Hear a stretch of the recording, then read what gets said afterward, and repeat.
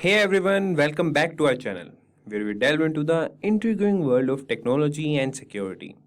Today we are embarking on an exciting journey to explore the fascinating realm of cybersecurity fundamentals. In this video, we'll uncover some mind-blowing facts and insights that will not only pique your curiosity, but also empower you to navigate the digital landscape securely.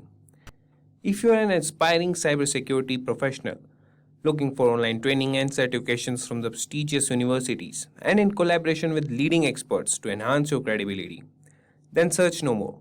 Simplilearn's postgraduate program in cybersecurity from MIT University, in collaboration with EC-Council, should be your right choice. That is designed to accommodate a diverse range of learners, and this course requires just a bachelor degree with a 50% average and no prior programming experience or work history needed. For more details, you can use the link mentioned in the description box below.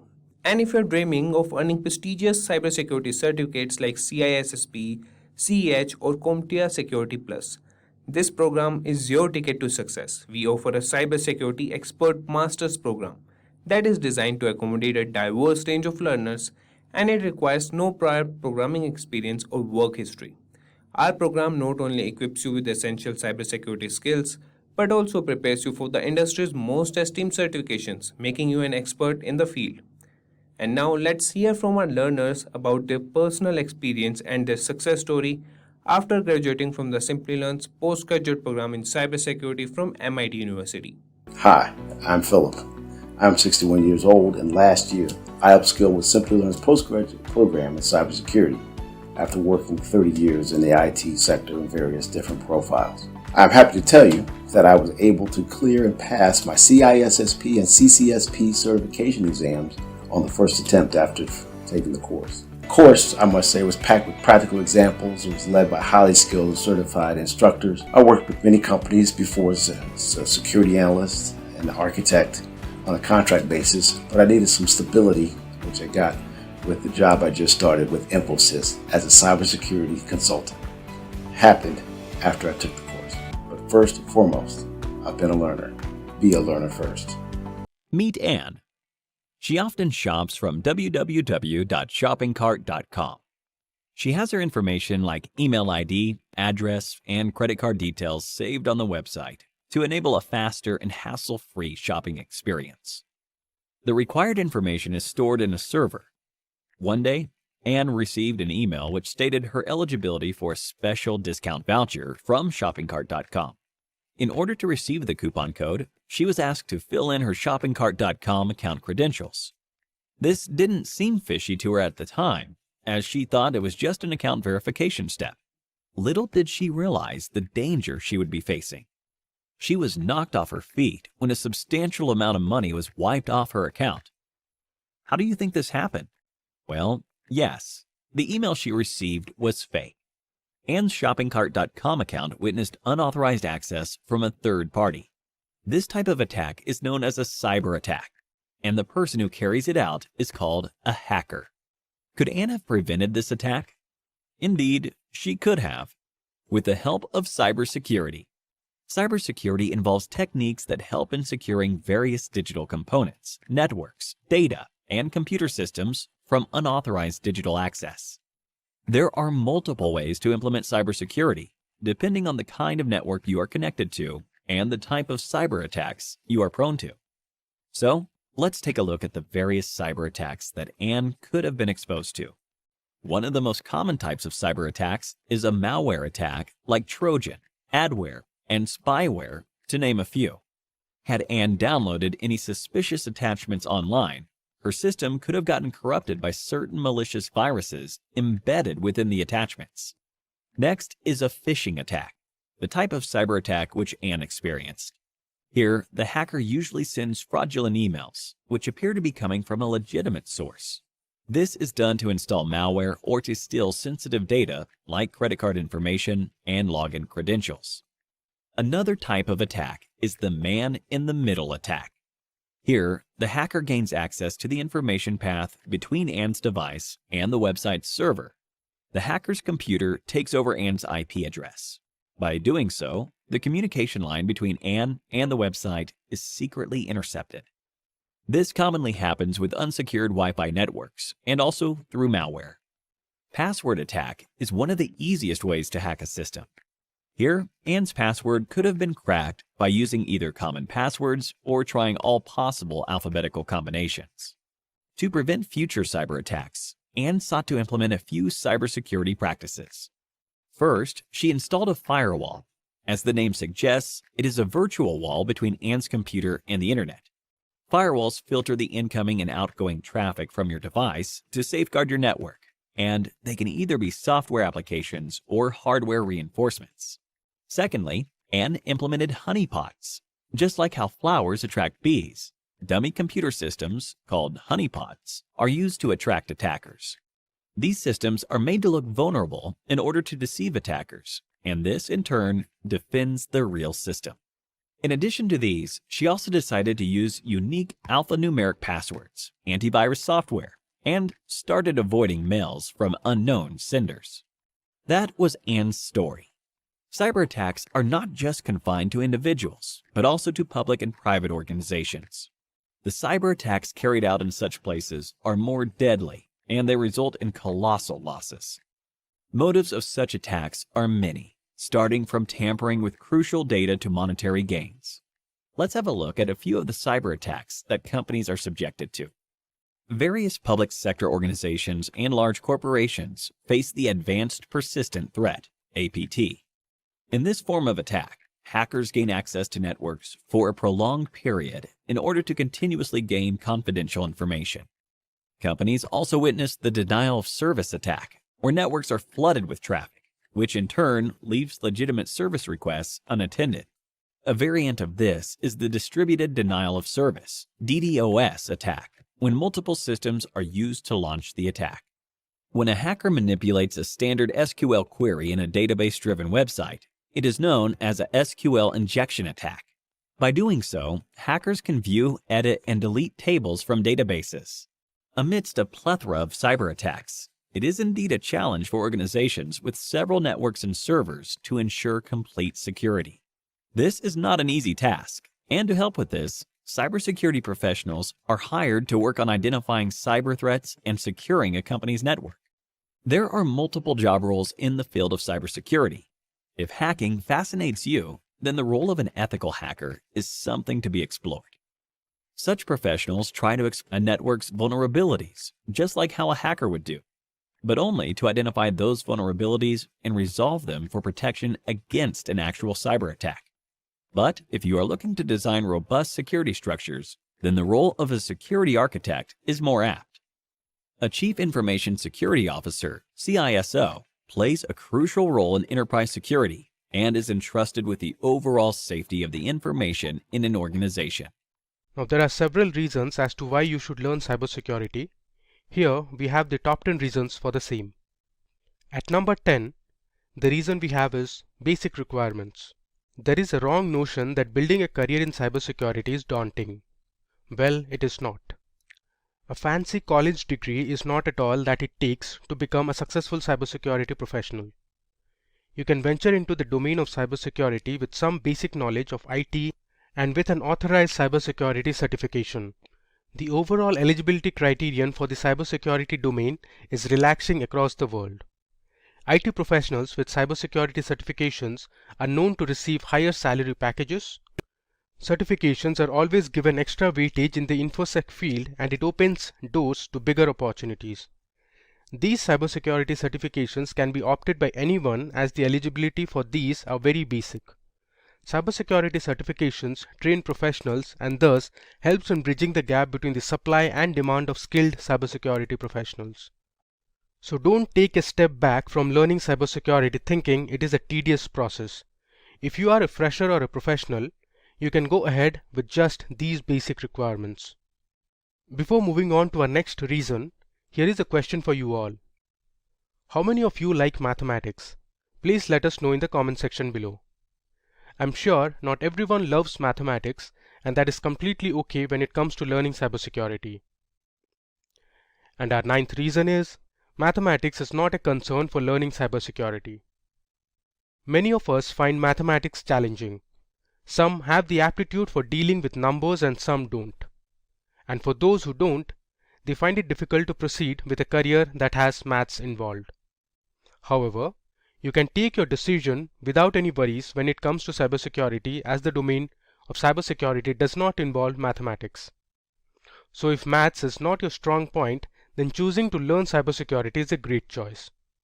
This can definitely be a relief to many. Instead, you can get acquainted with networking, network security control, and coding to build a career in cybersecurity. Our eighth reason is that cybersecurity is a profession that helps achieve the greater good. Cybersecurity consists of a set of measures and approaches that help companies and individuals' data from being compromised and stolen. Cybersecurity professionals have defended organizations from several deadly cyber attacks that aimed at jeopardizing an organization's confidentiality, integrity, and availability. Cybercrimes are currently on the rise. With different types of cyber attacks, the threat to organizations and individuals alike is only growing by the day. Government agencies, police forces, and cybercrime cells are tackling this threat. However, there is more requirement for skilled cybersecurity professionals who can protect data and work for the greater good. Therefore, if you want to bring about a positive impact and a meaningful difference to the society we live in, then learning cybersecurity is a great choice. Our seventh reason is that you get to travel the world. Who doesn't love to travel the globe? Learning cybersecurity is a great reason, especially for those of you who aspire to travel the world. With the lack of cybersecurity professionals in the world, there are plenty of opportunities for skilled experts to travel overseas to showcase their cybersecurity skills, which are in high demand. The increased demand for cybersecurity professionals is not just restricted to one area, but to the entire world. There are several employment opportunities for cybersecurity professionals across the globe, so learning cybersecurity can open new doors for you overseas as well. Our sixth reason is very interesting, and that is the fact that you get to work with secret agencies and high-profile ones. Like other professionals, cybersecurity professionals also have the opportunity to work with several prestigious multinational companies and big giants like Google, Dell, Accenture, and others. However, a cybersecurity professional's career opportunities can go beyond MNCs, and they might get the opportunity to work with top government secret agencies like Mossad, NSA, NIA, FBI, and so on. So what are you waiting for? Become a cybersecurity expert and showcase your skills to grab the chance to work with these top agencies. Our fifth reason is, it is never too late to begin with. There are very few professions that give you the liberty to begin late. And one such profession is cybersecurity.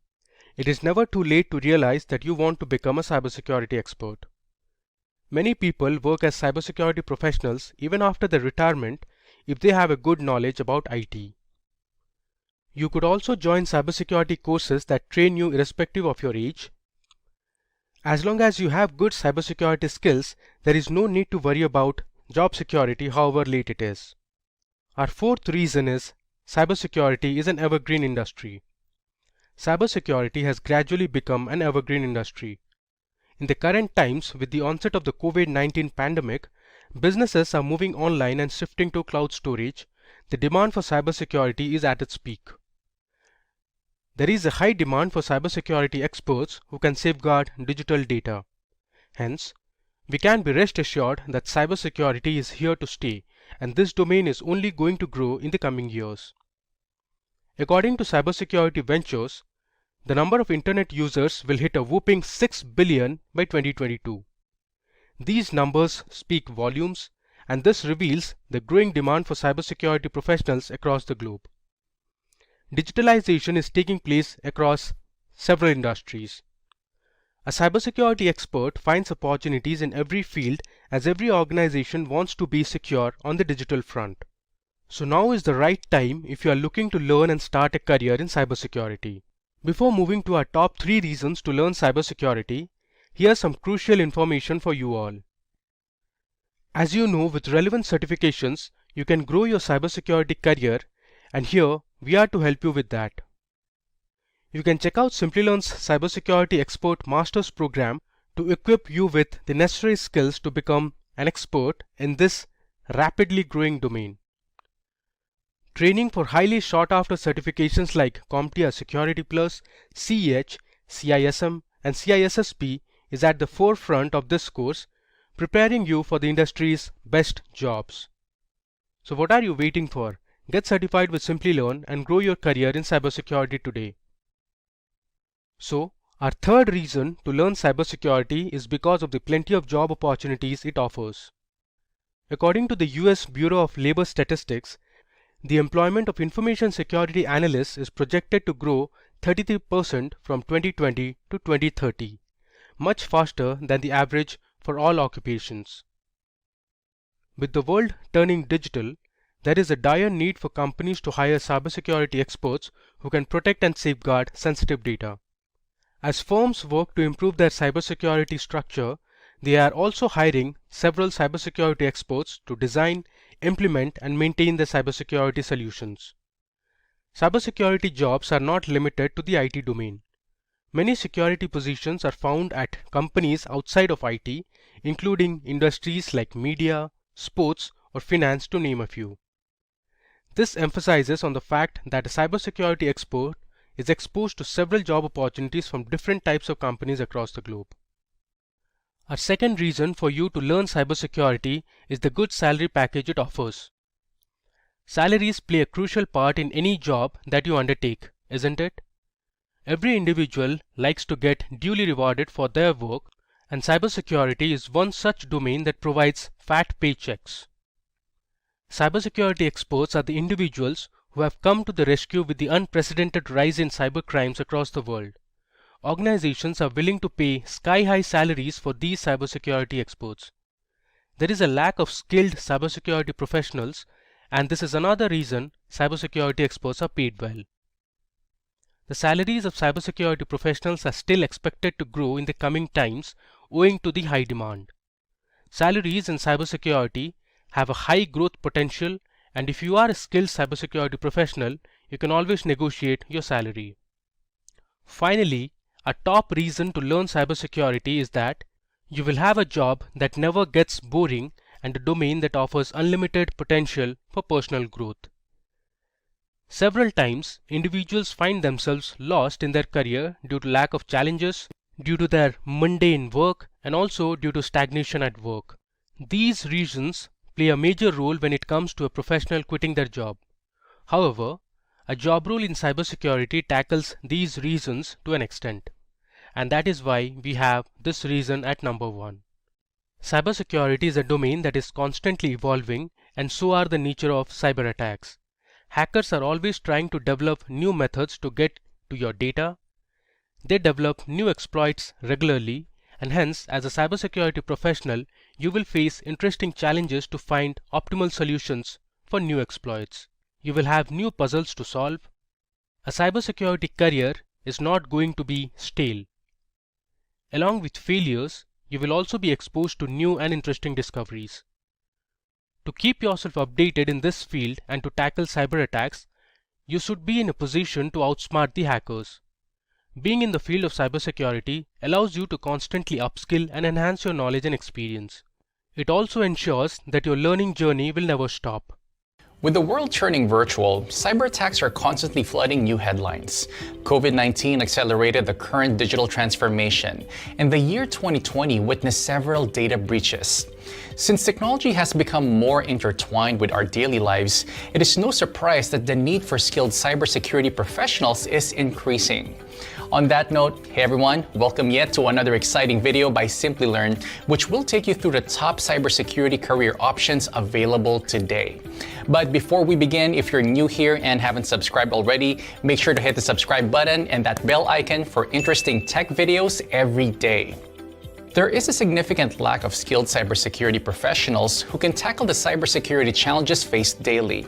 Hence, a career in cybersecurity is demanding and equally rewarding.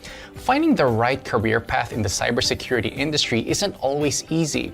Here, we are here to help you with that.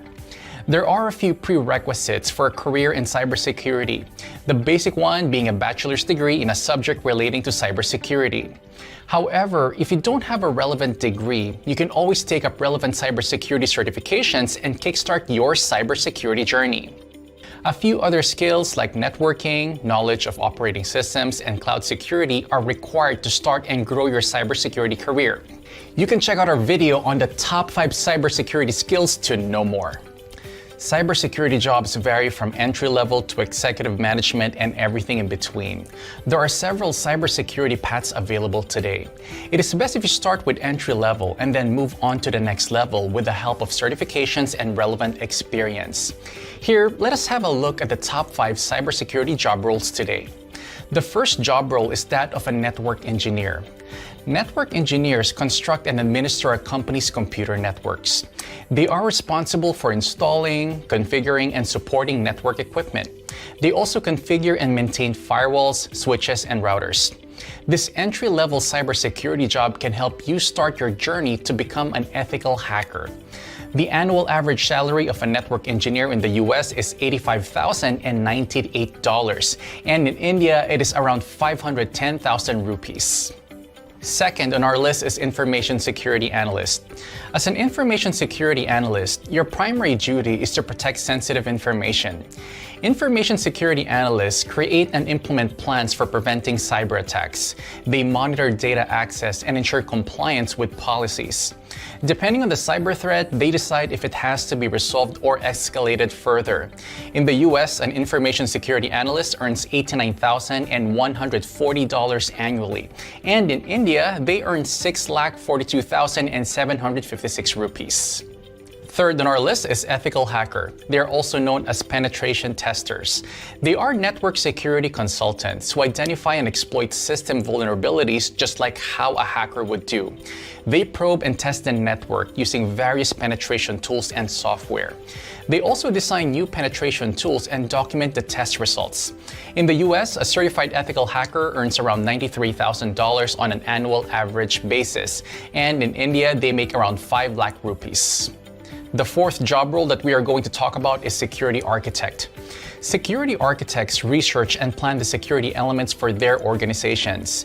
They design robust security structures that are capable of preventing malware attacks. A security architect approves the installation of routers, VPN, and firewalls.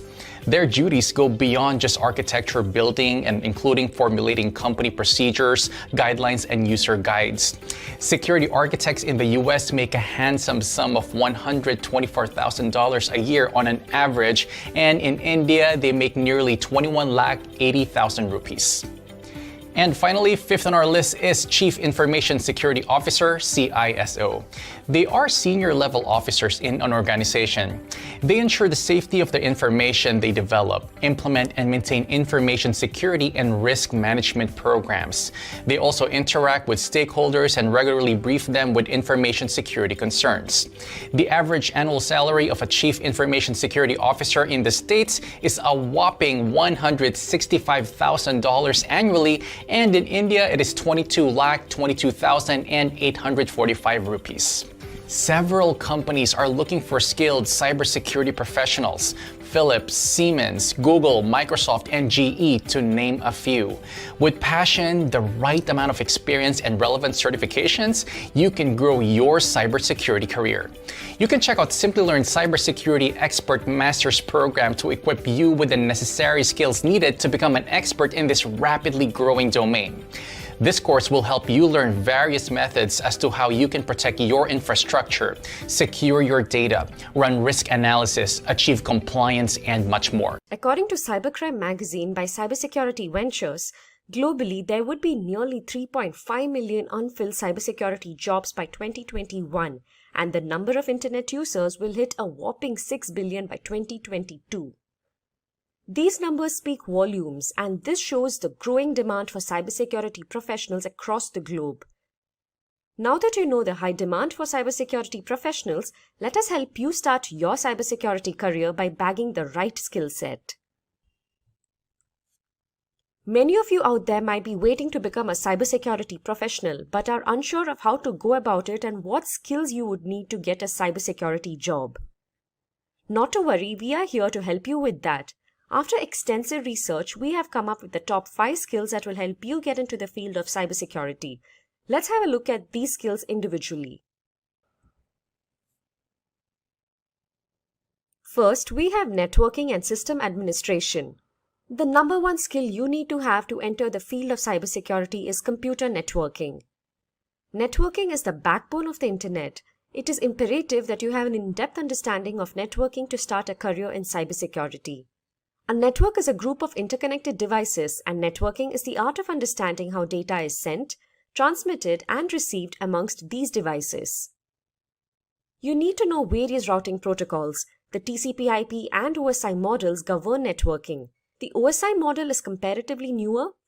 Basically, in these models, all the protocols are grouped into layers and work together to help you receive data on your device sent from a server. Learning networking will help you understand the technical aspects of data transmission, which will help you secure your data. You can take up networking certifications like Security Plus and Cisco CCNA to gain a strong networking foundation. Another skill that will be beneficial for you is to master system administration. If you think about it, all of us are sysadmins at some level. System administration is all about configuring and maintaining computers.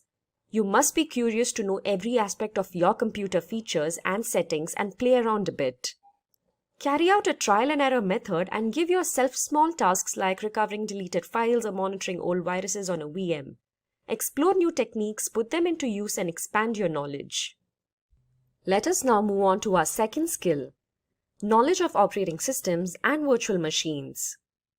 To become a cybersecurity professional, you need to have a strong knowledge of operating environments such as Windows, Linux, and Mac OS. Cybersecurity professionals largely use Linux, and it comes with several tools. To learn operating systems, go ahead and set up and use virtual machines, that is VMs, and play around with them. This will help you gain hands-on experience. As a cybersecurity expert, you should be comfortable working on any OS. VMs allow you to train and research in an isolated environment and help you maximize your skills. The next point to remember is to know Kali Linux. It is the most widely known Linux distribution for ethical hacking and penetration testing. It comes with several hundred tools related to penetration testing, malware analysis, security research, computer forensics, and so on. Kali contains several projects and you can learn a lot. Another good thing about Kali is that it is free to use. So what are you waiting for? Download and start right away. Remember that Linux is the backbone of cybersecurity and a commonly asked topic for cybersecurity interviews, especially for pen testing roles. Moving on to our third skill. Our third skill is network security control. It is another basic skill that every cybersecurity professional should have. Network security control refers to the different measures which are employed to enhance the security of a network. It is simple. You can only safeguard your network if you know how it works, how routers, firewalls, and other devices work. A firewall is a hardware or software that blocks incoming or outgoing traffic from the internet to your computer. Firewalls are required to secure a network. As a cybersecurity expert, you must be able to leverage a firewall to filter and prevent unauthorized traffic onto the network. In addition to that, as a cybersecurity expert, you must know about intrusion detection systems, intrusion prevention systems, virtual private networks, and remote access. An intrusion detection system, IDS, is designed to detect unauthorized access to a system. It is used together with a firewall and a router. You should be able to operate the IDS and recognize any security policy violations and malicious traffic on the network. As many of you may have used, a VPN is a connection between a VPN server and a VPN client. It is a secure tunnel across the internet. Moving on, next up we have an interesting skill. Any idea what that is? If yes, pause and leave a comment as to what you think the next skill will be. If getting your learning started is half the battle, what if you could do that for free? Visit SkillUp by Simplilearn. Click on the link in the description to know more. And before we jump into this skill, if you find this video interesting, make sure to give it a thumbs up. Fourth skill on our list is coding. So you might be wondering if coding is really required to become a cybersecurity professional. Well, it is true that not all cybersecurity professionals have or need coding skills. However, having zero coding knowledge may limit your opportunities in the future. Knowing a couple of programming languages will help you identify the plan behind an attack and defend against deadly hacking techniques. So as seen on your screens, these are the best programming languages to learn to make your cybersecurity career worthwhile. We have C and C++. The C programming language is the backbone of most operating systems. C and C++ are low-level programming languages that you need to know as a cybersecurity professional. On the other hand, Python is a high-level programming language that is becoming popular among cybersecurity experts today. Knowing Python will give you an upper hand in your career. It will help you identify and fix vulnerabilities. JavaScript is another high-level programming language that adds interactivity to web pages. A good advantage of knowing JavaScript is that you can prevent cross-site scripting attacks from occurring. As in these attacks, the attacker implants malicious code in a web application. Speaking of PHP, because most of the websites are created using PHP, learning it will help you defend against intruders. Similarly, HTML is another language cybersecurity professionals should understand as most websites use it, and it is one of the easiest languages to learn. Another programming language that you can use is Golang. It is great for cryptography. You can solve various cybersecurity problems with it. Then we have SQL, that is Structured Query Language. Attackers use this language to damage the stored data. One such example is the SQL injection attack. Hence, having a good understanding of SQL will be highly beneficial. Another point we'd like to highlight is to have knowledge of assembly language.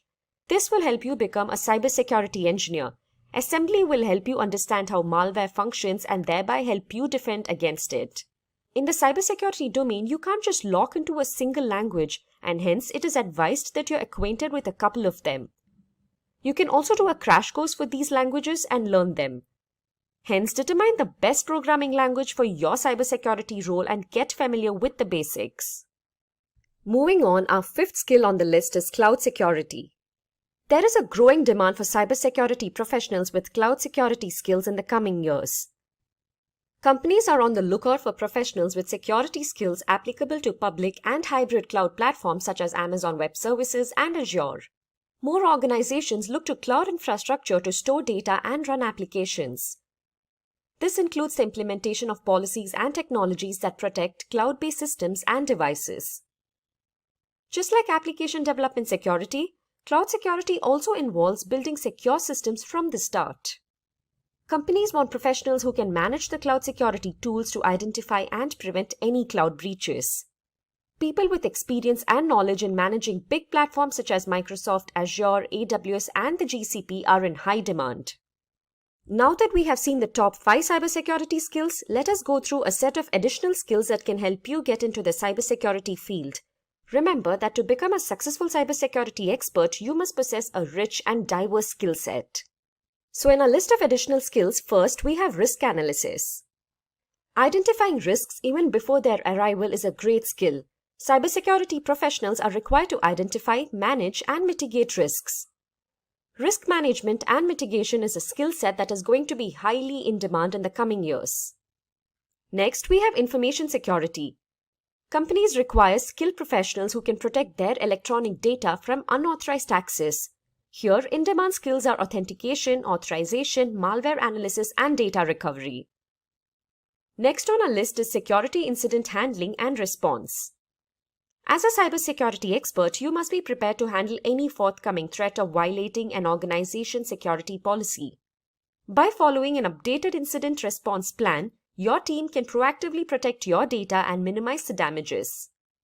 In security incident management, you are required to identify, manage, record, and analyze security threats in real time. A security incident can be an active threat or a successful compromise of data or an attempted intrusion. It can also be incidents like DDoS attacks, phishing, APTs, ransomware, and many more.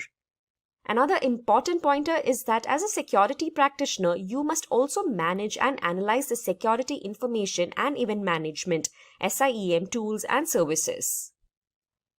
Moving on, we have security audit. Security auditing is an internal check that is carried out to find flaws in the organization's information system. You must be able to conduct a review of the organization's adherence to regulatory guidelines.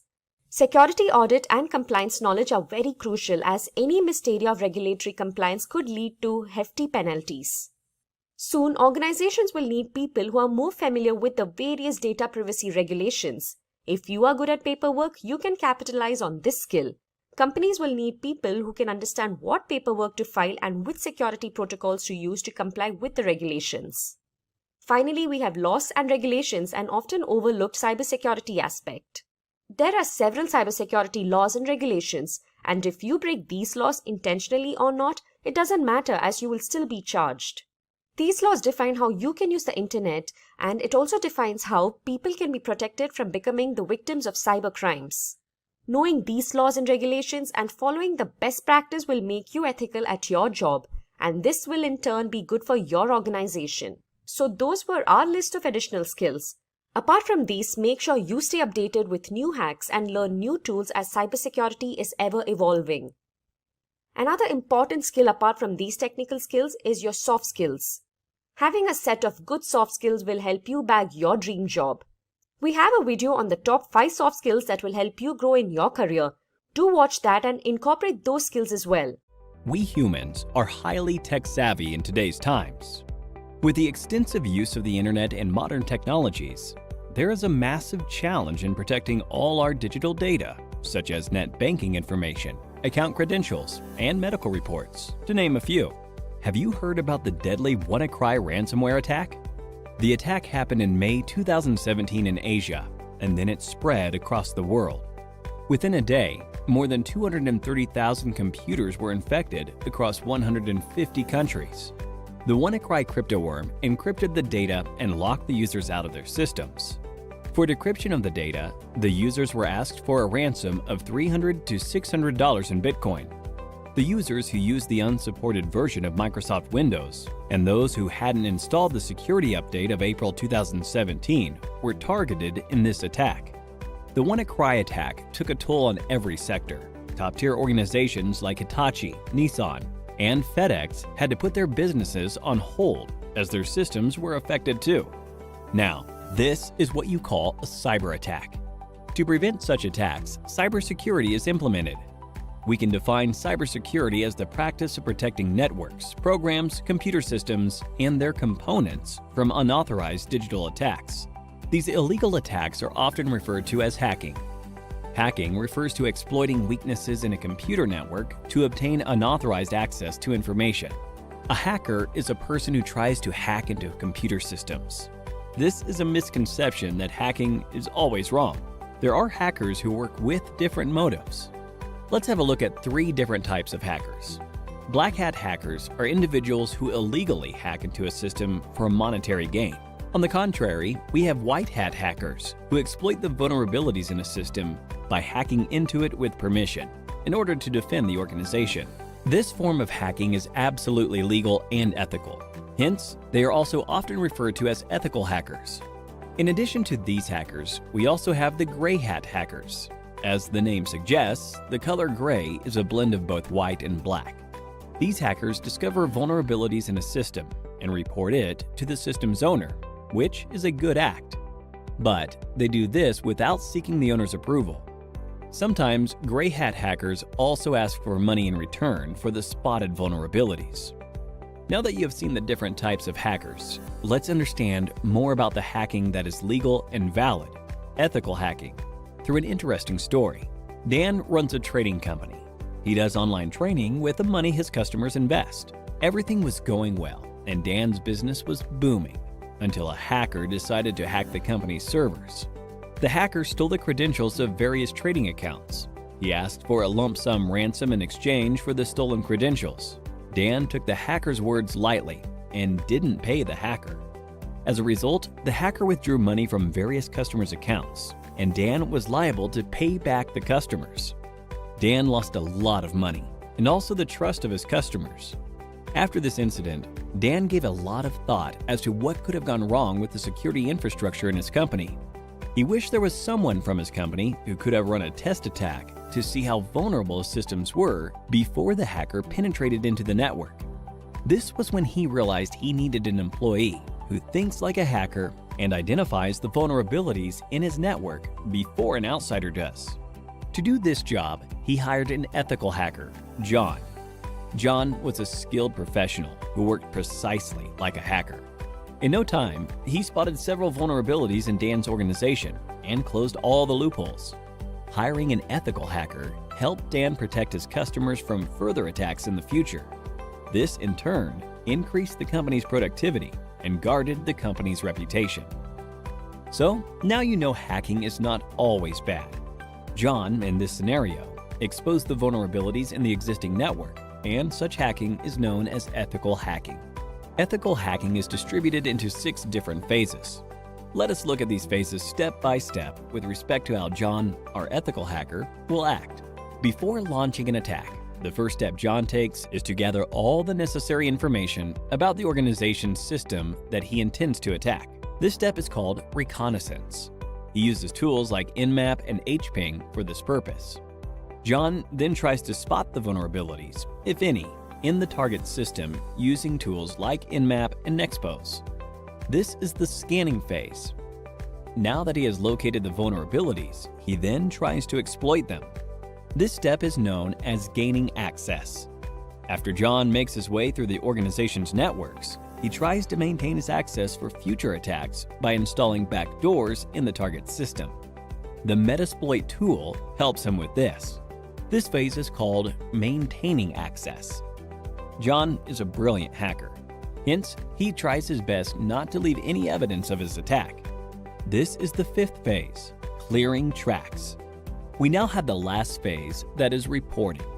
In this phase, John documents a summary of his entire attack, the vulnerabilities he spotted, the tools he used, and the success rate of the attack. Looking into the report, Dan is now able to take a call and see how to protect his organization from any external cyber attacks. Don't you all think John is an asset to any organization? If you want to become an ethical hacker like John, then there are a few skills that you need to acquire.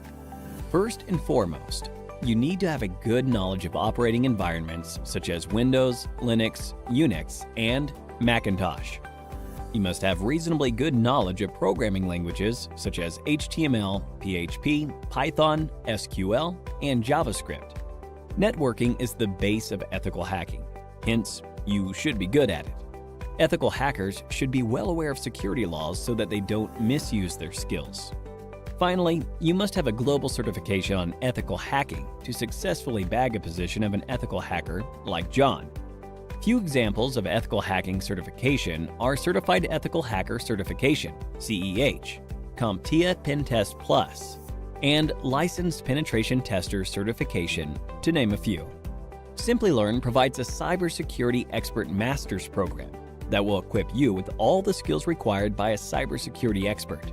You could have a look at it by clicking the link in the description. So let's start with what is ethical hacking. Now, plainly defined, ethical hacking is locating weaknesses or vulnerabilities of computers and information systems using the intent and actions of a malicious hacker. The major difference is here that we are hired to discover those weaknesses in a legal and ethical manner. That means, first and foremost, our intent should not be malicious. We do not wish any harm to the organization, and whatever we discover is reported back and not misused. Once we report back, we would also be trying to help them out to mitigate or remove those weaknesses or vulnerabilities to enhance the company's security posture. So essentially, we would have the same training or the same knowledge as that of a malicious hacker, except that the intent is going to be different. The intent is going to help the organization achieve security to protect themselves against malicious hackers. And the second most important thing about ethical hacking is that we are authorized to do that activity. I cannot in good faith hack somebody and then tell them, you know what, I just wanted to help you out, and here are your vulnerabilities, and this is the way you can prevent them. I first need the authorization from the other party, and only then can I perform an ethical hack. So in this example, hacker attacks an individual with malicious intent and makes misuse of whatever information they have gotten. They steal the data, they maybe fry the operating system, hardware, destroy it, and thus they leave the victim without a device. With authorization, an ethical hacker can also attack the same individual, minus the destruction, of course, and the intent is good, so they are willingly finding out the vulnerabilities and helping the victim plug them out so that they wouldn't be a victim of a malicious attack. Now here, the first thing is authorization from the victim And the second thing is the good intent, where we do not misuse those vulnerabilities and we report them back to the victim or to the client and help them patch those vulnerabilities. That's the main difference between a white hat and a black hat. So security experts are normally termed as white hat hackers. Malicious hackers are termed as black hats. Now, the responsibilities of an ethical hacker are multifold. First and foremost, you have to create scripts, test for vulnerabilities. First, you have to identify those in the first place. So there's a vulnerability assessment, identifying those vulnerabilities, and then you're going to test them to see the validity and the complexity of those vulnerabilities. So one of your responsibilities would be to develop tools to increase security as well, or to configure security in such a way that it would be difficult to breach. Performing risk assessment. Now, what is a risk? Risk is a threat that is posed to an organization by a possibility of getting hacked. So let's say I, as an ethical hacker, run a vulnerability scanner on a particular client. I identify 10 different vulnerabilities. Within those 10 vulnerabilities, I do a risk assessment to identify which vulnerability is critical, would have the most impact on the client, and what would be the repercussions if those vulnerabilities actually get exploited. So I'm trying to find out in risk assessment that if the client gets hacked with the vulnerabilities identified, what is the loss they would be facing once they get hacked. And the loss could not only be loss of data, it could be financial losses, it could be loss of reputation, penalties they have to pay to the client for breaches, or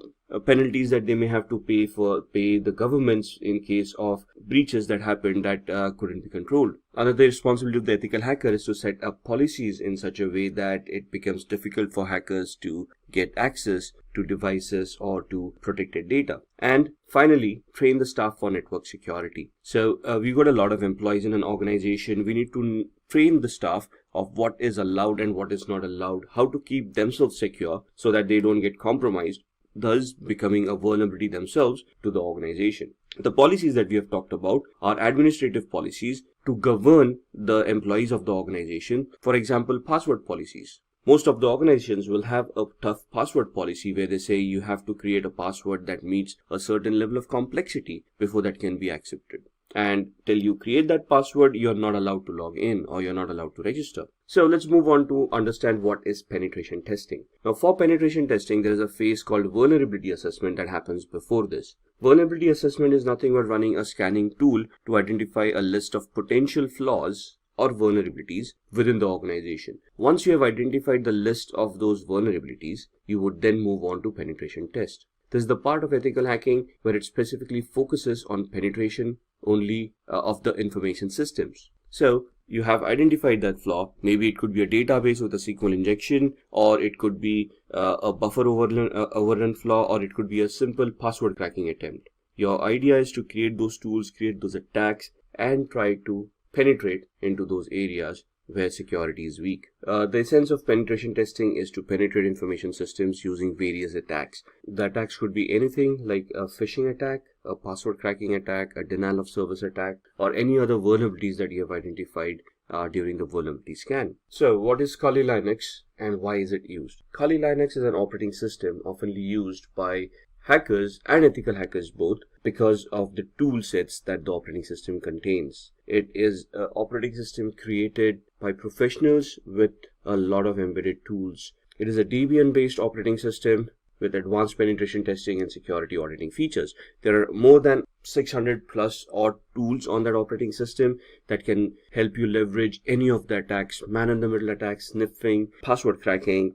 Any of these attacks would be possible with all the tools available. You just need to know how to utilize the operating system and its tools. Contains, like I said, hundreds of tools that are used for various information security tasks like computer forensics, reverse engineering, information finding, even getting access to different machines, and then creating viruses, worms, trojans, anything that you will. 600 plus tools in the Kali Linux operating system. There are periodic updates that are given out to the operating system as well. It is open source. That means it is free to utilize. You can even have the source code. You can modify it if you want to. There's customizations available for all the tools. You can download third-party tools and install them if you want. There's a wide support for wireless network cards. Multiple languages are being supported at the same time as well. And you can create a lot of attacking scripts, you can create attacking tools, and you can write your own exploits as well on Kali Linux. So this all in all helps you create a very robust system where you can create your own attacks and then launch them against unsuspecting victims. Now that is illegal. So as far as ethical hacking is concerned, once you have authorization, you're going to identify which tools to be utilized, you're going to get the appropriate permissions, and only then are you going to attempt those attacks. Let's talk about the phases of penetration testing. Now, there are 5 different phases. The first one is the reconnaissance phase, also known as the information gathering phase. This is the most important phase for any hacker. This is where the hacker, or the ethical hacker if you will gather as much information about the target's victim, or vice versa, the victim, right? So once you have that information, you would then be able to identify what tool sets to include and how to attack the victim. For example, you want to find out the IP addresses, the domains, subdomains, the network architecture that is being utilized. You want to identify operating systems that are being utilized, the network IP ranges that are being utilized, and so on and so forth. You might want to identify employees within an organization for social engineering attacks in the future, email addresses, telephone numbers, anything and everything that will help you validate and give you information about the target is something that you want to do in the reconnaissance phase. At this point in time, we are not going to question whether whatever information we are getting is useful or not. Only time will tell, depending on the various attacks that we will be building up later on. This becomes your baseline, this becomes your database with all the information about the victim, so that you can come back from later stages back to the reconnaissance phase to look at the information that you have gathered, and then you can fine tune your attacks. Once you have done that, you're going to then start the scanning phase. Based on the information that you have gathered, you're going to identify live machines within a network. Once you have identified the live machines, you'll scan them for open ports, protocols and procedures, any processes that are running, and then we're going to identify vulnerabilities within these processes and within these open ports. So in the scanning phase, why do we need to find live machines? Because we want to find out the machines that have booted up, have an operating system, and are running on the network. If a machine is not available on the network, or is in a shutdown mode, that machine cannot be hacked through a technical attack. Then it will be a physical attack where you physically go to the machine and then do whatever you want to do with it. For a technical attack, you will have to identify the machines that have booted up. Then you're going to scan the open ports, because that's going to be your entry point.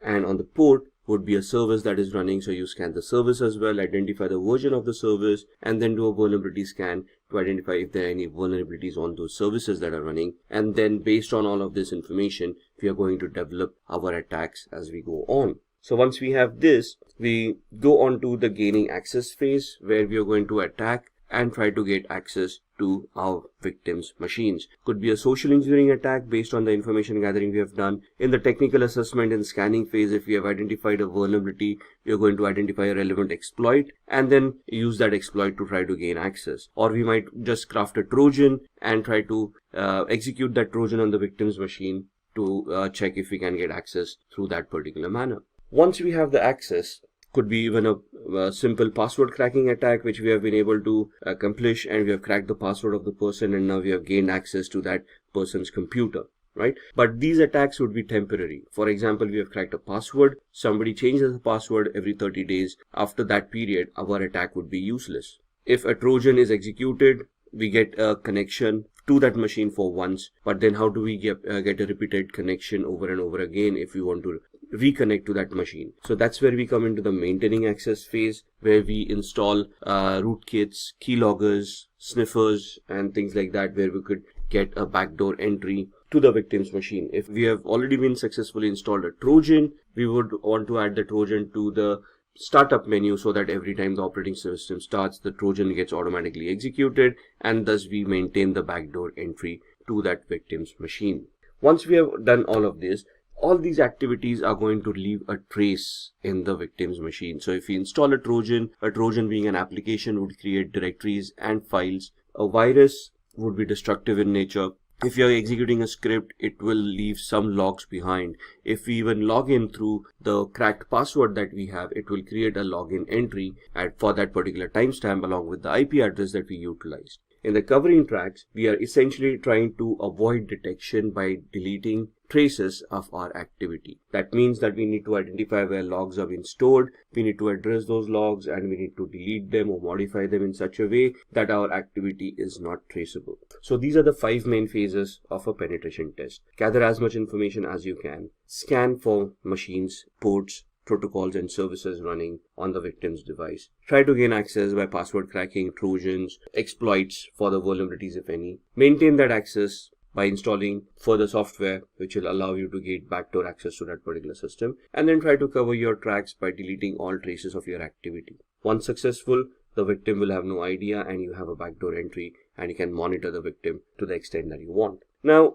in an ethical hacker's perspective, this penetration test can be done in multiple aspects. So again, understand the fact that we are doing an authorized activity. We have identified the tools that we have to use, identified the attacks, we have got the appropriate authorization, and based on that authorization, we are conducting a penetration test. The penetration test may be asked to be done in one of these manners. First is the black box test. The black box test is where no information is given to the ethical hacker about the IT infrastructure. So they have no idea what it is. They start right from the first phase of the information gathering, gather as much information they can, and based on the gathered information, they try to create and launch attacks to see if they are going to be successful. Now, not only does it test the knowledge of the penetration tester, it would also test the security implementations that the organization has done to see whether they can identify the attack and prevent it in the first place. So this is the simulation of a malicious hacker scenario, where a malicious hacker, having no idea about the organization, first tries to gather information and then tries to attack that organization. So no source code knowledge, no technological knowledge, nothing. They're just going to try to gather information, scan those devices, and then try to gain access. The second test is a gray box test, where some information is given or some knowledge of the IT infrastructure is given. Think of it from an employee's perspective. A regular employee in an organization who doesn't have extra privileges like an administrator, but is just a regular employee, that means that they got limited access within the organization, based on which they get some knowledge of the IT infrastructure. So this is an attempt of an insider simulation attack, where a regular user may want to try to misuse the access that they've been given and then try to gather information or try to gain access to other devices which they are not authorized to. The third test is white box, where there's full knowledge of the IT infrastructure that has been given. So this is again a simulation of an insider attack, a malicious insider, if you will. But at this point in time, the person has complete knowledge of the infrastructure, could be in an administrative position, and then they are trying to leverage their access to see if they can get information or they can compromise any of the data. So the 3 attacks would be: the first one, black box, where we are simulating an external threat, a hacker sitting outside the organization trying to gain access. The gray box is an insider threat, where there is a regular employee who is trying to get access to infrastructure that they are not authorized for. And then the third audit is a white box audit, where there's an administrator who has all the leverage, all the access and the visibility within the infrastructure, and then they are trying to misuse their access to see what else they can get from whatever access has been authorized to them. Now let's look at the areas of penetration testing. Where all could we do a penetration test, thus compromising the security of the application or of the server or of the user? So first and foremost, network services. It finds vulnerabilities and weaknesses in the security of the network infrastructure. So for example, we have switches, routers, firewalls in a network. All of these are devices that need a configuration. If they have been not correctly configured, or if they have not been correctly secured, they would leave some vulnerabilities behind. If we as ethical hackers are able to identify these flaws, these misconfigurations, these vulnerabilities, we could then try to exploit them and try to gain access to the network and devices within that network by getting access to the network in the first place. Then we have the web applications.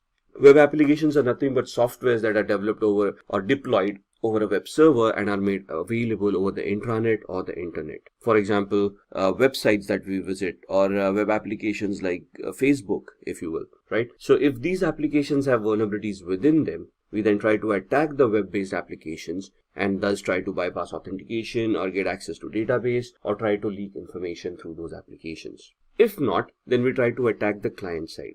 Now, web application is at the server level and is hosted by the deployer. So that's at the server side. The client side is where we as users are using a computer with a browser and trying to interact with the web application. Now, the browser and the operating system that we are utilizing would have its own vulnerabilities. thus identifying a client-side vulnerability and then exploiting it to either hack the client or then piggyback on the client's connection and try to get access to the server. So either you could attack the network, the web application, or the client side itself. Or you could attack wireless networks. This test would examine all the wireless devices which are used in a corporation. Most of the wireless would have laptops, smartphones, tablets, phablets, all of those connected to them. If you're able to access any of these devices through the wireless, it would help you gain access to other devices on the wireless as well. And then social engineering. So this is where you're trying to attack humans. You're tricking an employee of a corporation to reveal some confidential information, knowingly or unknowingly, by tricking them with fake mails or fake websites or malicious emails that you have sent to them, which they have failed to recognize as malicious, and they click on it, thus getting victimized. Social engineering attacks are always successful because of the gullibility of humans. Empathy, sympathy. Humans basically have emotions. Emotions can be toyed with and then taken advantage of if the person is not careful enough. For example, the most common social engineering attack that we see is the Nigerian fraud, where we receive an email that someone somewhere has died and has left a huge estate behind, a few $100 million,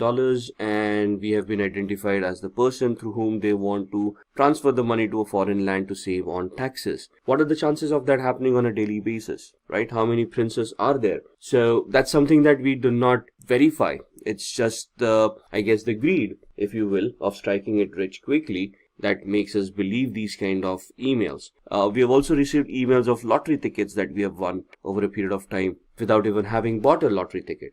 So if you haven't bought one, what did you win? But we don't ask these questions. We just get excited about the amount of money that we have won, and then we try to bet on our luck and try to see if that email is going to fructify or is it just another scam. So social engineering attacks are dime a dozen these days, and we need to be very careful on what we trust on the internet. Let's look at the penetration testing tools. There are hundreds and thousands of tools out there. Most of these have been concised and collected together and hosted on an operating system known as Kali Linux that we have talked about earlier. Now, the predecessor to Kali Linux was Backtrack. Backtrack is no longer continued, it has been discontinued, and Kali Linux has taken the place of Backtrack, within which are all the tools that you see on your screen. Metasploit is one of the most favorite penetration testing tools of hackers and ethical hackers. There are a lot of inbuilt exploits over there, and we'll be doing a demo at the end of the session on this. Nmap is the information gathering tool which will scan for live devices, scan for open ports, protocols, and services. Beef would be an application testing tool that would help us find exploits within applications. Nessus Vulnerability Scanner is a network and a host-based scanner that would help you identify vulnerabilities within such hosts. Wireshark is a network sniffer which allows you to capture network packets and analyze them to see if there is any information worth capturing within those packets. SQL Map is a automated tool used for SQL injection attacks. So you don't even have to craft your queries for SQL injection. It will be done by the SQL Map tool. You just need to identify whatever is possible through the queries that this SQL is going to create, and then based on the activity that you've identified, you just need to redefine your search parameters to get access to the database.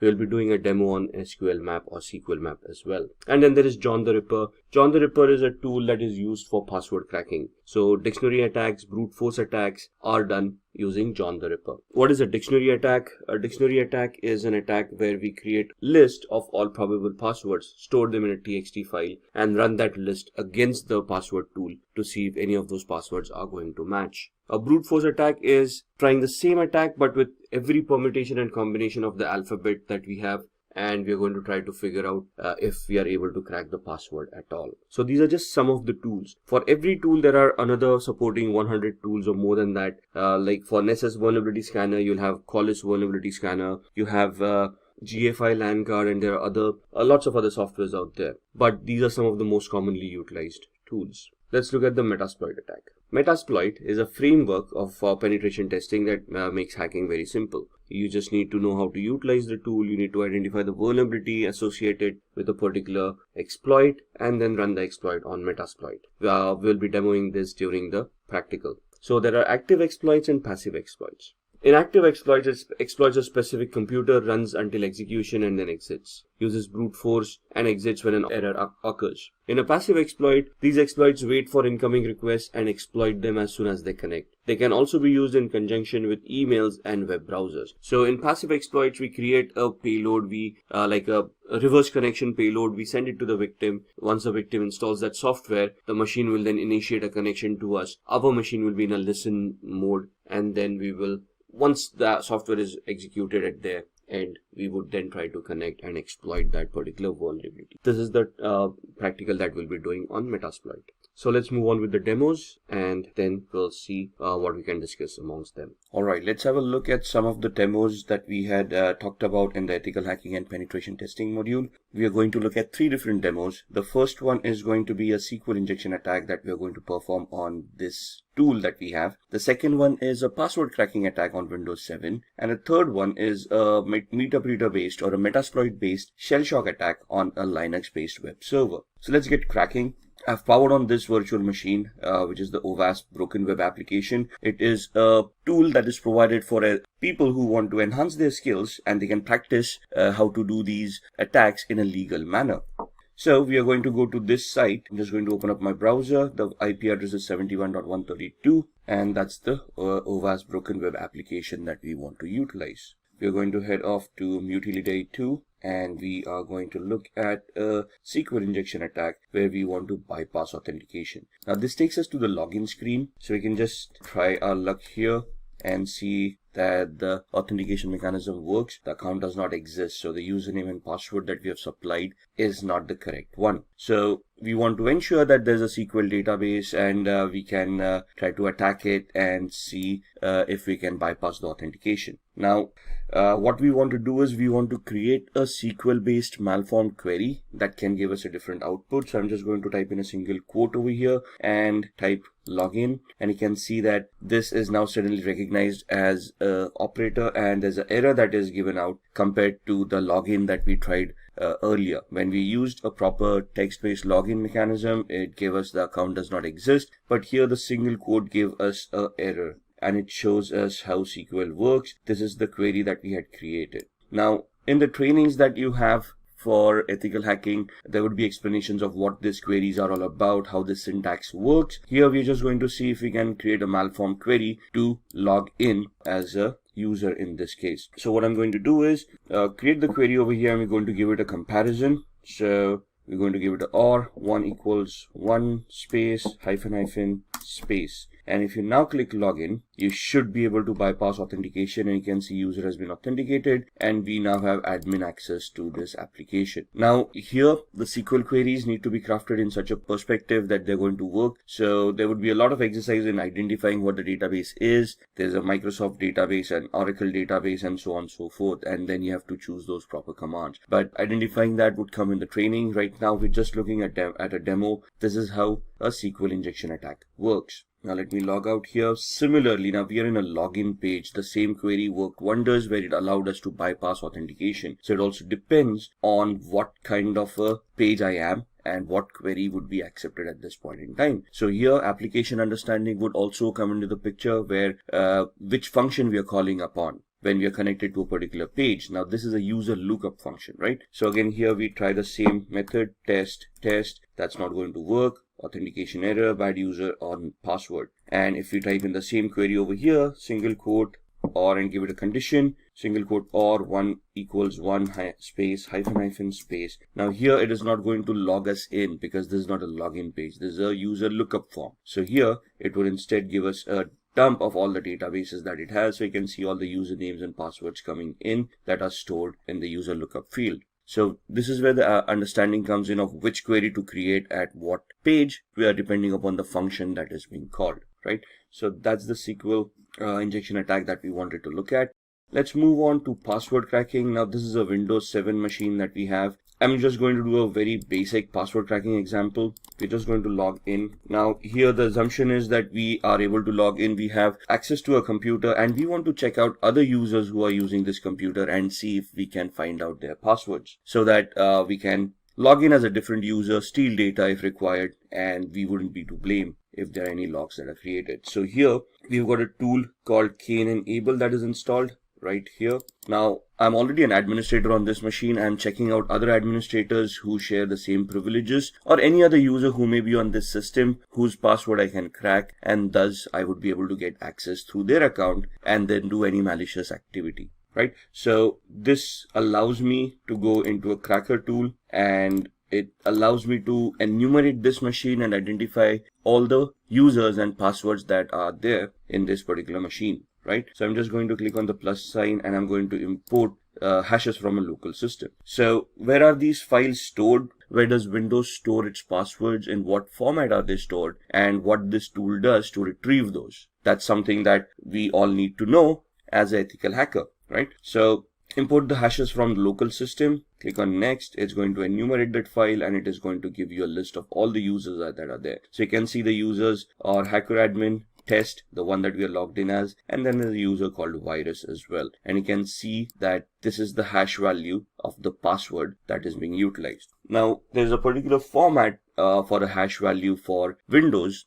and how it stores. But once we have these hash values, let's say if I want to crack this password, there are various attacks that we can do. For example, a dictionary based attack or a brute force attack. Let's try a brute force attack, right? NTLM is the hashing mechanism that is used by Windows. So we are going to try to create an NTLM hash attack. And here we are going to use a predetermined rule set. For example, we are not sure what characters are being utilized over here. So we just create an attack like this using all characters and lowercase a through z, uppercase a through z, numeric 0 through 9, and all the special characters. Let's say the password is between 7 and 16 characters. And this is the character set that we want to try the brute force attack on. What is a brute force attack? It is an attack where the computer is going to try each and every permutation and combination out of this character set and try to figure out if the password is going to be correct. So if we click start, it's going to start with a particular characters, and then it is going to identify if that NTLM hash is going to work against this character.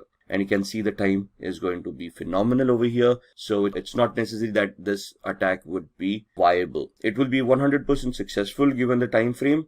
However, the time frame is huge enough for this attack to become a little bit redundant. There are other attacks that we can do which can easily identify this data for us as well, but that is something that we will look on in future videos. So that's how we can get access to users and passwords. There are different mechanisms where, let's say we don't have login access, then what are we going to do? How we can create a fake user, login, or how we can remotely access a machine and then try to get the same access. And that is what we are going to try to do in the next demo on a Linux machine. So what we are doing in a Linux machine could also be doable on the Windows machine with a different exploit. So what I'm going to do is, this is the Linux web server that I have that I'm going to power on. I'm going to use a Kali Linux machine to hack that device, and I'm going to just power off my Windows 7 machine. Give it a minute till it boots up. Now this is also a demo machine that we have which has its own pre-configured vulnerabilities. So here we've got something from the pen testers lab and has a shell shock vulnerability implemented inside. Shell shock vulnerability affects Linux, Mac, and Unix based operating systems for a particular version of the bash shell. Bash is the born again shell, which is the command line interface in these operating systems. So what we are trying to do here is we are going to use the Kali Linux machine, try to find out the vulnerability over here, and if it exists, we are going to use Metasploit to attack this machine. Now the first and foremost thing is we want to identify the IP address. We have no idea what the IP address is. We are in the same subnet, so we are assuming that we are able to connect to this machine. So what I'm going to do is I'm going to open up a tool called ZenMap. I'm going to open up a command line interface, find out what my IP address is, and my IP address is this with a subnet mask of 255.255.255.0. So I want to see if there are any other machines that are live in the same subnet, and we are doing a ping sweep over here to identify which machines are live. In a minute we'll get all the IP addresses. 71.1, 2, 133, 254, and 128. We know that we are 128 at this point in time. 254 is the DHCP server. So we are assuming that 133 is the machine that we want to look at. And let's then try to see if we can scan that machine. 133, and we're going to do an intent scan to find out which ports are open, what services are running over there, and if it is whether the pentest machine that we were looking for. You can see off the start port 22 and port 80, and somewhere here, it's going to give us the ports that are open and the details about those ports, and somewhere here it will tell us that this is the pen tester lab machine that we wanted, which is correct. So now we want to do a vulnerability analysis on this. What we are going to do is I'm going to use another GUI based tool called Sparta, which I can just find out from here. Sparta uses two tools in the background, Nmap tool and a tool called Nikto. So we're just going to start scanning. 192.168.71.133 was the IP address. Add to scope, and over a period of time you can see all of these will start populating with information. There we are. That's the Nikto tool coming in, scanning on port 80, which means that it's a web server using HTTP. It tells us it's an Apache HTTPD 2.2.21, and gives us the 22 port number as well. If we head over to the tab of Nikto, or let's look at the screenshot first. This is what the website would be looking like, and Nikto gives us the options over here. It tells us that there is a vulnerability over here for shell shock, and this is the path where the vulnerability is going to exist. So what we are going to do, we go back to the command line, we open up a new one, minimize all these other windows, and we are going to open up Metasploit. Metasploit is a penetration testing tool that is used by most hackers and ethical hackers to test applications and test existing exploits and vulnerabilities. So just give it a minute till it starts. You can see there are already around 1700 exploits right here. We are going to see all those exploits with these commands. There we are, sorry for the typo. And it will just give us a list of all the exploits that are stored in Metasploit in this version. So all of these are Windows based. If we scroll up, we will be looking at other vulnerabilities as well, or exploits, the Unix based exploits, Linux, OS X, multi-exploits. And we are looking for a exploit for multi-based Apache or HTTP. Let's go up, let's look at, so this is the one that we are looking for, Apache mod CGI bash environmental executable. So what we're going to do is we're just going to copy it, go back to the bottom, say use exploit, and paste the one that we wanted. Press enter, say show options. So it will ask us to configure this. I'm just going to configure it based on the knowledge that we have. Set our host, which is the remote host, the victim's machine. So we put in the IP address. It asks us for the target URI. So that's the path that we saw. Set target URI to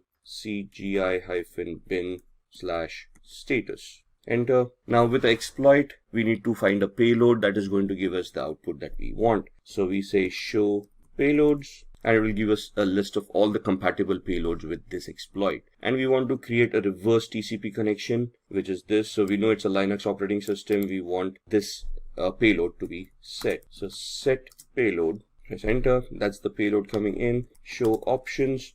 Now that we have set the payload, this is the options for the exploit, and now we want to set our options for the payloads as well. So we are creating a reverse TCP connection, which means we are remotely executing code at the victim side and we are making the victim connect back to our machine, which means we need to set up a listener. So I need to put my IP address over here, set localhost or lhost 192.168.71.128, which was our IP address. Show options again, just to ensure everything is fine, which looks like it is, and we then type in the word exploit so that it will start this attack. I can see that it has created a meterpreter session at the victim side, and it has opened up a session. So if I do a pwd, now pwd is a Linux command for present working directory, and it will show us that we'll connect it to var cgi-bin. Do an ls, it will list all the files. That's the status file over there. Do a cd /, it will take us to the root of this machine.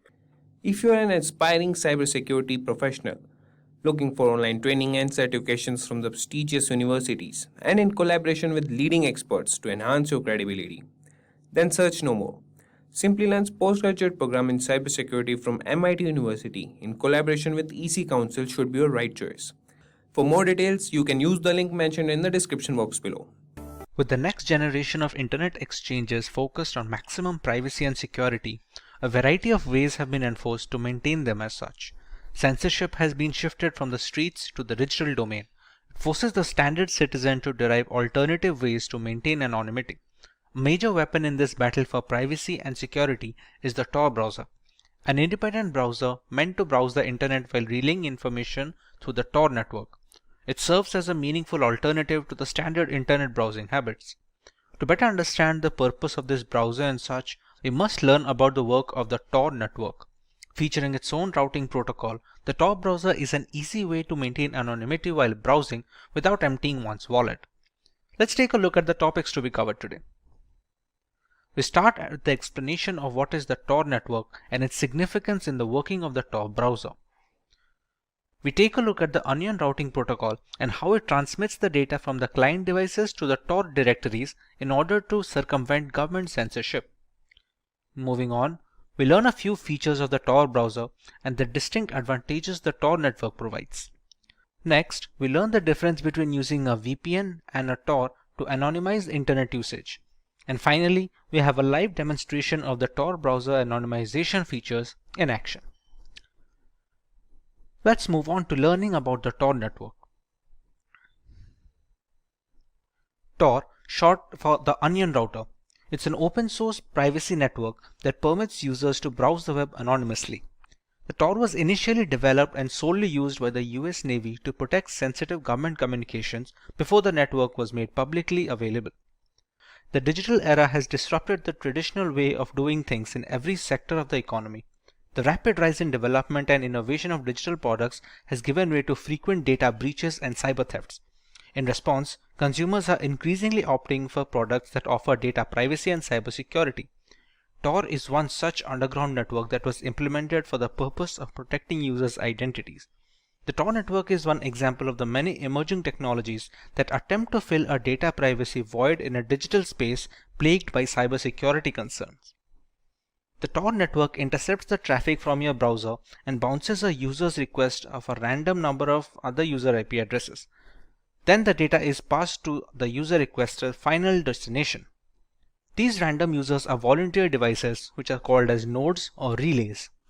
The Tor network disguises your identity by encrypting the traffic and moving it across different Tor relays within the network. The Tor network uses an onion routing technique for transmitting data, hence the original name of Onion Router. To operate within the Tor network, a user has to install the Tor browser. Any address or information requested using the browser is transmitted through the Tor network. It has its own feature set, which we will be covering over later in this video. As we discussed already, the data passing through the Tor network must follow a unique protocol known as the onion routing protocol. Let us learn more about its unique characteristics. In our normal network usage, the data is transmitted directly. The sender has data packets to transmit, which is done directly over a line of communication with either a receiving party or a server of some kind. However, since the data can easily be captured while being transmitted, the security of this exchange is not very reliable. Moreover, it becomes very easy to trace the origin of such requests. On many occasions, websites with questionable and controversial content are blocked from the ISP. This is possible since the ISP is able to detect and spy on user information passing through the network. Apart from ISPs, there is a steady chance of your private information being intercepted by hackers. Unfortunately, easy detection of the source and contents of a web request make entire network extremely vulnerable for people who seek anonymity over the internet. However, in the onion routing protocol, things take a longer route. We have a sender with the Tor browser installed on the client system. The network sends the information to node 1's IP address, which encrypts the information and passes it on to node 2's address, which performs another encryption and passes it on to node 3 address. This is the last address, which is also known as the exit node. This last node decrypts the encrypted data and finally relays the request to the final destination, which can be another device or a server end. This final address thinks the request came from the exit node and grants access to it. The encryption process across multiple computers repeats itself from the exit node to the original user. The Tor network obfuscates user IP addresses from unwanted surveillance by keeping the user's request untraceable. With multiple servers touching the data, it makes the tracking very difficult for both ISPs and malicious attackers. Now that we understand the way Tor works, let us learn more about the Tor browser. The Tor browser was developed by a non-profit organization as a part of the Tor project in 2008, and its first public release was announced. The Tor browser is a browser fork from the popular Firefox that anonymizes your web traffic using the Tor network. If you're investigating a competitor, researching an opposing litigant in a legal dispute, or just think it's creepy for your ISP or the government to know what websites you visit, the Tor browser might be the right solution. Before the Tor browser were developed, using that network to maintain anonymity was a huge task for everyday consumers. Starting from the setup to the usage, the entire process demanded a lot of knowledge and practice. The Tor browser managed to make it easy for users to traverse the relay servers in Tor and guarantee the privacy of the data exchange. A major feature of the Tor browser is the ability to delete all browser history, cookies, and tracking data the moment it is closed. Every new launch of the browser opens an empty slate, having your usage habits from being tracked and singled out. A major feature that is the highlight of the Tor network is the availability of onion links. Only a small portion of the World Wide Web is available to the general public. We have the deep web that contains links that are not allowed to be indexed by standard search engines like Google and Bing. The dark web is a further subset of the deep web which contains onion links. Tor browser gives you access to these .onion websites which are only available within the Tor network. Onion is a special use top-level domain which designates an anonymous onion service, which is also known as a hidden service. Similar to the links of the deep web, these onion links provide services like online shopping, cryptocurrency, and many other products not available in the consumer internet space. Often being considered as a haven for illegal activities and sales, onion links provide both information and assets in a private manner without the risk of spying by authorities. Browsing the web over Tor is slower than the ClearNet due to the multiple layers of encryption. Some web services also block Tor users. Tor browser is also illegal in authoritarian regimes that want to prevent citizens from reading, publishing, and communicating anonymously. Journalists and dissidents around the world have embraced Tor as a cornerstone of democracy, and researchers are hard at work at improving Tor's anonymity properties.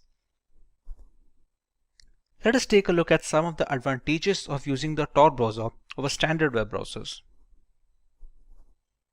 The highlight of using the Tor browser is to maintain anonymity over the internet.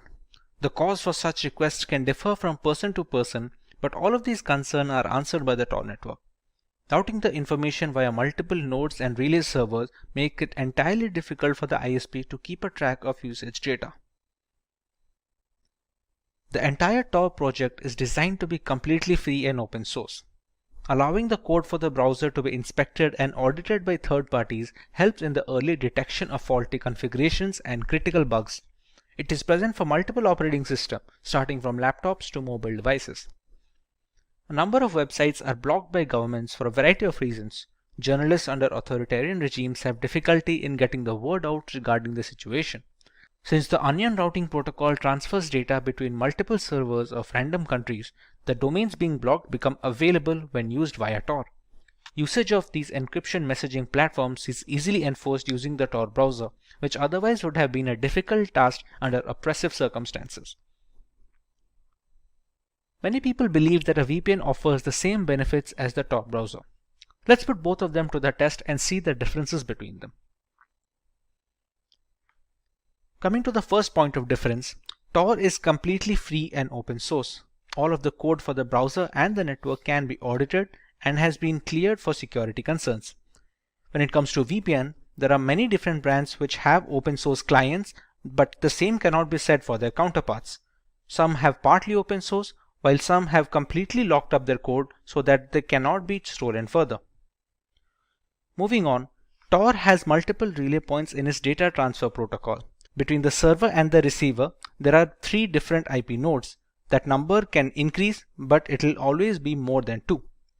Once the data is passed from the sender, it goes through all of those relay points, while in the case of a VPN, the connection is made from the client device to the VPN server and then to the requested destination. There is no other IP node that comes into work here, thereby making the connection a one-to-one between the client and a VPN. As a next point, since Tor handles multiple layers of encryption and the data passes through multiple systems along the way, the performance is slow compared to a VPN, where the performance is relatively fast due to the less number of nodes the data passes through. Similarly, the multi-layer encryption of Tor is consistent. If you use Tor browser, every single request passes through the same layer of encryption and follows the same routing protocol. In the case of a VPN, Different companies offer different levels of encryption. Some have multi-hop, some prefer a single one-to-one connection, and these kind of differences make the choice much more variable. Finally, the nodes and relays being used in the Tor network are volunteer. There is no company holding over them, so jurisdiction becomes relatively straightforward. For instance, in the case of VPNs, many such VPNs are hosted by adware companies or are being monitored by central governments to note the usage information. Now that we have a better understanding of the Tor browser and its routing, let us take a look at how the Tor browser can anonymize and protect our internet usage. On opening up the Tor browser for the first time, this is the page that you are going to be welcomed with. You have the option of connecting to the Tor network before we start our browsing. So let's press connect, and we can see that it is connected. Coming to the anonymization, let's check my current location on Google Chrome. Currently is showing as Navi Mumbai in Maharashtra. If we check the same link on the Tor browser, we should get a different address. Now every link that we open in the Tor browser will be little delayed and the speed will be hampered because of the multiple layers of encryption like we discussed. Now as you can see, it's showing a German IP and the state of Bavaria. This is how the anonymization works. There is no VPN configured, there is no proxy attached. It's straight up the out-of-the-box settings that come inbuilt with the Tor browser. Similarly, we have an option of cleaning up the data. Let's say if you want to refresh your location and you want to use a different ID for the next browsing session. If you just restart it once, and we can have to check it again, we should be seeing a different country this time. As you can see, we have Netherlands right now. So this is how you can keep refreshing your address, you can keep refreshing your host location so that you cannot be tracked when in browsing the internet. Like we discussed, we have some onion links that can only be used on the Tor network. As you can see, these kind of links do not open in the Google Chrome browser. But once we copy these over to the Tor browser,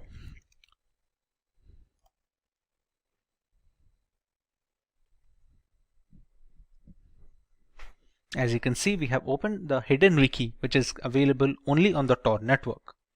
This is kind of an alternative Wikipedia website where we can find articles to read and more information to learn. Similarly, we have another onion link over here, which is once again available only for the Tor browser.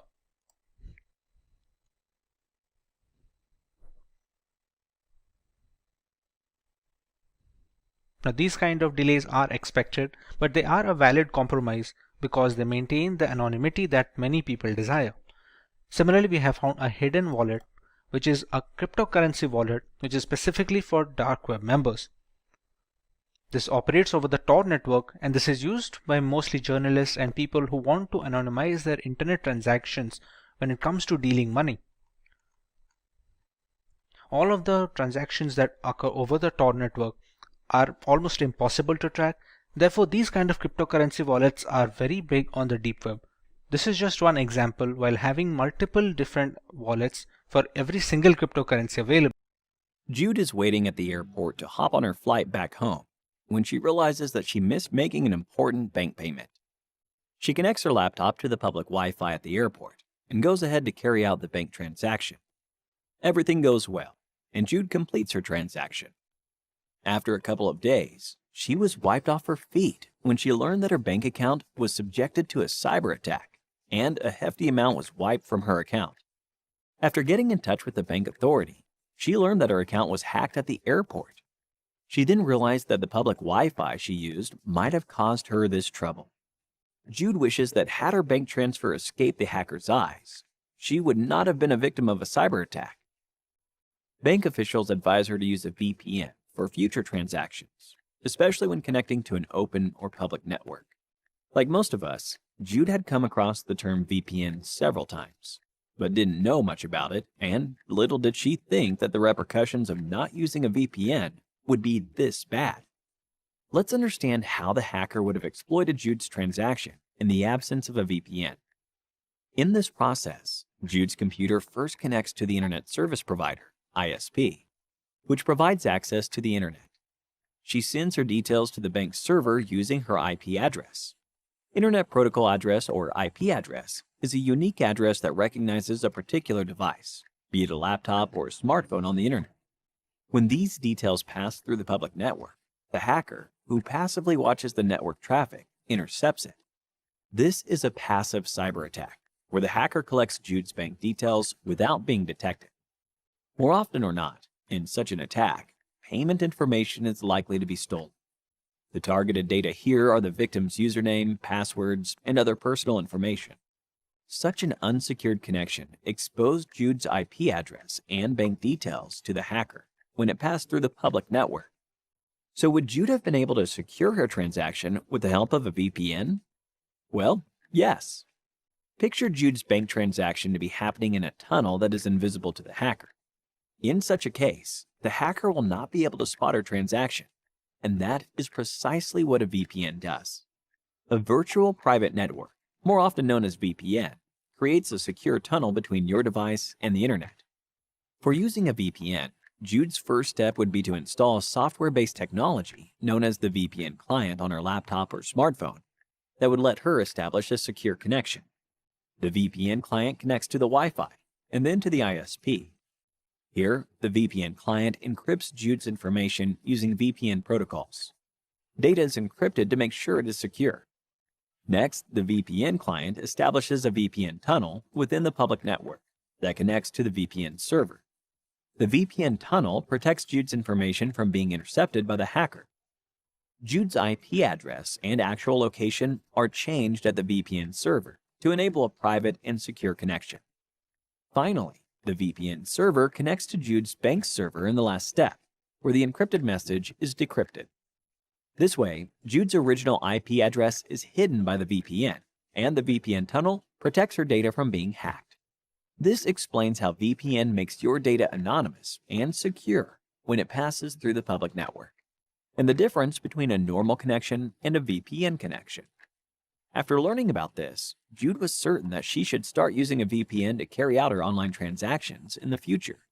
This is also applicable to each one of us. Even if you work remotely or connect to public Wi-Fi, using a VPN is the safest option. In addition to providing a secure encrypted data transfer, VPNs are also used to disguise your whereabouts and give you access to regional web content. VPN servers act as proxies on the internet. This way, your actual location cannot be established. VPN enables you to spoof your location and switch to a server to another country and thereby change your location. For example, by doing so, you can watch any content on Netflix that might be unavailable for your region. Imagine our houses without a fence or boundary wall. This would make our property easily accessible to trespassers and robbers, and place our homes at great risk, right? Hence, fencing our property helps safeguard it and keeps trespassers at bay. Similarly, imagine our computers and networks without protection. This would increase the probability of hackers infiltrating our networks. To overcome this challenge, just like how boundary walls protect our houses, a virtual wall helps safeguard and secure our devices from intruders, and such a wall is known as a firewall. Firewalls are security devices that filter the incoming and outgoing traffic within a private network. For example, if you were to visit your friend who lives in a gated community, you would first take permission from the security guard. The security guard would check with your friend if you should be allowed entry or not. If all is well, your access is granted.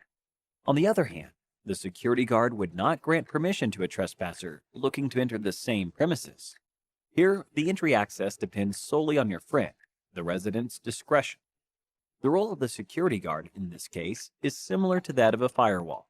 The firewall works like a gatekeeper at your computer's entry point, which only welcomes incoming traffic that it has been configured to accept. Firewalls filter the network traffic within your network and analyzes which traffic should be allowed or restricted based on a set of rules in order to spot and prevent cyber attacks.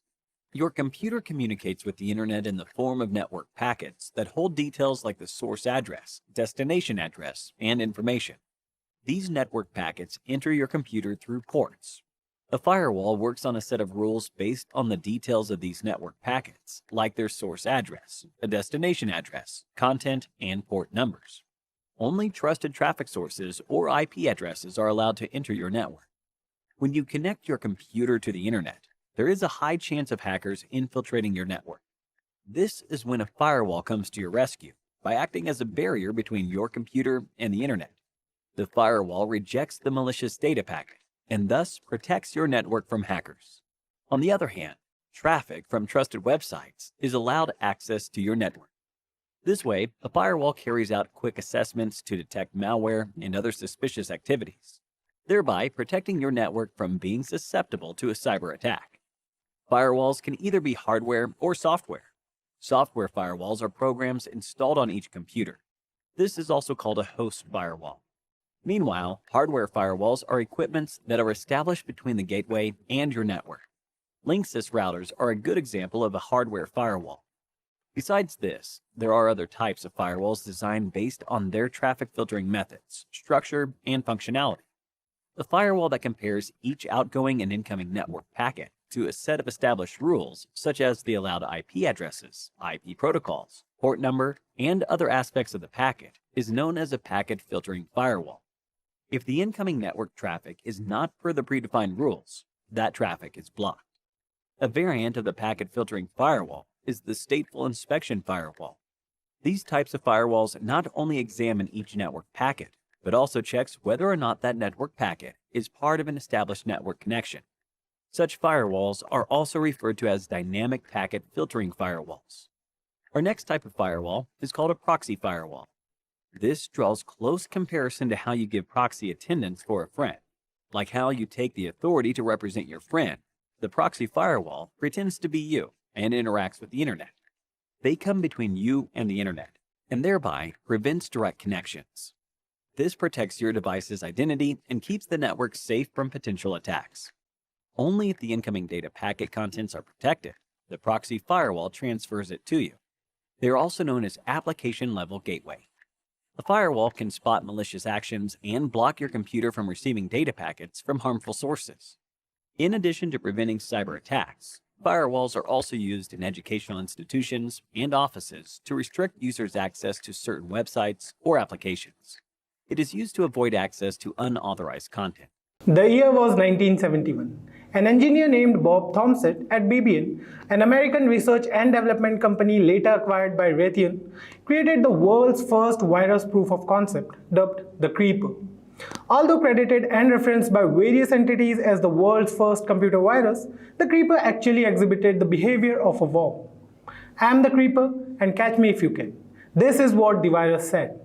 And the world was never the same. With over 12 types of malwares and over 100 types of viruses lurking around the network channels of the internet waiting to curb innocent users and exploit vulnerabilities, the 21st century saw a tremendous growth in cybercrimes.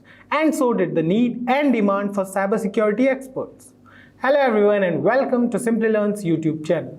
In this video, we'll take a look at malwares, the bread and butter of thousands of hackers globally, and what are its various types. We'll dive deep into understanding how each of these malwares function and how they differentiate from each other. But before that, if you enjoy watching these videos and find them attractive, then subscribe to our YouTube channel because we bring the best videos for you daily.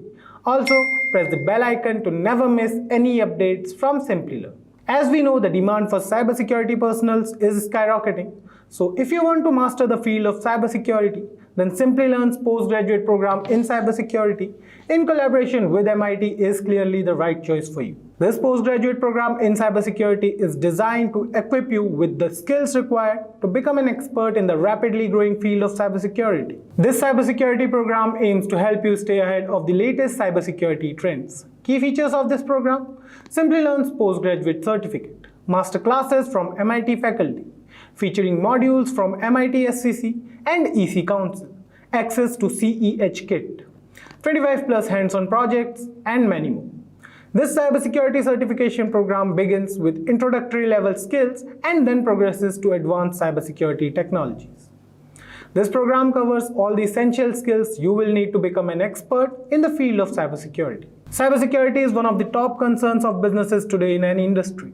From securing data to anticipating cyber attacks and placing enterprise-wide safeguards to prevent them, employers worldwide are increasingly looking for qualified cybersecurity professionals to join them. So what are you waiting for? Find the course link mentioned in the description box below and enroll today. So without any further delay, let's jump directly onto our topic for the day. So let's start with what is malware. Malware is a short form for malicious software, and it's like a sneaky digital intruder that infiltrates your device without permission. It's created by cybercriminals who want to disrupt, damage, or gain unauthorized access to your personal information, financial data, or even control your device remotely. Think of malware as a digital bully that's up to no good. So let's understand how does a malware work. Step 1. Intrusion. Malware sneaks into your device through various entry points like malicious email attachments, infected websites, software vulnerabilities, or even through removable storage devices like USB drives. Step 2 is execution. Once inside, the malware starts executing its malicious code. It may install additional files, modify system settings, or create hidden processes in the background to evade detection. Step 3 is persistence.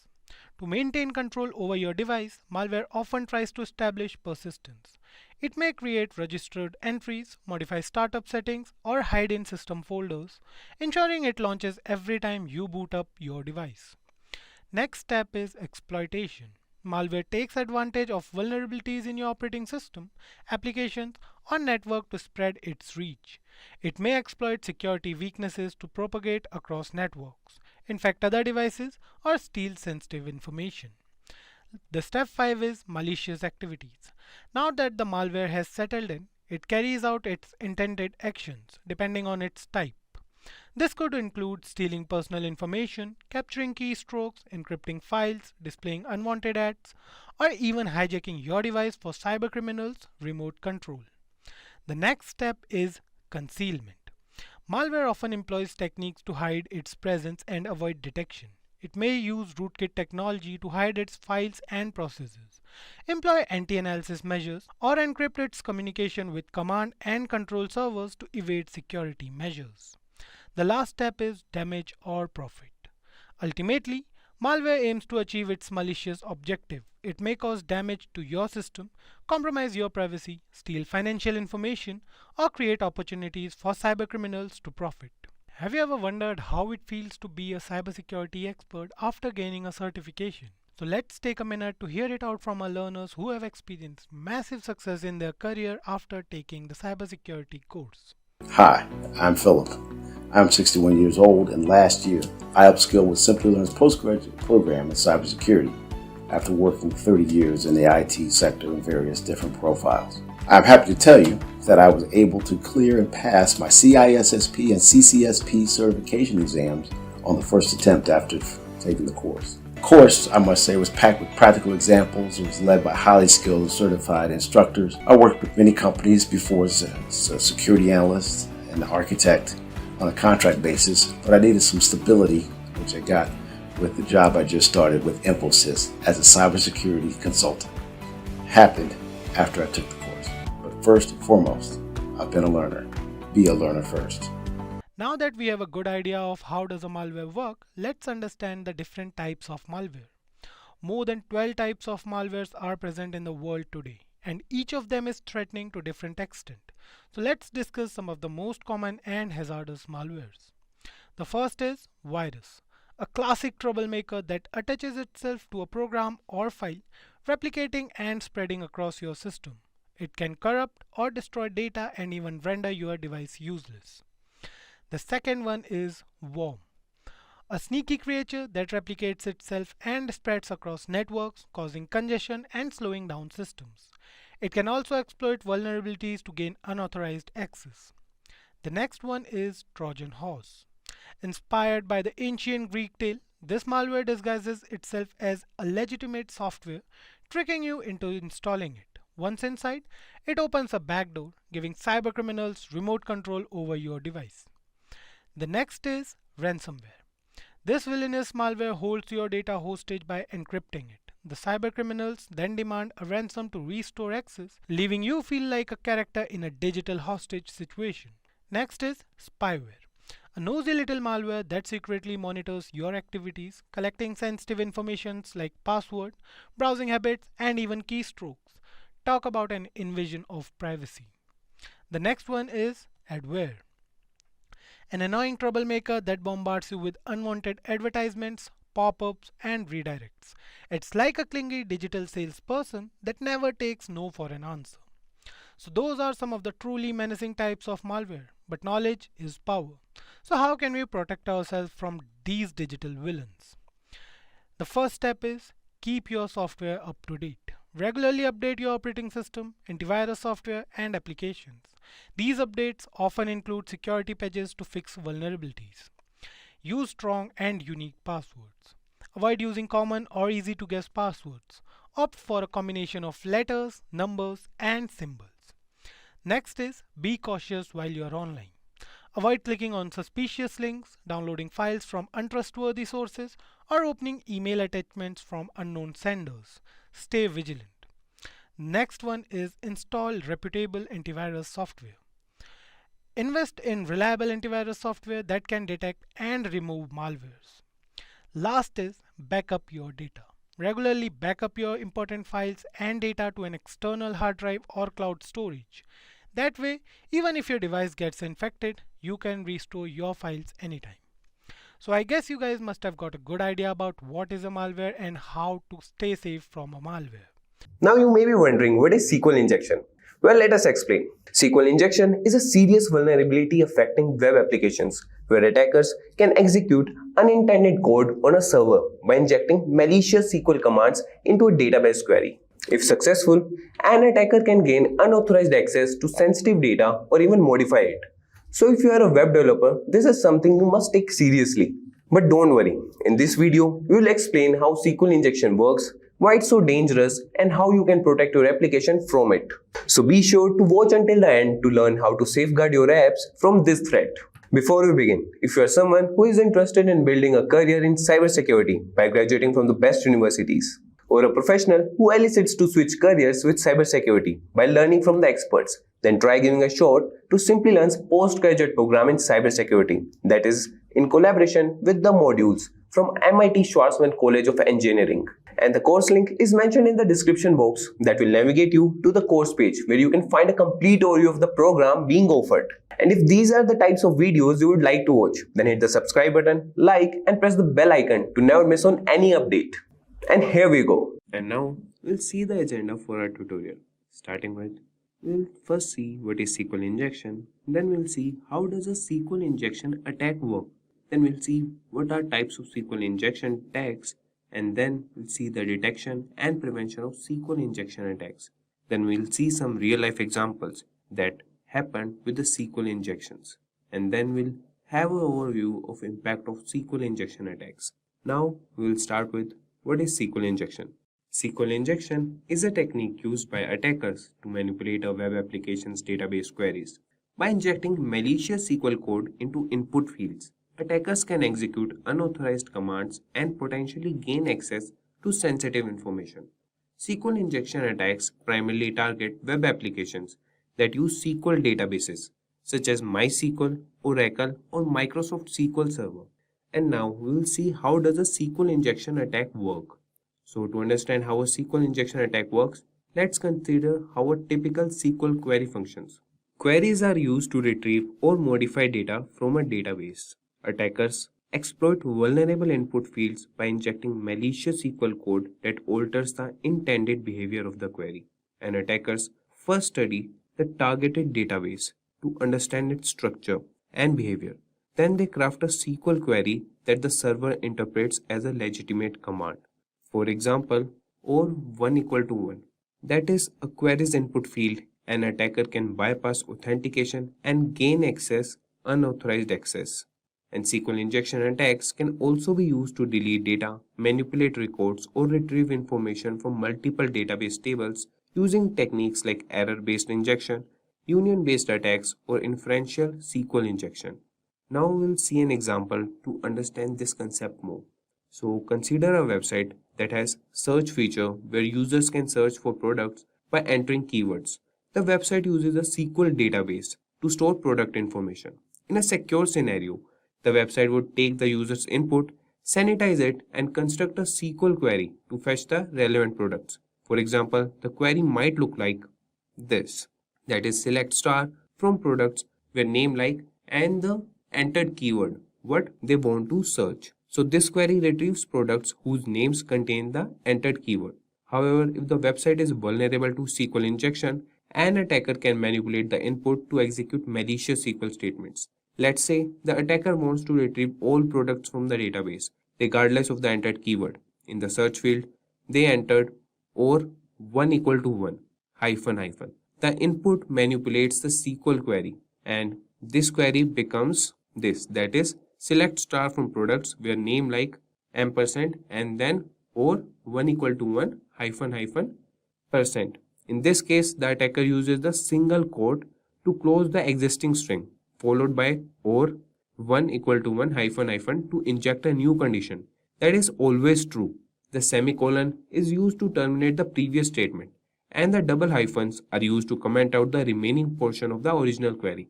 As a result, the modified query effectively becomes that you can see on the screen, and the condition 1 equal to 1 is always true, so the query retrieves all products from the database regardless of the keyword. And this example demonstrates how an attacker can exploit a vulnerable SQL injection point to modify the SQL query's logic and retrieve unintended data. Remember, this example is simplified for educational purposes, and real-world SQL injection attacks can be more sophisticated. It's crucial to secure web applications against SQL injection vulnerabilities to prevent unauthorized access and data breaches. Now we'll see types of SQL injection attacks. So there are different types of SQL injection attacks that attackers can employ. Let's explore a few of them. The first we'll explore is in-band SQL I. I is injection here, that is in-band SQL injection. So this type includes error-based and union-based attacks, where attackers use the same channel to launch an attack and collect the results. And the next is inferential SQL injection, that is also known as blind SQL injection. This type involves sending data payloads to the database server to observe its response without directly seeing the results. It can be either Boolean-based or time-based. And the next is out-of-band SQL injection. In cases where in-band SQL injection is not possible, attackers leverage other channels such as DNS or HTTP request to retrieve data from the database. Now, we'll see detecting and preventing SQL injection attacks. So detecting and preventing SQL injection attacks is crucial to safeguarding web applications. Here are some preventive measures. So the first measure is train employees on preventive methods. That is, educate your IT teams, including developers and system administrators, on SQL injection attack vectors and prevention techniques. Next, we could do is implement input validation and parameterized queries. Validate and filter user input using an allow list approach, and use parameterized queries or prepared statements to separate SQL code from user input. That will not allow any malicious hacker to enter any SQL code into the input method. And the next is regular security scans. Perform regular security scans to identify and address potential vulnerabilities in web applications. And the next is keep software up to date. That is, ensure that all software, including databases and programming languages, are regularly updated to include the latest security patches and protections against SQL injection. And now, we'll see some real-life examples of SQL injection attacks. So let's take a look at some real-life examples. The first is Tesla vulnerability. In 2014, security researchers discovered a SQL injection vulnerability on Tesla's website, which allowed attackers to gain administrative privileges and access user data. This was one of the SQL injection attacks. And the next was Fortnite vulnerability. In 2019, a SQL injection vulnerability was found in Fortnite that could have enabled attackers to access user accounts. The vulnerability was promptly patched. And the next was Cisco vulnerability. In 2018, a SQL injection vulnerability in Cisco Prime License Manager granted attackers shell access to computers with the installed license management system. Cisco addressed the issue promptly. And last, not the least, we'll see the impact of SQL injection attacks. So the impact of SQL injection attacks can be devastating for businesses.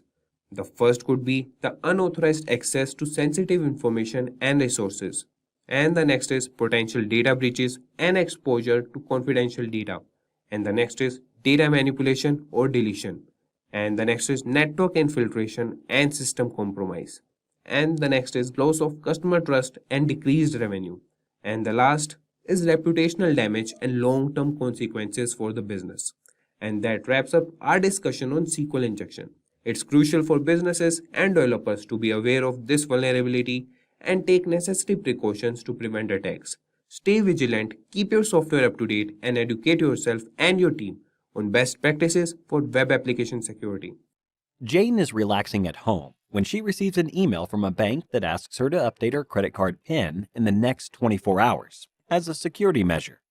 Judging the severity of the message, Jane follows the link provided in the email. On delivering her current credit card PIN and the supposedly updated one, the website became unresponsive, which prompted her to try sometime later. However, after a couple of hours, she noticed a significant purchase from a random website on that same credit card, which she never authorized. Frantically contacting the bank, Jane realized the original email was a counterfeit or a fake message with a malicious link that entailed credit card fraud. This is a classic example of a phishing attack. Phishing attacks are a type of social engineering where a fraudulent message is sent to a target on the premise of arriving from a trusted source. Its basic purpose is to trick the victim into revealing sensitive information like passwords and payment information. It's based on the word phishing, which works on the concept of baits. If a supposed victim catches the bait, the attack can go ahead, which in our case makes Jane the fish and the phishing emails the bait. If Jane never opened the malicious link or was cautious about the email authenticity, an attack of this nature would have been relatively ineffective. But how does the hacker gain access to these credentials? A phishing attack starts with a fraudulent message, which can be transmitted via email or chat applications. Even using SMS conversations to impersonate legitimate sources is known as smishing, which is a specific category of phishing attacks.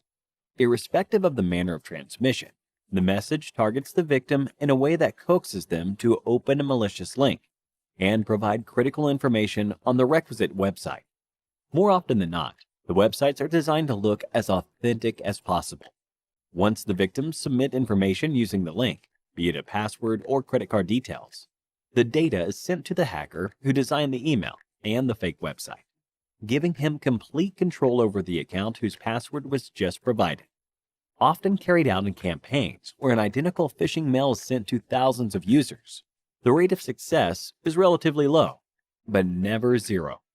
Between 2013 and 2015, corporate giants like Facebook and Google were tricked off of $100 million due to an extensive phishing campaign, where a known common associate was impersonated by the hackers. Apart from credit access, some of these campaigns target the victim device and install malware when clicked on the malicious links, which can later function as a botnet or a target for ransomware attacks. There is no single formula, for there are multiple categories of phishing attacks. The issue with Jane, where the hacker stole her bank credentials, falls under the umbrella of deceptive phishing. A general email is sent out to thousands of users in this category, hoping some of them fall prey to this scam. Spear phishing, on the other hand, is a bit customized version. The targets are researched before being sent an email. For example, if you never had a Netflix subscription, sending you an email that seems like the Netflix team sends it becomes pointless. This is a potential drawback of deceptive phishing techniques. On the other hand, a simple screenshot of a Spotify playlist being shared on social media indicates a probable point of entry. The hacker can send counterfeit messages to the target user while implying the source of such messages being Spotify, tricking them into sharing private information. Since the hacker already knows the target uses Spotify, the chances of victims taking the bait increase substantially. For more important targets like CEOs and people with a fortune on their back, the research done is tenfold, which can be called a case of whaling. The hackers prepare and wait for the right moment to launch their phishing attack, often to steal industry secrets for rival companies or sell them off at a higher price. Apart from just emails, farming focuses on fake websites that resemble their original counterparts as much as possible. A prevalent method is to use domain names like Facebook with a single O or YouTube with no E. These are mistakes that people make when typing the full URL in the browser. leading them straight to a counterfeit web page, which can fool them into submitting private data.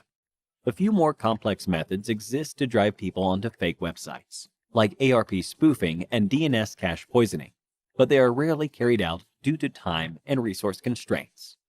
Now that we know how phishing attacks work, let's look at ways to prevent ourselves from becoming victims.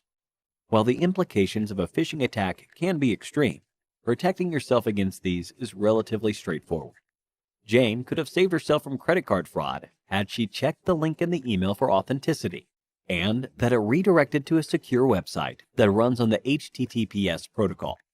Even suspicious messages shouldn't be entertained. One must also refrain from entering private information on random websites or pop-up windows, irrespective of how legitimate they seem. It is also recommended to use secure anti-phishing browser extensions like Cloudfish to sniff out malicious emails from legitimate ones. The best way to prevent phishing is browsing the internet with care and being on alert for malicious attempts at all times. If you are an aspiring cybersecurity professional, looking for online training and certifications from the prestigious universities and in collaboration with leading experts to enhance your credibility, then search no more. Simplilearn's postgraduate program in cybersecurity from MIT University in collaboration with EC-Council should be your right choice. For more details, you can use the link mentioned in the description box below. These DDoS attacks are getting more extreme, with hackers getting easy access to botnet farms and compromised devices. As can be seen in the graph, 3 of the 6 strongest DDoS attacks were launched in 2021, with the most extreme attack occurring just last year in 2020. Lately, cybercriminals have been actively seeking out new services and protocols for amplifying these DDoS attacks. Active involvement with hacked machines and botnets allow further penetration into the consumer space, allowing much more elaborate attack campaigns. Apart from general users, multinational corporations have also had their fair share of problems. GitHub, a platform for software developers, was the target of a DDoS attack in 2018. Widely suspected to be conducted by Chinese authorities, this attack went on for about 20 minutes, after which the systems were brought into a stable condition. It was the strongest DDoS attack to date at the time and made a lot of companies reconsider the security practices to combat such attacks. Even after years of experimentation, DDoS attacks are still at large and can affect anyone in the consumer and corporate space. Hey everyone, this is Vaibhav from Simplilearn, and welcome to this video on what is a DDoS attack. Let's learn more about what is a DDoS attack. A distributed denial of service attack, or DDoS, is when an attacker or attackers attempt to make it impossible for a service to be delivered. This can be achieved by thwarting access to virtually anything: servers, devices, services, networks, applications, and even specific transactions within applications. In a DOS attack, it's one system that is sending the malicious data or requests. A DDoS attack comes from multiple systems. Generally, these attacks work by drowning a system with requests for data. This could be sending a web server so many requests to serve a page that it crashes under the demand, or it could be a database being hit with a high volume of queries. The result is available internet bandwidth, CPU, and RAM capacity become overwhelmed. The impact could range from a minor annoyance from disrupted services to experiencing entire websites, applications, or even entire businesses taking offline. More often than not, these attacks are launched using machines in a botnet. A botnet is a network of devices that can be triggered to send requests from a remote source, often known as the command and control center. The bots in the network attack a particular target, thereby hiding the original perpetrator of the DDoS campaign. But how do these devices come under a botnet? And what are the requests being made to the web servers? Let's learn more about these and how DDoS attacks work. A DDoS attack is a two-phase process. In the first phase, a hacker creates a botnet of devices. Simply put, a vast network of computers are hacked via malware, ransomware, or just simple social engineering. These devices become a part of the botnet, which can be triggered anytime to start bombarding a system or a server on the instruction of the hacker that created the botnet. The devices in these networks are called bots or zombies. In the second phase, a particular target is selected for the attack. When the hacker finds the right time to attack, All the zombies in the botnet network send these requests to the target, thereby taking up all the server's available bandwidth. These can be simple ping requests or complex attacks like SYN flooding and UDP flooding. The aim is to overwhelm them with more traffic than the server or the network can accommodate. The goal is to render the website or service inoperable. There is a lot of wiggle room when it comes to the type of DDoS attack a hacker can go with. Depending on the target's vulnerability, we can choose one of the three broad categories of DDoS attacks. Volume-based attacks use massive amounts of bogus traffic to overwhelm a resource. It can be a website or a server.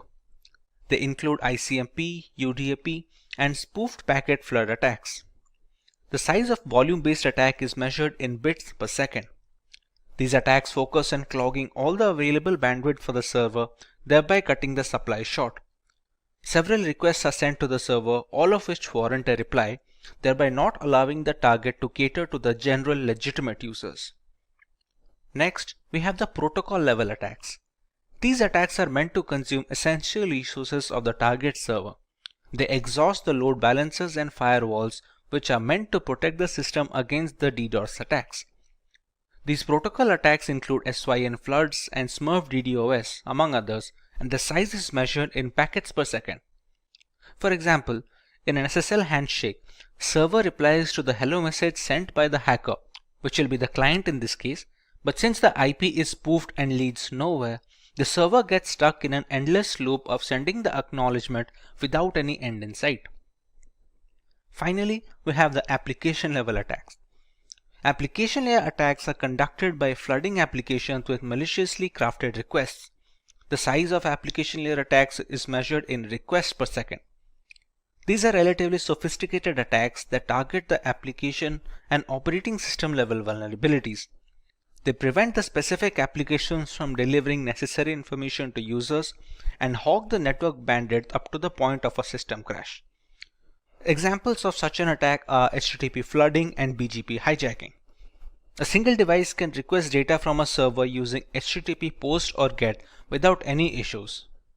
However, when the requisite botnet is instructed to bombard the server with thousands of requests, the database bandwidth gets jammed and it eventually becomes unresponsive and unusable. But what about the reasons for such an attack? There are multiple lines of thought as to why a hacker decides to launch a DDoS attack on unsuspecting targets. Let's take a look at a few of them. The first option is to gain a competitive advantage. Many DDoS attacks are conducted by hacking communities against rival groups. Some organizations hire such communities to stagger their rivals' resources at a network level to gain an advantage in the playing field. Since being a victim of a DDoS attack indicates a lack of security, the reputation of such a company takes a significant hit, allowing the rivals to cover up some ground. Secondly, some hackers launch these DDoS attacks to hold multinational corporations at ransom. The resources are jammed, and the only way to clear the way is if the target company agrees to pay a designated amount of money to the hackers.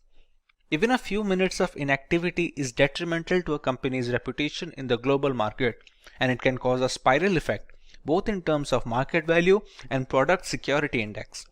Most of the time, a compromise is reached and the resources are freed after a while.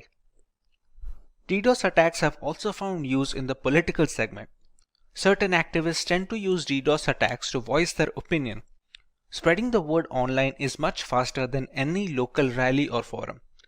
Primarily political, these attacks also focus on online communities, ethical dilemmas, or even protests against corporations. Let's take a look at a few ways that companies and individuals can protect themselves against DDoS attacks. The company can employ load balancers and firewalls to help protect the data from such attacks.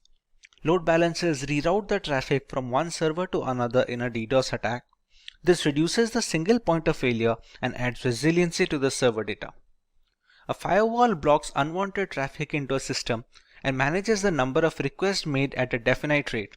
It checks for multiple attacks from a single IP and occasional slowdowns to detect a DDoS attack in action. Early detection of a DDoS attack goes a long way in recovering the data lost in such an event. Once you've detected the attack, you will have to find a way to respond. For example, you will have to work on dropping the malicious DDoS traffic before it reaches your server so that it doesn't throttle and exhaust your bandwidth. Here's where you will filter the traffic so that only legitimate traffic reaches the server. By intelligent routing, you can break the remaining traffic into manageable chunks that can be handled by your cluster resources. The most important stage in DDoS mitigation is where you will look for patterns of DDoS attacks and use those to analyze and strengthen your mitigation techniques. For example, blocking an IP that's repeatedly found to be offending is a first step. Cloud providers like Amazon Web Services and Microsoft Azure, who offer high levels of cybersecurity, including firewalls and threat monitoring software, can help protect your assets and network from DDoS criminals. The cloud also has greater bandwidth than most private networks, so it is likely to fail if under the pressure of increased DDoS attacks. Additionally, reputable cloud providers offer network redundancy, duplicating copies of your data, systems, and equipment, so that if your service becomes corrupted or unavailable due to a DDoS attack, you can switch to a secure access on backed up versions without missing a beat. One can also increase the amount of bandwidth available to a host server being targeted. Since DDoS attacks fundamentally operate on the principle of overwhelming systems with heavy traffic, simply provisioning extra bandwidth to handle unexpected traffic spikes can provide a measure of protection. This solution can prove expensive as a lot of that bandwidth is going to go unused most of the time. A content delivery network, or a CDN, distributes your content and boosts performance by minimizing the distance between your resources and end users. It stores the cached version of your content in multiple locations, and this eventually mitigates DDoS attacks by avoiding a single point of failure when the attacker is trying to focus on a single target. Popular CDNs include Akamai CDN, Cloudflare, AWS CloudFront, etc. Let's start with our demo regarding the effects of DDoS attacks on a system. For our demo, we have a single device that will attack a target, making it a DOS attack of sorts. Once a botnet is ready, multiple devices can do the same and eventually emulate a DDoS attack. To do so, we will use the virtualization software called VMware with an instance of ParaSecurity operating system running. For a target machine, we will be running another VMware instance of a standard Linux distribution known as Linux Lite.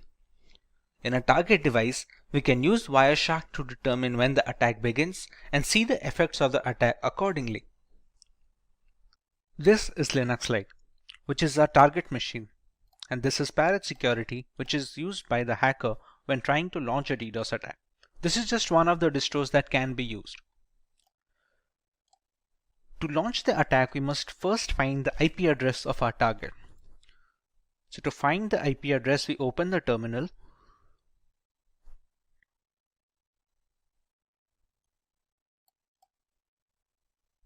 We use the command ifconfig. And here we can find the IP address. Now remember, we're launching this attack in VMware. Now both the instances of ParaSecurity and Linux Lite are being run on my local network. So the address that you can see here is 192.168.72.129, which is a private address. This IP cannot be accessed from outside the network, basically anyone who is not connected to my Wi-Fi. When launching attacks with public servers or public addresses, it will have a public IP address that does not belong to the 192.168 subnet. Once we have the IP address, we can use a tool called hping3. hping3 is an open source packet generator and analyzer for the TCP/IP protocol. To check what are the effects of an attack, we will be using Wireshark. Wireshark is a network traffic analyzer. We can see whatever traffic that is passing through the Linux Lite distro is being displayed over here with the IP address, the source IP, and the destination IP as to where the request is being transferred to. Once we have the DOS attack launched, you can see the results coming over here from the source IP, which will be ParaSecurity. Now, to launch the hping3 command, we need to give sudo access to the console, which is the root access.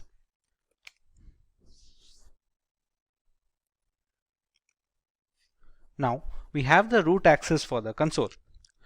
The hping3 command will have a few arguments to go with it, which are, as you can see on the screen, -s and a flood, a -v,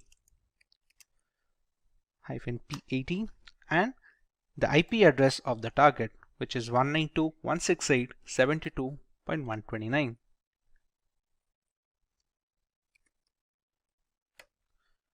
In this command, we have a few arguments such as the -s, which specifies SYN packets. Like in an SSL handshake, we have the SYN request that the client sends to the server to initiate a connection. The -flood aims to ignore the replies that the server will send back to the client in response to the SYN packets. Here the parent security OS is the client and Linux Lite being the server. -v stands for verbosity, as in where we will see some output when the requests are being sent. The -p80 stands for port 80, which we can replace the port number if we want to attack a different port. And finally, we have the IP address of our target. As of right now, if we check Wireshark, it is relatively clear and there is no indication of a DDoS attack incoming. Now once we launch the attack over here, we can see the requests coming in from this IP, which is 192.168.72.128. Till now, even the network is responsive, and so is Linux Lite. The requests keep on coming, and we can see the HTTP flooding has started in flood mode. After a few seconds of this attack continuing, the server will start shutting down. Now remember, Linux Lite is a distro that can focus on that serves as a backend. Now remember, Linux Lite is a distro, and such Linux distros are served as backend to many servers across the world. For example, a few seconds have passed from the attack. Now the system has become completely irresponsive. This has happened due to the huge number of requests that came from parent security. You can see whatever I press, nothing is responded. Even the Wireshark has stopped capturing new requests because the CPU usage right now is completely 100%, and at this point of time, anyone who is trying to request some information from this Linux distro, or where this Linux distro is being used as a backend for a server or a database, cannot access anything else. The system has completely stopped responding, and any request, any legitimate request from legitimate users will be dropped. Once we stop the attack over here, it takes a bit of time to settle down. Now remember, it's still out of control, but eventually the traffic dies down and the system regains its strength. It is relatively easy to gauge right now the effect of a DOS attack. Now remember, this Linux Lite is just a VM instance. Actual website servers and web databases, they have much more bandwidth and are very secure, and it is tough to break into. That is why we cannot use a single machine to break into them. That is where a DDoS attack comes into play. What we did right now is a DOS attack, as in a single system is being used to penetrate a target server using a single request. Now, in a DDoS attack, multiple systems such as multiple parent security instances or multiple zombies or bots in a botnet network can attack a target server to completely shut down the machine and drop any legitimate request, thereby rendering the service and the target completely unusable and inoperable. As a final note, we would like to remind that this is for educational purposes only, and we do not endorse any attacks on any domains. Only test this on servers and networks that you have permission to test on. Cybersecurity has become one of the most rigid industries in the last decade, while simultaneously being the most challenged. With every aspect of corporate culture going online and embracing cloud computing, there is a plethora of critical data circulating through the internet, all worth billions of dollars to the right person. Increasing benefits require more complex attacks, and one of these attacks is a brute force attack. A brute force, or known as brute force cracking, is the cyber attack equivalent of trying every key on your keyring and eventually finding the right one.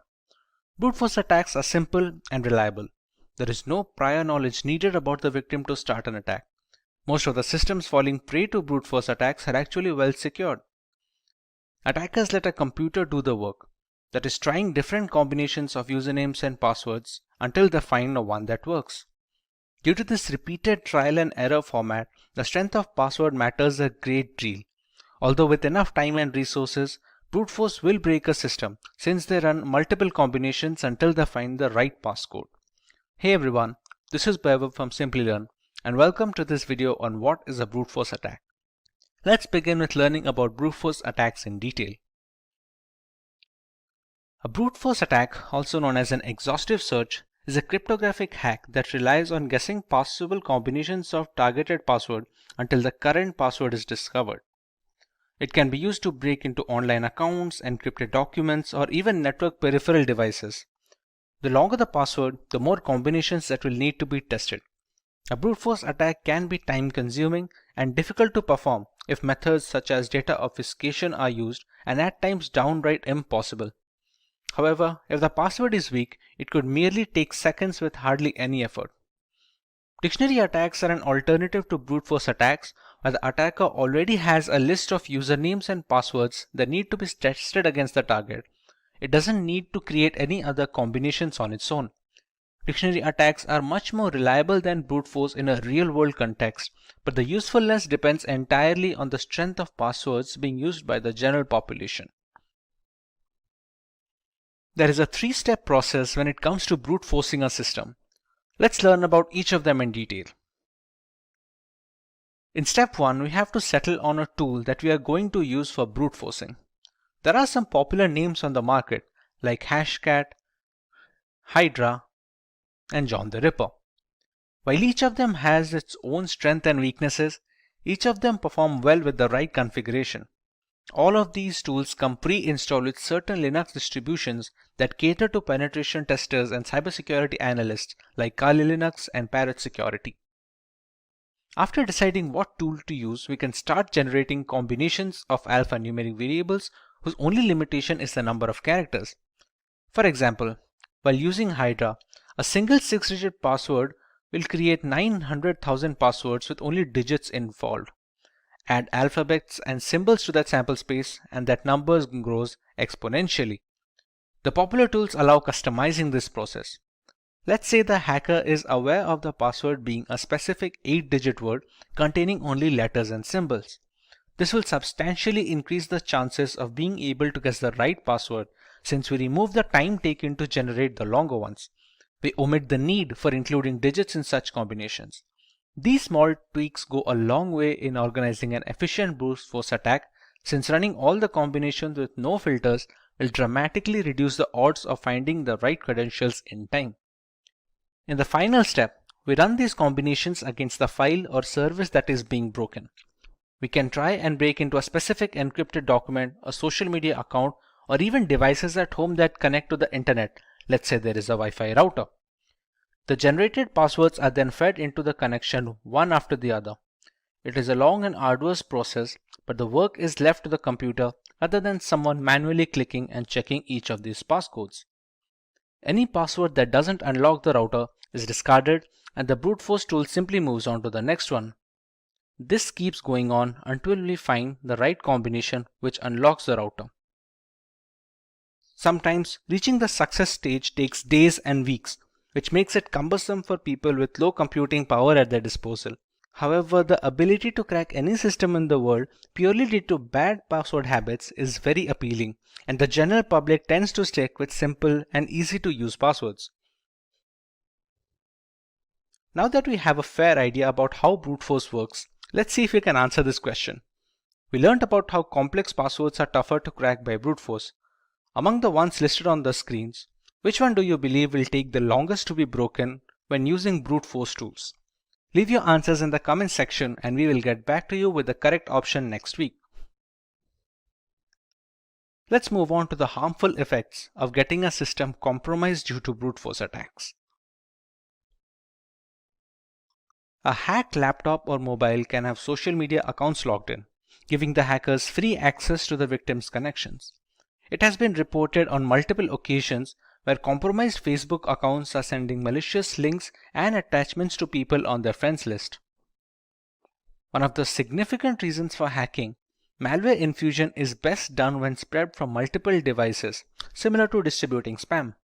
This reduces the chance of circling back the source to a single device which belongs to the hacker. Once brute forced, a system can spread malware via email attachments, sharing links, file upload via FTP, etc.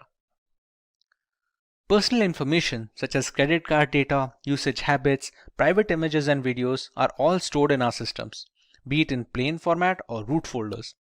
A compromised laptop means easy access to these information that can be further used to impersonate the victim regarding bank verification, among other things. Once a system is hacked, it can also be used as a mail server that distributes spam across lists of victims. Since the hacked machines all have different IP addresses and MAC addresses, it becomes challenging to trace the spam back to the original hacker. With so many harmful implications arising from a brute force attack, it's imperative that the general public must be protected against such. Let's learn about some of the ways we can prevent ourselves from becoming a victim of brute force attacks. Using passwords consisting of alphabets, letters, and numbers have a much higher chance of withstanding brute force attacks thanks to the sheer number of combinations they can produce. The longer the password, the less likely it is that a hacker will devote the time and resources to brute force them. Having alphanumeric passwords also allows the user to keep different passwords for different websites. This is to ensure that if a single account or a password is compromised due to a breach or a hack, the rest of the accounts are isolated from the incident. Two-factor authentication involves receiving a one-time password on a trusted device before a new login is allowed. This OTP can be obtained either via email, SMS, or specific 2FA applications like Authy and Aegis. Email and SMS-based OTPs are considered relatively less secure nowadays due to the ease with which SIM cards can be duplicated and mailboxes can be hacked. Applications that are specifically made for 2FA codes are much more reliable and secure. CAPTCHAs are used to stop bots from running through web pages precisely to prevent brute forcing through their website. Since brute force tools are automated, forcing the hacker to solve CAPTCHA for every iteration of a password manually is very challenging. The CAPTCHA system can filter out these automated bots that keep refreshing the page with different credentials, thereby reducing the chances of brute force considerably. A definite rule that locks the account being hacked for 30 minutes after a specific number of attempts is a good way to prevent brute force attempts. Many websites lock account for 30 minutes after 3 failed password attempts to secure the account against any such attack. On an additional note, some websites also send an email instructing the user that there have been 3 insecure attempts to log into the website. Let's look at a demonstration of how brute force attacks work in a real-world situation. The world has gone wireless. With Wi-Fi taking the reins in every household, it's natural that their security will always be up for debate. To further test the security index and understand brute force attacks, we will attempt to break into the password of a Wi-Fi router. For that to happen, we first need to capture a handshake file, which is a connection file from the Wi-Fi router to a connecting device like a mobile or a laptop. The operating system used for this process is Parrot Security, a Linux distribution that is catered to penetration testers. All the tools being used in this demo can easily be found pre-installed in this operating system. If getting your learning started is half the battle, what if you could do that for free? Visit SkillUp by Simplilearn. Click on the link in the description to know more. To start our demo, we're going to use a tool called Airgeddon, which is made to hack into wireless networks specifically.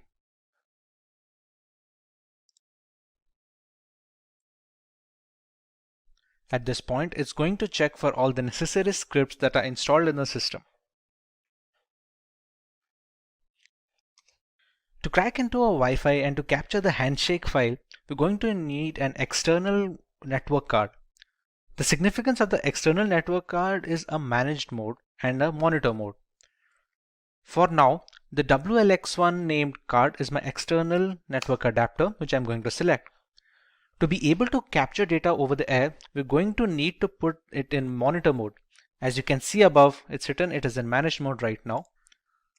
So we're going to select option 2, which is to put the interface in monitor mode. And its name is now WLAN 0 monitor. The monitor mode is necessary to capture data over the air.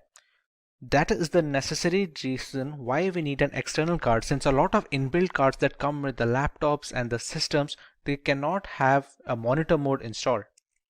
Once we select the mode, we can go into the fifth, which is the handshake tools menu.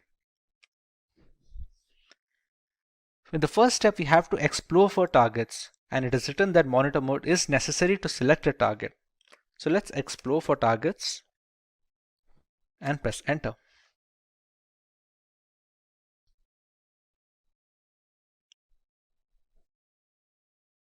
We have to let this run for about 60 seconds to get a fair idea about the networks that are currently working in this locality. For example, this ESS ID is supposed to be the Wi-Fi name that we see when connecting to a network. Geo24, Recover Me, these are all the names that we see on our mobile when trying to search for the Wi-Fis. This BSS ID is supposed to be an identifier, somewhat like a MAC address that identifies this network from other devices. The channels features on 1 or 2, there are many channels that the networks can focus on.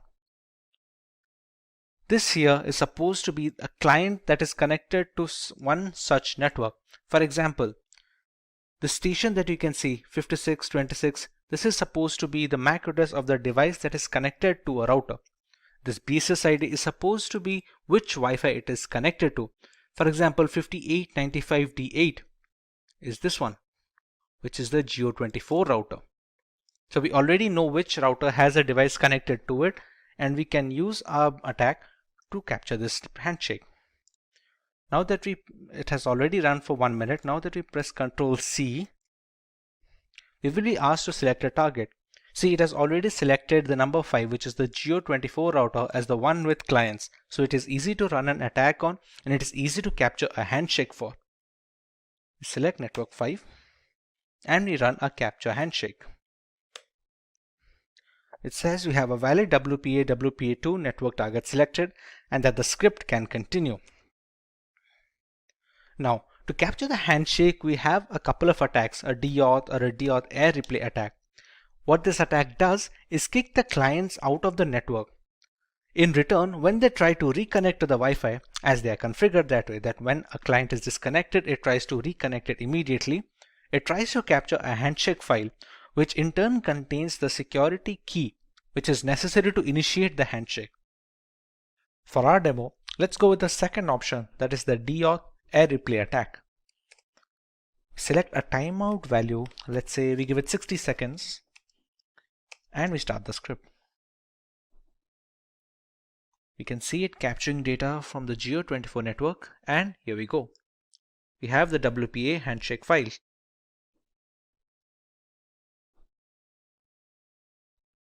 Once the handshake file is captured, you can actually close this, and here we go. Congratulations. In order to capturing a handshake, it has verified that a PMK ID from the target network has successfully been captured. This is the file that is already stored. It's a .cap file. For the path, we can, let's say we can keep it in a desktop. Okay, we give the path and the handshake file is generated. We can already see a target over here, same Geo24 router with the BSS ID.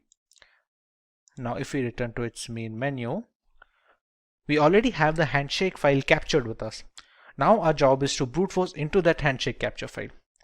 The capture file is often encrypted with the security key of the Wi-Fi network.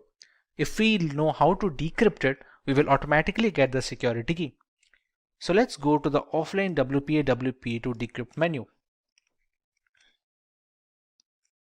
Since we'll be cracking personal networks, we can go with option 1. Now to run the brute force tool, we have two options. Either we can go with the aircrack or we can go with the hashcat. Let's go with aircrack plus crunch, which is a brute force attack against a handshake file. We can go with option 2. It can already detect the capture file that we have generated. So we select yes. The BSS ID is the one which denotes the Geo24 router. So we're going to select yes as well. the minimum length of the key. For example, it has already checked that the minimum length of a Wi-Fi security key, which is a WPA to PSK key, will always be more than 8 digits and below 64 digits. So we have to select something in between this range. So if we already know, let's say that the password is at least 10 digits, we can go with the minimum length as 10. And as a rough guess, let's say we put the maximum length as 20. The character set that we're going to use for checking the password will affect the time taken to brute force. For example, if we already know that, or we have seen a user use a password while connecting to the router as something that has only numbers and symbols, then we can choose accordingly. Let's say if we go with only uppercase characters and numeric characters, go with option 7, and it's going to start decrypting. So how AirCrack is working right here, you can see this passphrase over here. The first 5 or 6 digits are A. It starts working its way from the end, from the last character. It keeps trying every single combination. You can see the fourth character from the right side, the D. It will eventually turn to E because it keeps checking up every single character from the end. This will keep going on until all the single characters are tested and every single combination is tried out. Since the handshake file is encrypted using the security key, that is the WPA2 key of the router, whichever passphrase is able to decrypt the handshake key completely will be the key of the Wi-Fi router. This is the way we can brute force into Wi-Fi routers anywhere in the world. Cyber attacks are frequently making headlines in today's digital environment. At any time, everyone who uses a computer could become a victim of a cyber attack. There are various sorts of cyber attacks ranging from phishing to password attacks. In this video, we'll look into one such attack that is known as Botnet.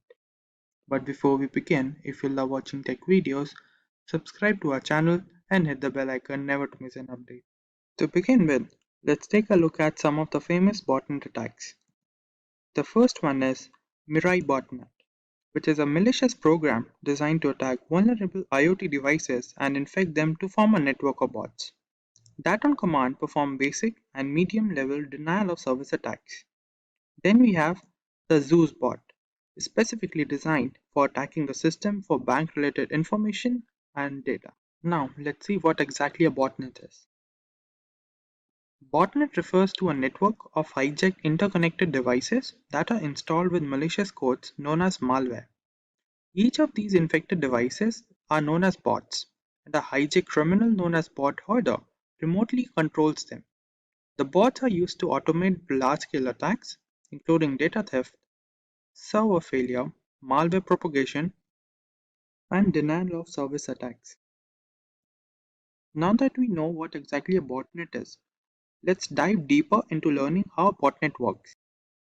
During the preparation of a botnet network, the first step involves preparing the botnet army.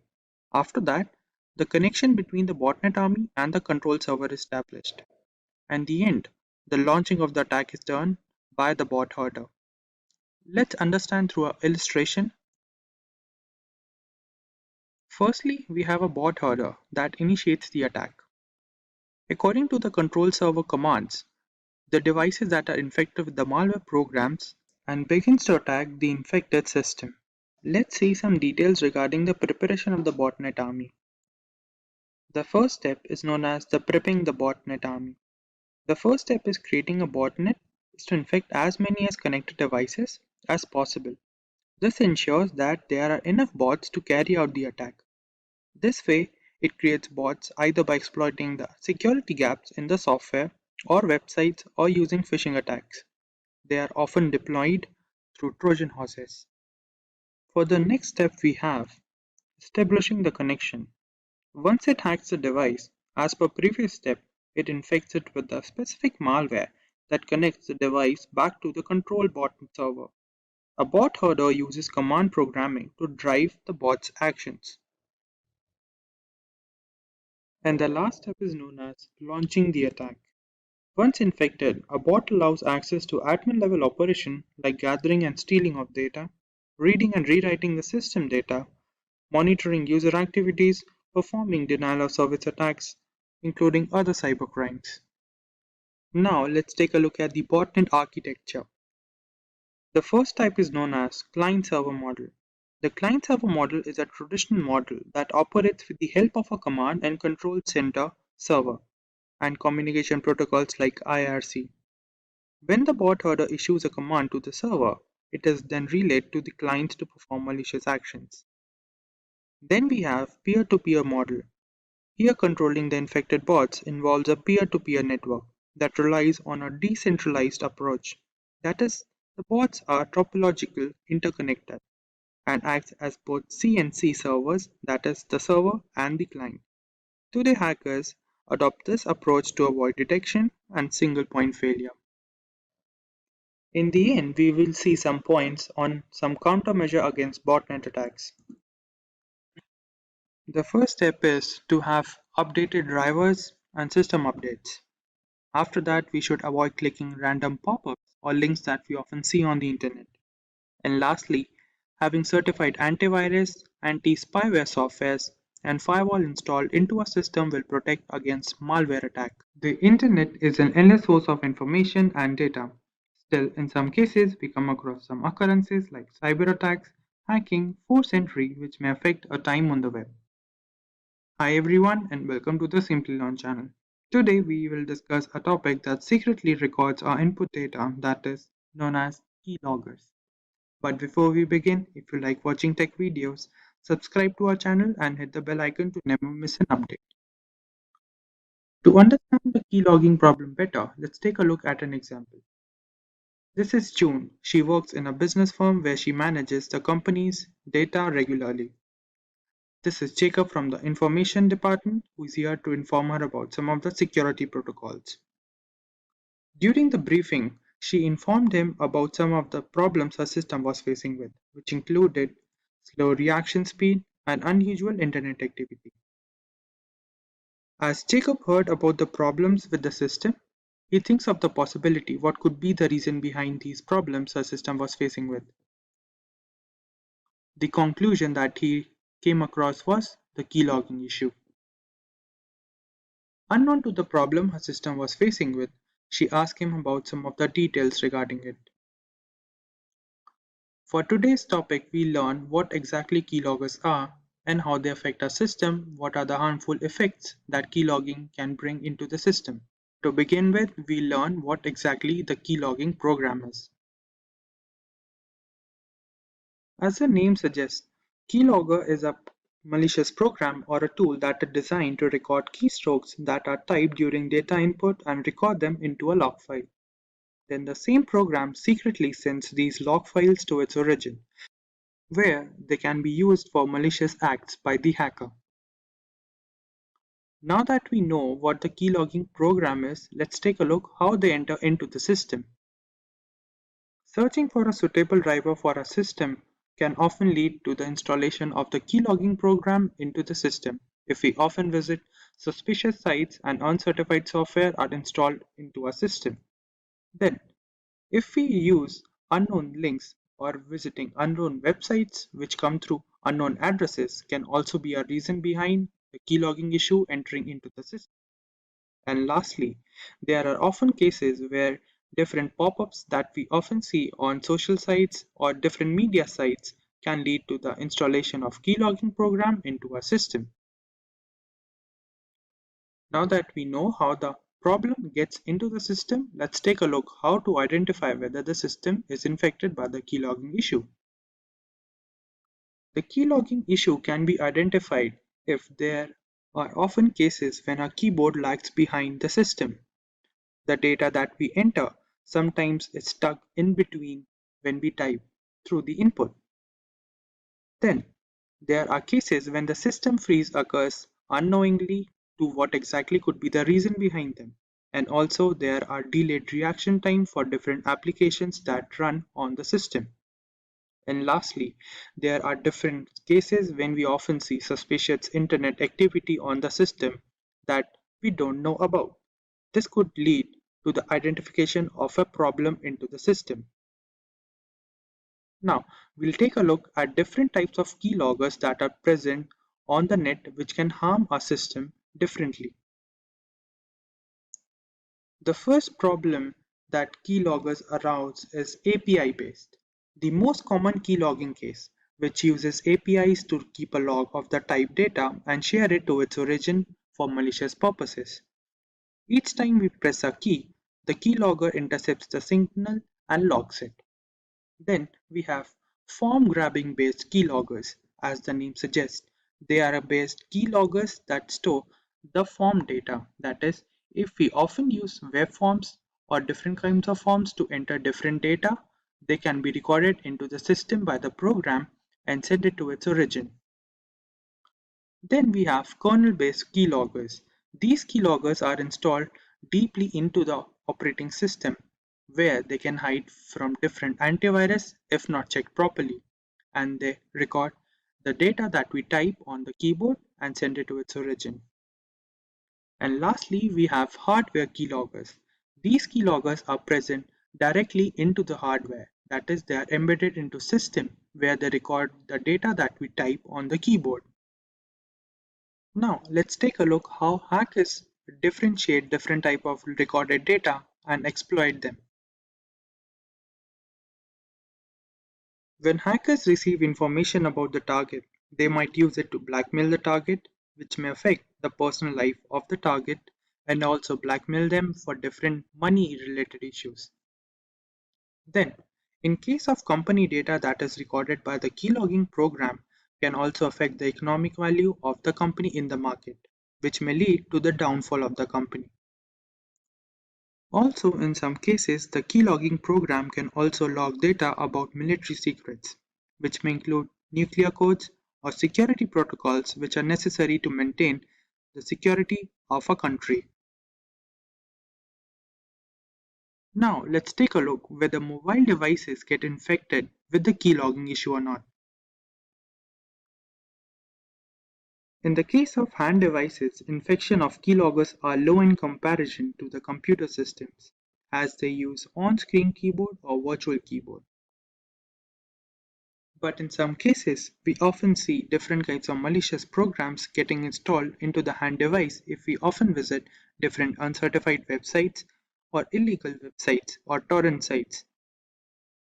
And also, the device that is infected with the keylogging issue or different kind of malicious program can often lead to the exploitation of data that includes photos, emails, or important files by the hacker or the cyber criminal that installed the particular malicious program into the system. Now, to prevent a system from getting infected by the keylogging program, let's take a look at different points. The first point includes using of different antivirus softwares or tools which can prevent the entering of malicious program into the system. Then, keeping system security protocols regularly updated is also a good habit. And lastly, using virtual keyboard to input our sensitive data, which may include bank details, login details, or different passwords related to different websites. Now that we have some understanding about the topic of keyloggers, let's take a look at the demo to further increase the knowledge about the topic. For the first step, we have to download some of the important libraries that are required into the system, which is this library. Now we'll run it. The system says the library is already installed into the system. Now let's take a look what exactly modules are required from the particular library. From this library, we'll import the keyboard module, which will help us to record the data that we type on the keyboard. Now, from the same, we'll also import key module and the listener module, and also the logging module, which will help us to record the data into a log file.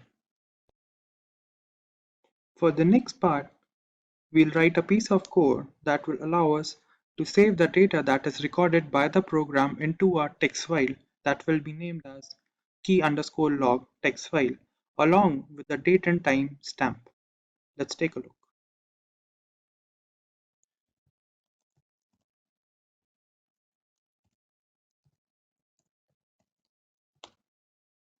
Now, we'll provide it with a file name that will be given as keylog.txt file, and also show the part where the format of the data is recorded. Put the brackets over here to contain the file name.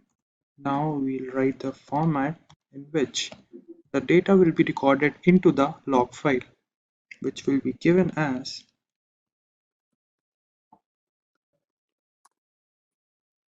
the format would be the message and the timestamp, which would be given as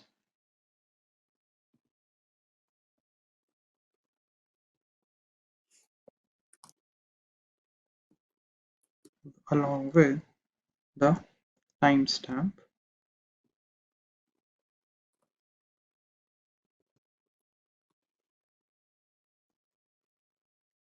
given as percentage and ending it with the bracket. Now, for the next step, we'll design two of the functions that will be used into the program that will be termed as while press function and while release function. Let's take a look. While press function would be a function that will come into play when the keyboard key has been pressed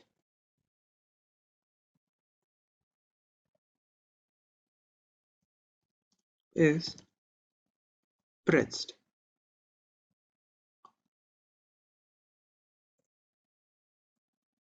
And this would go for the format that we designed in the above line, and logging the pressed key info, a string file to be recorded into the log file. Now we'll design a function that is while release.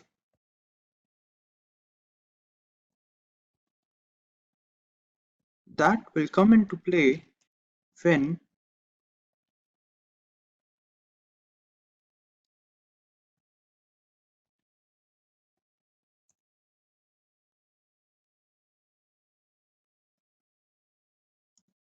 the escape key has been pressed. That is, the program will terminate itself and the program will stop from running. And in the end, we require for the functioning of the program to loop these functions, that is while press and while release, to continue its cycle.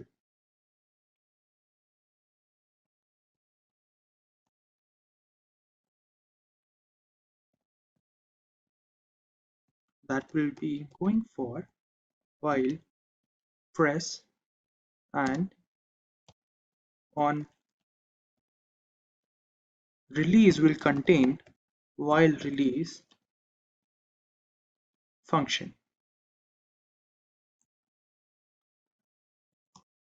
as listener. And now this part would join the different threads and store them into the log file. Now that we have completed the code for the program, let's run it.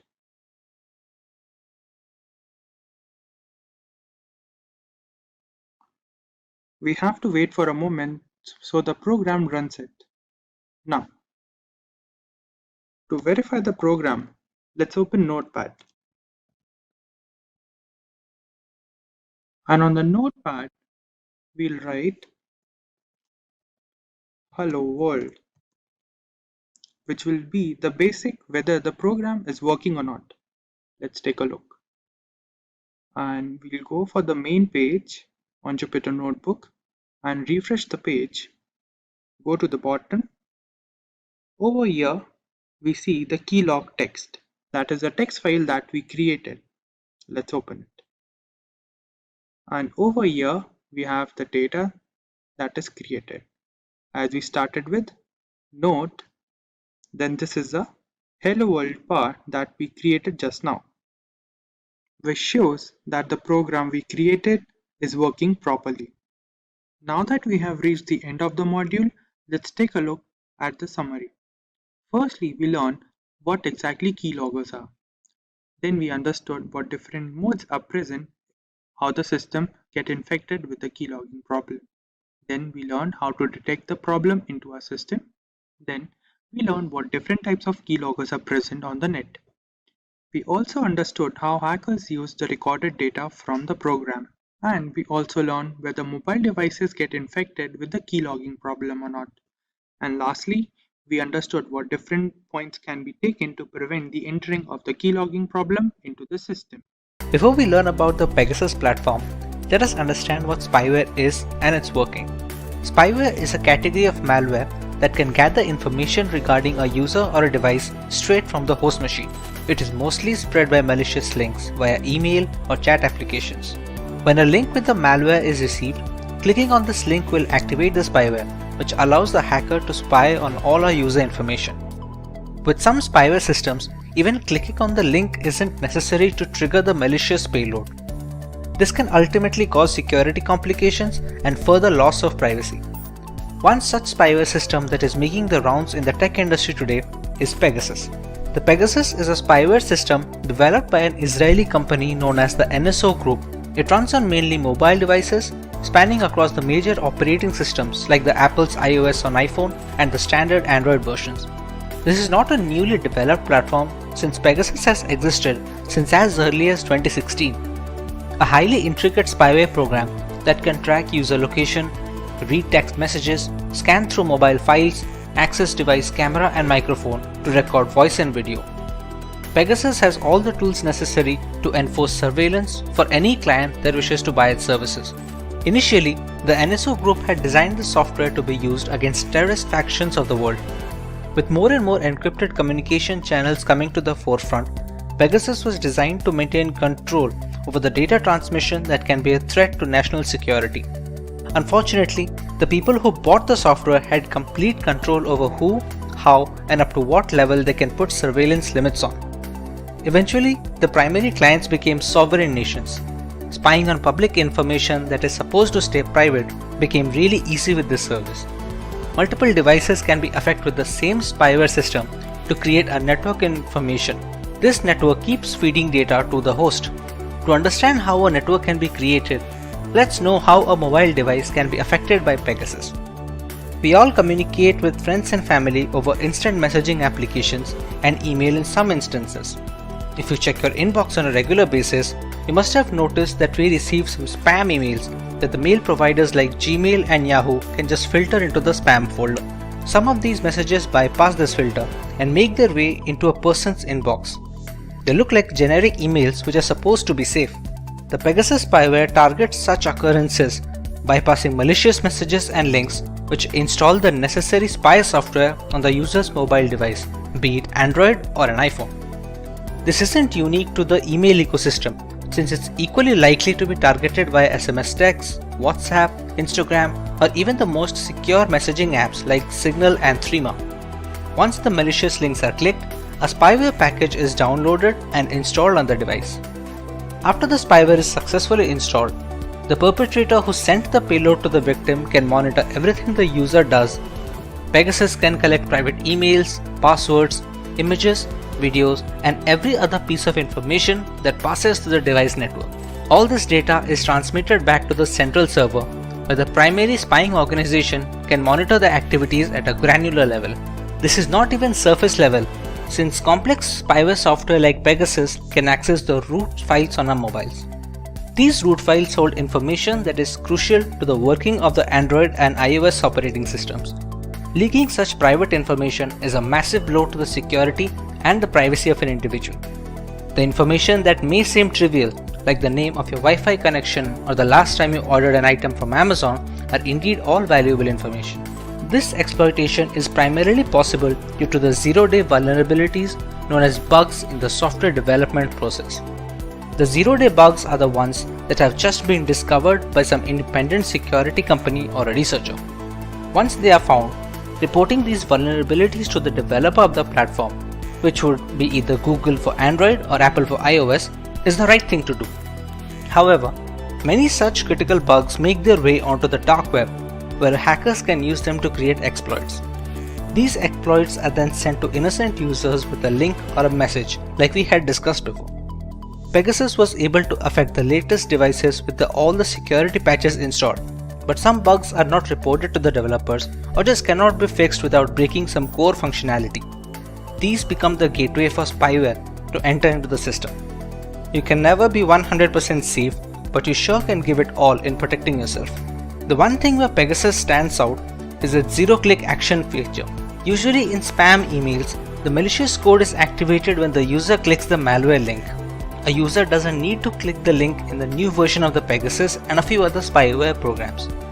Once the message arrives in the inbox of WhatsApp, Gmail, or any other chat applications, the spyware gets activated and everything can be recorded and sent back to the central server.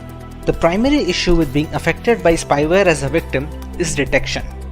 Unlike crypto miners and Trojans, spying services usually do not demand many system resources, which makes them tough to detect after they have been activated.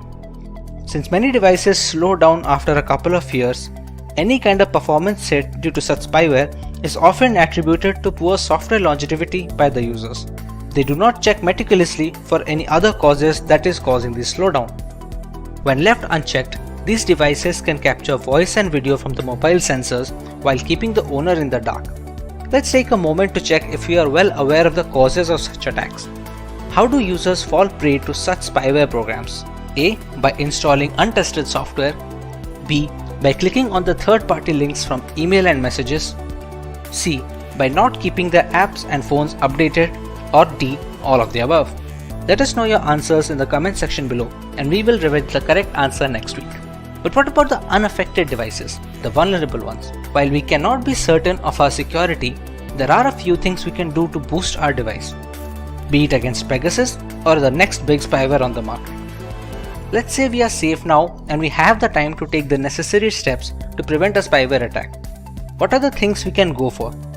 Our primary goal must always be to keep our apps and the operating system updated with the latest security patches. The vulnerabilities that the exploits target are often discovered by developers from Google and Apple, which send the security patches quickly. This can be done for individual apps as well, so keeping them updated is of utmost importance.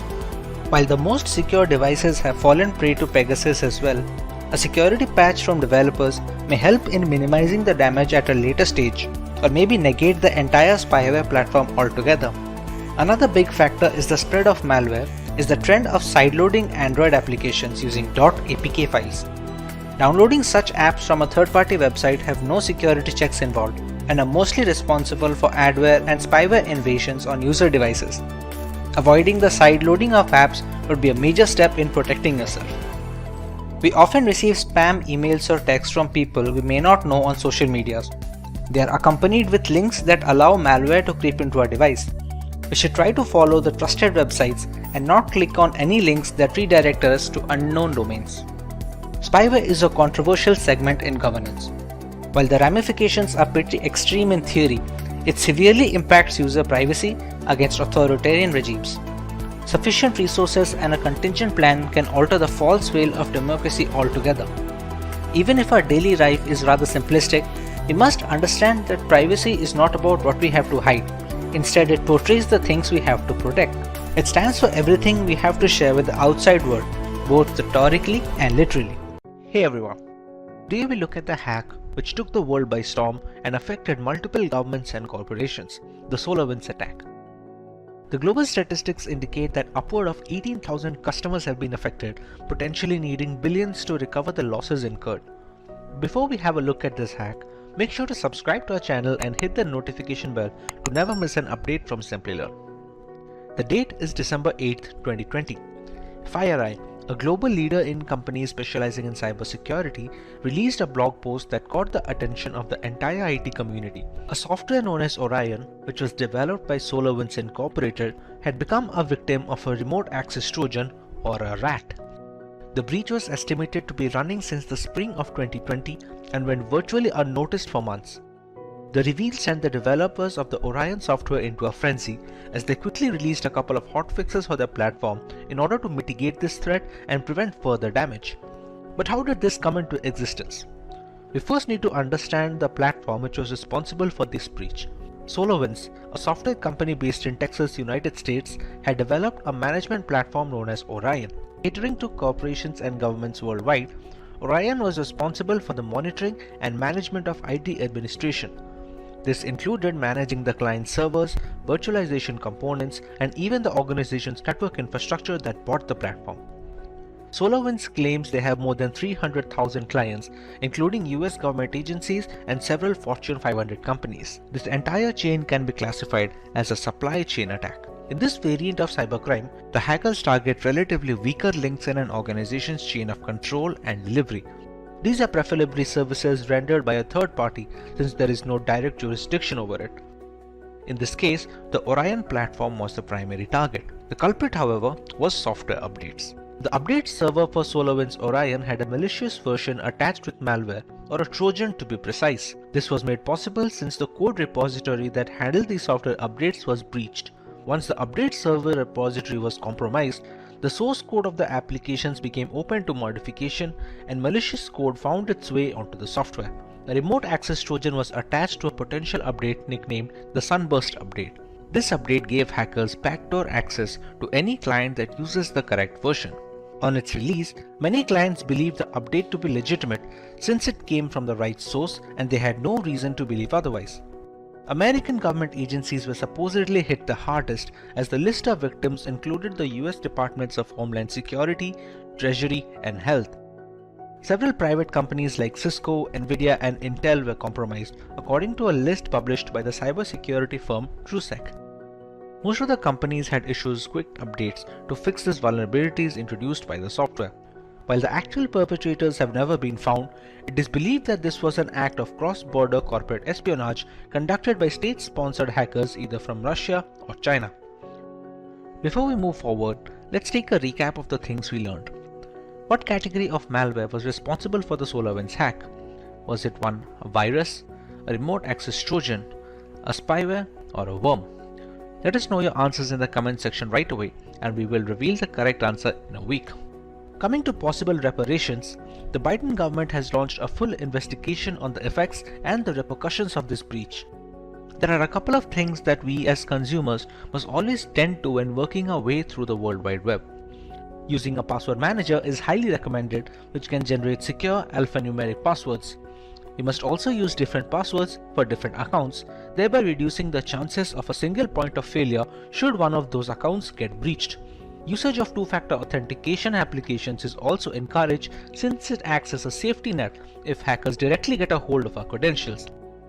Clicking on unknown links transmitted via emails is also a strict no, as is installing applications from unverified sources. The Solarwinds hack is estimated to cost the parent company nearly $18 million as reparations, making it one, if not the biggest hacks in cyberspace history. As recently as of July 2021, the hackers accessed some US attorneys' Microsoft 365 email accounts as part of the attack. Criminal organizations like the FBI and CIA are determined to figure out the culprits responsible for this debacle. However, the intricacy and the full extent of the breach makes it a way more complicated job than it looks on paper. The day is 26th February 2022. The world is hit with breaking news that Russian state TV channels have been hacked by Anonymous, a hacktivist collective and movement who have made a name taking part in multiple cyber wars in the past decade. This was in response to the Russian aggression on Ukrainian territory in the hopes of annexation. Anonymous hacked the Russian state TV networks to combat propaganda in Russia and highlight the damage to life meted out by the Kremlin in Ukraine. They also hacked 120,000 Russian troops' personal information and the Russian central bank, stealing 35,000 files. This served as a clear indicator of how cyber war can change the momentum in battle, something which people had never seen so closely. So, what is cyber war? A digital assault or series of strikes or hacks against a country is sometimes referred to as a cyber war.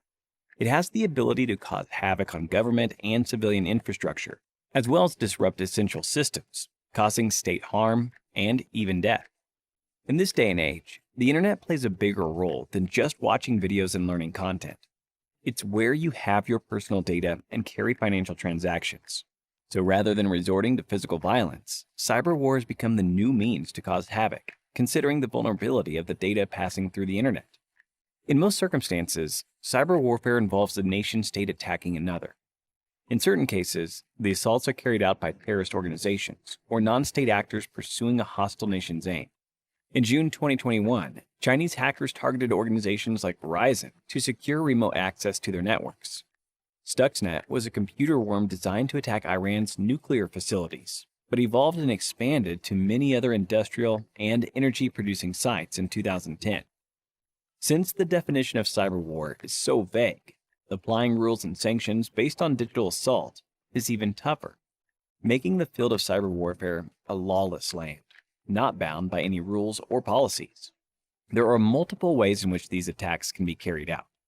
A major category of cyber attack is espionage. Espionage entails monitoring other countries to steal critical secrets.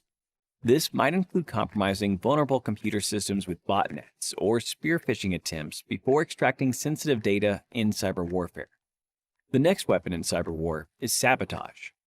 Government agencies must identify sensitive data and its dangers if it is exploited. Insider threats, such as disgruntled or irresponsible personnel, or government staff with ties to the attacking country, can be used by hostile countries or terrorists to steal or destroy information.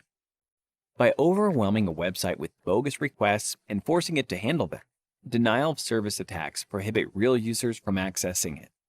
Attacking parties may use this form of assault to disrupt key operations and systems and prevent citizens, military, and security officials, and research organizations from accessing sensitive websites. But what benefits does cyber war offer in contrast to traditional physical warfare? The most important advantage is the ability to conduct attacks from anywhere globally without having to travel thousands of miles. As long as the attacker and target are connected to the internet, organizing and launching cyber wars is relatively less tedious than physical warfare. People living in or battling for a country are subjected to propaganda attacks in an attempt to manipulate their emotions and thoughts.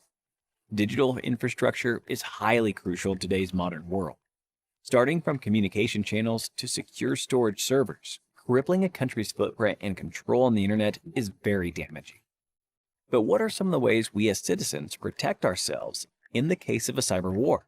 In the unfortunate event that your country is involved in warfare, be sure to fact-check every piece of information and follow only trusted sources in that frame of time. Even conversations online should be limited to a need-to-know basis, considering propaganda campaigns have the power to influence the tide of war drastically. It is highly crucial to follow basic security guidelines to secure our devices, like regularly updating our operating systems, occasionally running full system antivirus scans, etc. If your country or organization is being attacked, having devices segregated in a network goes a long way in bolstering security. Try to avoid sharing a lot of personal data online. In this era of Instagram and Facebook, divulging private information can be detrimental to keeping a secure firewall for your data. The more information an attacker has access to, the higher his chances of being able to devise a plan to infiltrate defenses. If you are an aspiring cybersecurity professional, looking for online training and certifications from the prestigious universities, and in collaboration with leading experts to enhance your credibility, then search no more. Simplilearn's postgraduate program in cybersecurity from MIT University in collaboration with EC-Council should be your right choice. For more details, you can use the link mentioned in the description box below. We bring you the top 10 computer hacks of all time. But before we begin, if you're new here and haven't subscribed already, make sure to hit the subscribe button and the bell icon for interesting tech videos every day. Let's see what we have at number 10. From April 27, 2007, Estonia, the European country, faced a series of cyber attacks that lasted for weeks. This happened when the Estonian government decided to move the bronze soldier from Tallinn center to a less prominent military cemetery located on the city's outskirts. Unprecedented levels of internet traffic took down Estonian banks' online services, media outlets, broadcasters, and government bodies. Botnets sent massive waves of spam and vast amounts of automated online requests. According to researchers, the public faced DDoS attacks. There were conflicts to edit the English language version of the Bronze Soldier's Wikipedia page as well. Although there is no confirmation, Russia is believed to be behind these cyber attacks that largely crippled the Estonian society. Let's now move on to the next attack. On December 23, 2015, several parts of Ukraine witnessed a power outage. And this was not a typical blackout, it was indeed the result of a cyber attack. Information systems of 3 energy distribution companies in Ukraine were compromised. It is the first known victorious cyber attack on a power grid. It is said that here hackers sent out phishing emails to the power companies. 30 substations were switched off and about 230,000 people were left in the dark for about 1 to 6 hours. US investigators believed that Russia-based hackers were responsible for this. Experts have warned that other countries could also be vulnerable to such attacks. Let's see what we have at number 8. In the year 1999, a cyber attack caused a 21-day shutdown of NASA computers. Unbelievable, isn't it? The hacker was none other than the then 15-year-old Jonathan James. He first penetrated US Department of Defense Division's computers and installed a backdoor on its servers. This allowed him to intercept more than 1,000 government emails, including the ones containing usernames and passwords. This helped James steal a piece of NASA software and crack the NASA computers that support the International Space Station, which cost the Space Exploration Agency's $41,000 as systems were shut down for 3 weeks. He was the first person to carry out a computer hack against the American Space Agency. Let's now move on to the next attack. In late November 2014, there was a leak of confidential data from the film studio of Sony Pictures. Information about Sony Pictures employees, their emails, copies of the then unreleased Sony films, future propositions, and other crucial data were leaked. This cyber attack was carried out by a hacker group named Guardians of Peace. So what did the hackers want? Well, they demanded that Sony withdraw its then upcoming movie, The Interview. This movie was a comedy storyline to assassinate the North Korean leader Kim Jong-un. Sony then decided to cancel the film's theatrical release due to the threats at cinemas screening the movie. It is indeed hard to trace the roots of a cyber attack. In this case, after evaluation, the US intelligence officials arrived at the theory that the attack was in a way related to the government of North Korea. However, North Korea had denied the same. Moving on to our number 6. In December 2006, TJX, the US retailer company, identified that 45.6 million debit and credit card details were stolen. This happened from one of its systems over 18 months by an unknown number of intruders. It was one of the first, largest ever cyber attacks involving the loss of personal data. As a result, banks in the affected regions had to reissue and block thousands of payment cards. A group of hackers did this, Albert Gonzalez being the mastermind. The group was from Miami, the place where the TJX heist was believed to have originated. Reports said that the TJX data breach occurred because of weak web encryption at 2 of its Marshall stores in Miami. Next, moving on to our top 5, let us see what we have at number 5. The year 2010 witnessed the discovery of the deadly computer worm Stuxnet. This malware's motive was unlike any other usual cyber attacks. It aimed at destructing the equipment the computers controlled. Stuxnet came with the deadly purpose of damaging Iran's nuclear infrastructure. It infected more than 200,000 computers, including 14 industrial sites and a uranium enrichment plant in Iran.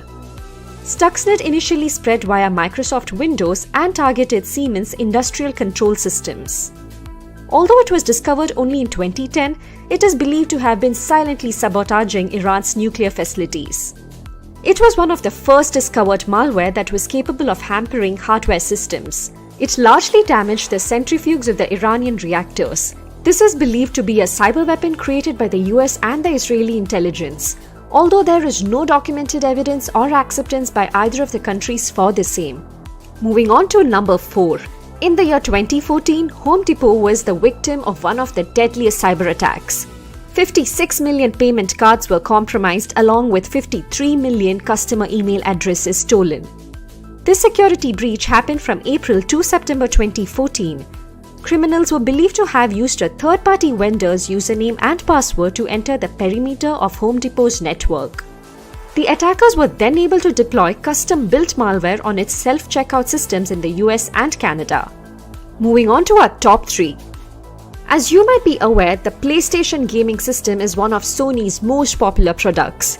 Unfortunately, in April 2011, Sony executives witnessed abnormal activity on the PlayStation network. This resulted in the compromise of approximately 77 million PlayStation users' accounts and prevented users of PlayStation 3 and PlayStation Portable consoles from accessing this service. This forced Sony to turn off the PlayStation network on April 20th. On May 4th, Sony confirmed that personally identifiable information from each of the 77 million accounts had been exposed. The outage lasted for 23 days. Sony released almost daily announcements concerning the system outage. In the end, Sony is believed to have invested approximately $170 million to improve the network security, to investigate the attack, and to cover the expenses of caring for the consumers that had been affected. Let's now move on to the next attack at number 2. In May 2017, one of the most dangerous cyber attacks took place. It was known as the WannaCry ransomware attack caused by the WannaCry crypto worm. The victims were the users that used the unsupported version of Microsoft Windows and those who hadn't installed the new security update. This did not take place through phishing like other attacks, but through an exposed vulnerable SMB port. The attack originated in Asia and then eventually spread across the globe. In a day, more than 200,000 computers were infected across 150 countries.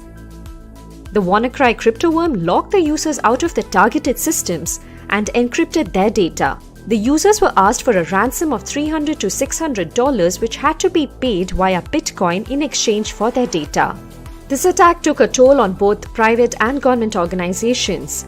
It resulted in damages from hundreds of millions to billions of dollars. In a matter of few days, the emergency patches released by Microsoft halted the attack. Also, the discovery of a kill switch prevented the infected computers from spreading the crypto worm. Security experts in a few countries believed that North Korea was behind this attack. And finally, let's see what we have at number 1. More than 2 decades ago, in March 1999, the Melissa virus, a mass-mailing macrovirus, was released. It targeted Microsoft Word and Outlook-based systems and created considerable network traffic. Melissa virus infected computers via emails. The email would look like an important message? Well, yes, it was fake. If the recipient opens the attachments in the mail and downloads the document and then opens it with Microsoft Word, a virus was released on their computers. This would then mass mail itself to the first 50 people in the victim's contact list and then disable multiple safeguard features on Microsoft Word and Microsoft Outlook. This began spreading like a wildfire across the internet. David L. Smith released the virus. The virus caused nearly 80 million worth of damages. It did not steal data or money, however, it caused a havoc. Almost 1 million email accounts were disrupted worldwide, agencies were overloaded, and some had to be shut down entirely, and internet traffic in some locations was slowed down. Security was traditionally considered an afterthought in software development. It is becoming an increasingly important concern for all aspects of app development, from design to deployment and beyond. The number of programs produced, distributed, deployed, and patched across network continually increases. As a result, application security features must deal with a wide range of risks. Let's take an example. A malicious script may be mirrored on the victim's web browser or kept in a database and run whenever the user contacts the proper function, depending on the kind of attack in question here. This allows malicious code to be entered in the case of an output. The major cause of this attack is faulty user input validation, which allows malicious input to enter the final output. An evil user can enter a script that will be injected into the website's code. The browser will then be unable to determine whether the process code is harmful. As a result, a malicious script is performed on the victim's browser, or a bogus form is shown to the users. Are you aware of which attack this is? If not, do stay till the end to find the correct answer. Are you aware of which attack this is? If not, Please stay till the end of the video to know the correct answer. Hey everyone, welcome to today's video on application security. Before we move forward, subscribe to our channel and hit the bell icon to never miss an update from us. Let's take a look at the topics to be covered today. We start by learning about application security and its different types. We learn about the most common vulnerabilities in AppSec, followed by the importance of application security in today's cybersecurity space. Next, we cover some attacks against application layer security and end the video with some protection techniques to enforce application security parameters. So let's start by learning about application security from a grassroots perspective. Application security, which is often known as AppSec, protects application software from external security threats by utilizing security software, hardware, methodologies, best practices, and different processes. Organizations require application security technologies that safeguard all of their programs, from internal to popular external apps on consumer mobile phones. These solutions must address the whole development cycle and provide testing after an application has been deployed to detect possible issues. Application security mechanisms must be capable of testing web pages for possible and exploitable vulnerabilities, analyzing code, and assisting in the administration of development and safety management processes. The testing solutions must also be simple and easy to install for system administrators worldwide. Consumers utilize hundreds of applications daily to access theoretically important and favored services such as e-commerce, banking, music, etc. To be productive, these professionals use a variety of software solutions as well, ranging from online word checkers to tablet-based creative tools, among other things. Backend software, of course, exists to automate essential operations and processes and decrease this human labor. But to make matters worse, the quantity and complexity of these apps and their backend code is increasing. The software security problem 10 years ago was about securing desktop apps and static web pages that were natively harmless and easy to scale through and define. Because of outsourced development, the number of legacy programs and in-house development that uses third-party, open source, and commercialized off-the-shelf software modules, the software supply chain has become considerably more convoluted. Now that we understand application security on a general level, let us go through some of the different categories or the types of application security. The three major types to be covered in this section: web application security, API security, and cloud-native application security. A web application is a program available through the internet and it operates on a web server. The client is accessed using a web browser. The applications, by definition, must allow connections from clients across unsecured networks. This exposes them to a variety of risks. Many online apps are mission critical and include sensitive customer data, making them an attractive target for attackers and a top concern for any cybersecurity program or framework. The advent of HTTPS, which offers an encrypted channel of communication, guards versus man-in-the-middle attacks, or MITM attacks, has addressed several online application weaknesses. Many weaknesses, though, still persist. Many security providers have created solutions specifically geared to safeguard online applications in response to the rising challenge of web application security. A web application firewall is an example of a security technology meant to identify and prevent application layer assaults in the case of web applications. When it comes to APIs that have security flaws are the root of many major data breaches. They have the potential to reveal sensitive data and disrupt vital corporate processes. API security flaws include insufficient authentication, unintended data disclosure, and a failure to apply rate restriction, which allows API abuse. The requirement for API security, like the necessity for web application security, has led to the creation of sophisticated equipment that can discover API vulnerabilities and protect APIs in production level. The third type is cloud-native application security. Infrastructure and environments are often built up automatically in cloud-native apps depending on declarative configuration, which is known as infrastructure as code or IAC. Developers are tasked with developing declarative settings and application code, both of which should be secure. Because practically everything is defined during the development stage, shifting left is even more crucial in cloud-native setups. Traditional testing techniques can help cloud-native apps, but they are insufficient. Dedicated cloud-native security solutions are mandatory at this point of time, which are capable of instrumenting vessels, container clusters, and serverless operations, reporting on security concerns, and providing developers with a quick feedback loop. Now that we have covered the different types of application security, let us go through some of the most common vulnerabilities that these frameworks face on a daily basis. First is cryptographic failure.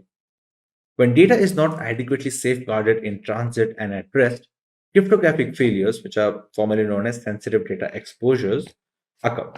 It has the potential to reveal credentials, health information, credit card details, and personal information as well, depending on the type of data being protected in that particular case. Injection attacks. So threat actors can use injection vulnerabilities to convey malicious information to a web application interpreter. It has the potential to assemble and execute this data on the server. SQL injection is a popular type of injection, which I've already covered in an introduction for this video. Another major vulnerability are outdated components. Vulnerable and out-of-date components encompass any vulnerability caused by obsolete or unmaintained software. It can happen if you construct or even use an application without first learning about its core components and versions. Authentication failures. Identification and authentication failure, which are previously known as broken authentication, encompass any security issue involving user identities. Identity attacks and exploitation may be avoided by implementing secure session administration, authentication, and validation for all identities in their organization. In the next section, let us cover some of the protection mechanisms employed by cybersecurity firms and third-party automated software to prevent the application layer from being bombarded with SQL injections and other attacks. The first is a web application firewall, or WAF. A web application firewall monitors and filters HTTP traffic between a web application and the World Wide Web. Web application firewall architecture does not address all risks, but it may be used in conjunction with other defense mechanisms. It can be used with a portfolio of security solutions to provide a comprehensive defense against diverse attack routes.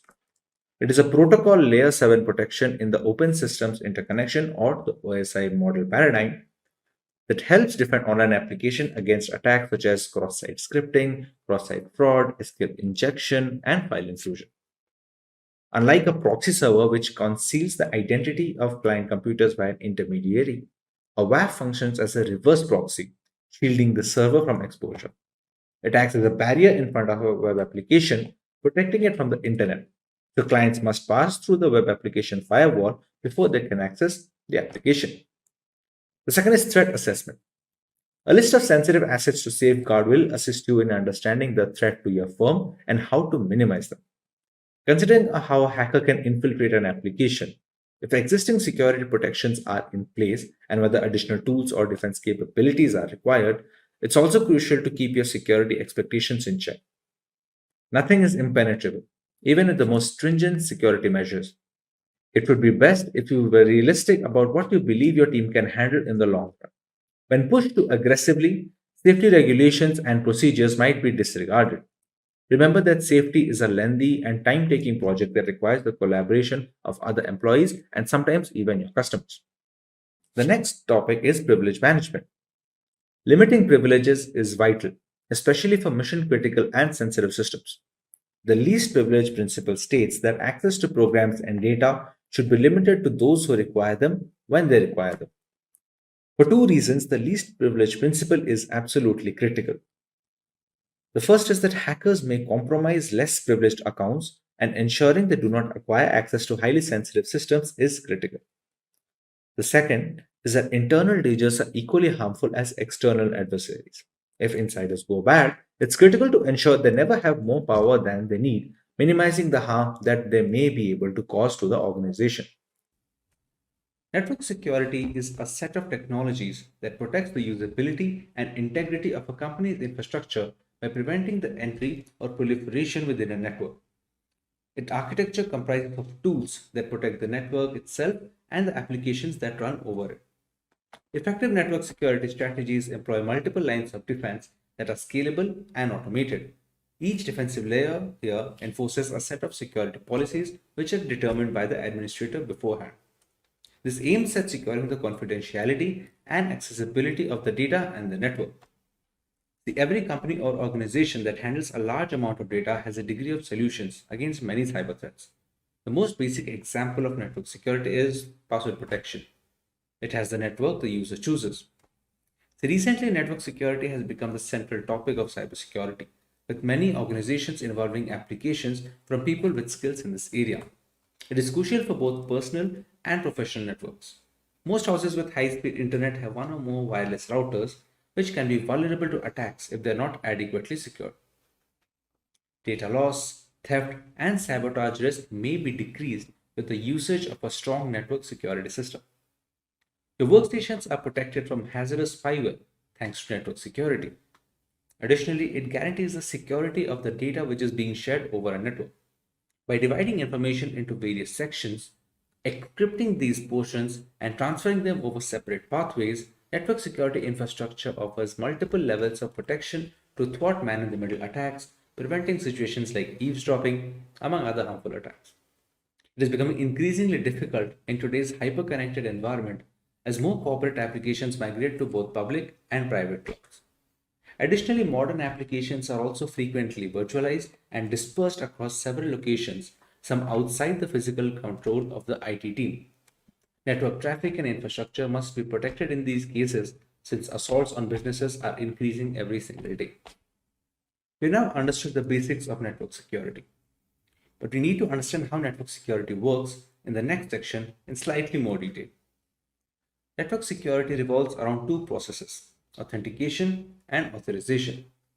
The first process, which is authentication, is similar to access cards, which ensure that only those who have the right to enter a building. In other words, authentication checks and verifies that it is indeed the user belonging to the network who is trying to access or enter it, thereby preventing unauthorized intrusions. Next comes authorization. This process decides the level of access provided to the recently authenticated user. For example, the network admin needs access to the entire network, whereas those working within it probably need access to only certain areas within the network. Based on the network user's role, the process of determining the level of access or permission level is known as authorization. Today's network architecture is complex and faces a threat environment that is always changing and attackers that are always trying to find and exploit vulnerabilities. These vulnerabilities can exist in many areas, including devices, data, applications, users, and locations. For this reason, many network security management tools and applications are in use today that address individual threats. When just a few minutes of downtime can cause widespread disruption and massive damage to an organization's bottom line and reputation, it is essential that these protection measures are in place beforehand. Now that we know a little about network security and its working, let's cover the different types of network security. The fundamental tenet of network security is the layering of protection for massive networks and stored data that ensure the acceptance of rules and regulations. As a whole, there are three types.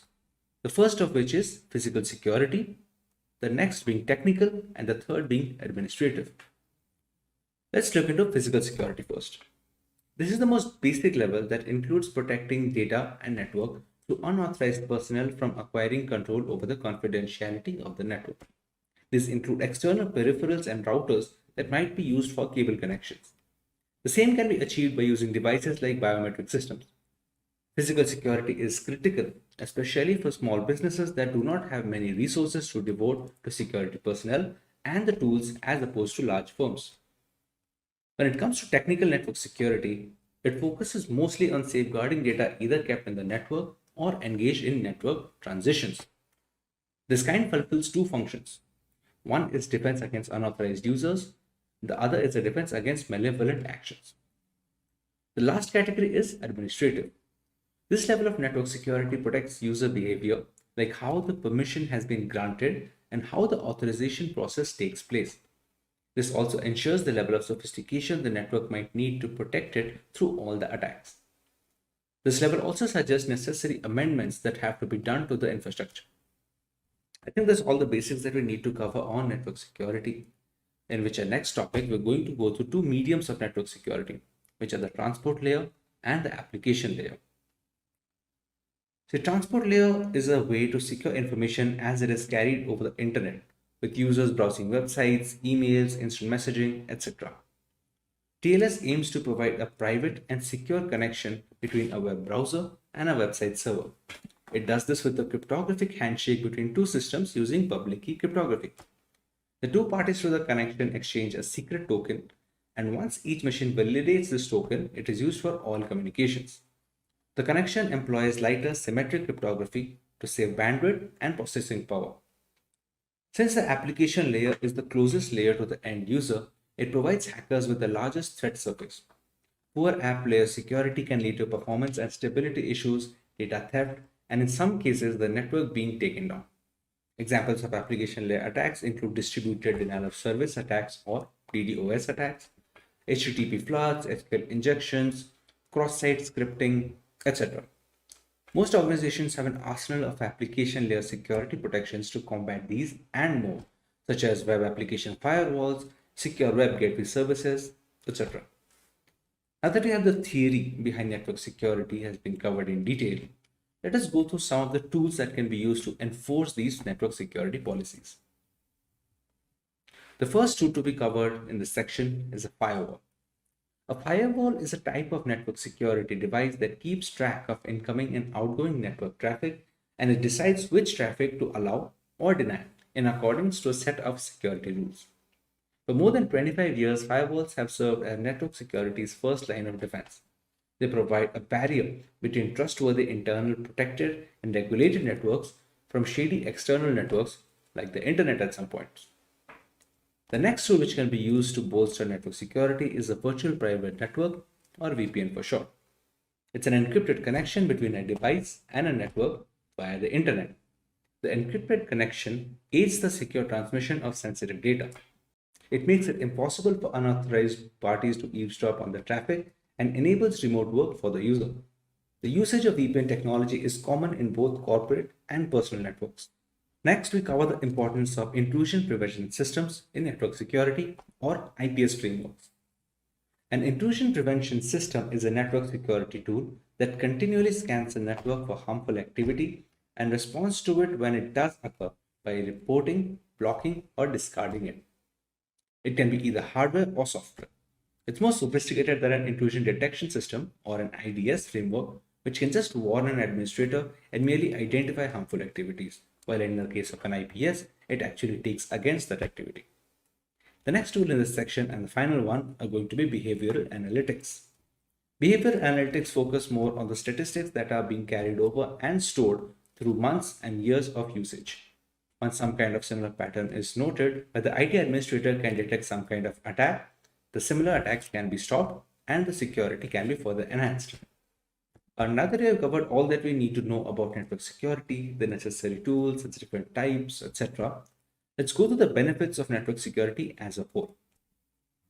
The first, which is protection against external threats.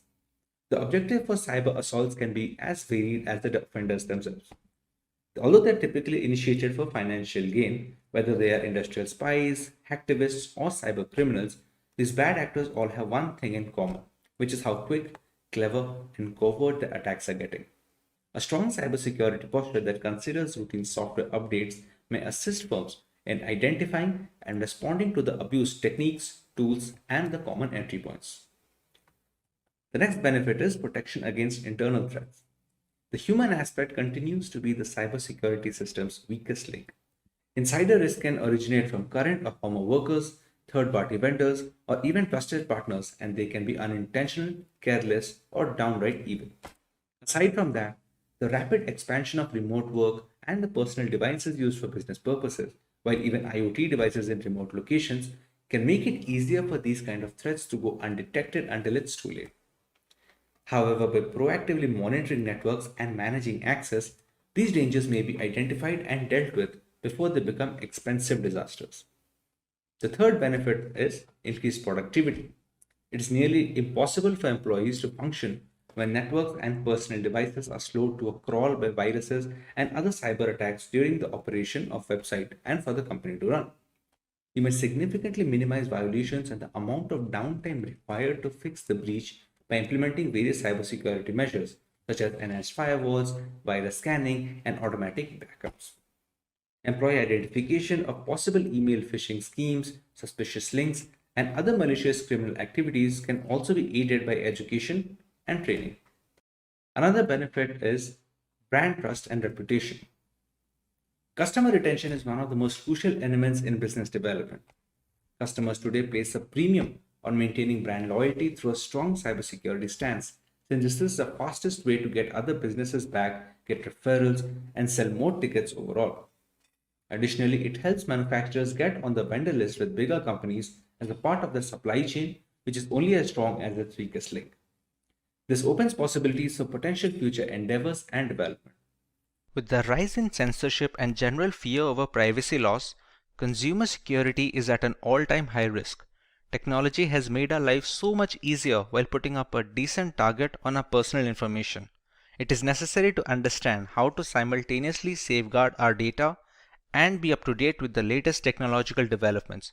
Maintaining this balance has become easier with cryptography taking its place in today's digital world. So hey everyone, this is Bev from Simplilearn and welcome to this video on cryptography. But before we begin, if you love watching tech videos, subscribe to our channel and hit the bell icon to never miss an update from Simplilearn. So here's a story to help you understand cryptography. Meet Anne. Anne wanted to look for a decent discount on the latest iPhone. She started searching on the internet and found a rather shady website that offered a 50% discount on the first purchase. Once Anne submitted her payment details, a huge chunk of money was withdrawn from her bank account just moments after. Devastated, Anne quickly realized she had failed to notice that the website was a HTTP web page instead of an HTTPS one. The payment information submitted was not encrypted and it was visible to anyone keeping an eye, including the website owner and hackers. Had she used a reputed website which has encrypted transactions and employs cryptography, our iPhone enthusiast could have avoided this particular incident. This is why it's never recommended to visit unknown websites or share any personal information on them. Now that we understand why cryptography is so important, let's take a look at the topics to be covered today. We take a look into what cryptography is and how it works.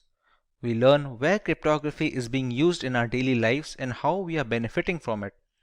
Then we will understand the different types of cryptography and their respective uses. Moving on, we will look at the usage of cryptography in ancient history and a live demonstration of cryptography and encryption in action. Let's now understand what cryptography is. Cryptography is the science of encrypting or decrypting information to prevent unauthorized access. We transform our data and personal information so that only the correct recipient can understand the message. As an essential aspect of modern data security, using cryptography allows the secure storage and transmission of data between willing parties. Encryption is the primary route for employing cryptography by adding certain algorithms to jumble up the data. Decryption is the process of reversing the work done by encrypting information so that the data becomes readable again. Both of these methods form the basis of cryptography. For example, when Simplilearn is jumbled up or changed in any format, not many people can guess the original word by looking at the encrypted text. The only ones who can are the people who know how to decrypt the coded word, thereby reversing the process of encryption. Any data pre-encryption is called plain text or clear text. To encrypt the message, we use certain algorithms that serve a single purpose of scrambling the data to make them unreadable without the necessary tools. These algorithms are called ciphers.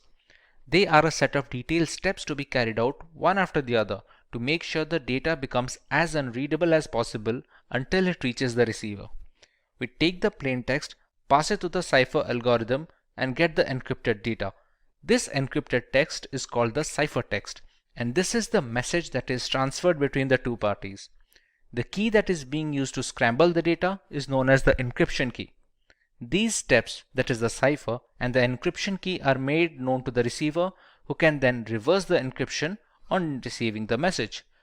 Unless any third party manages to find out both the algorithm and the secret key that is being used, they cannot decrypt the messages, since both of them are necessary to unlock the hidden content.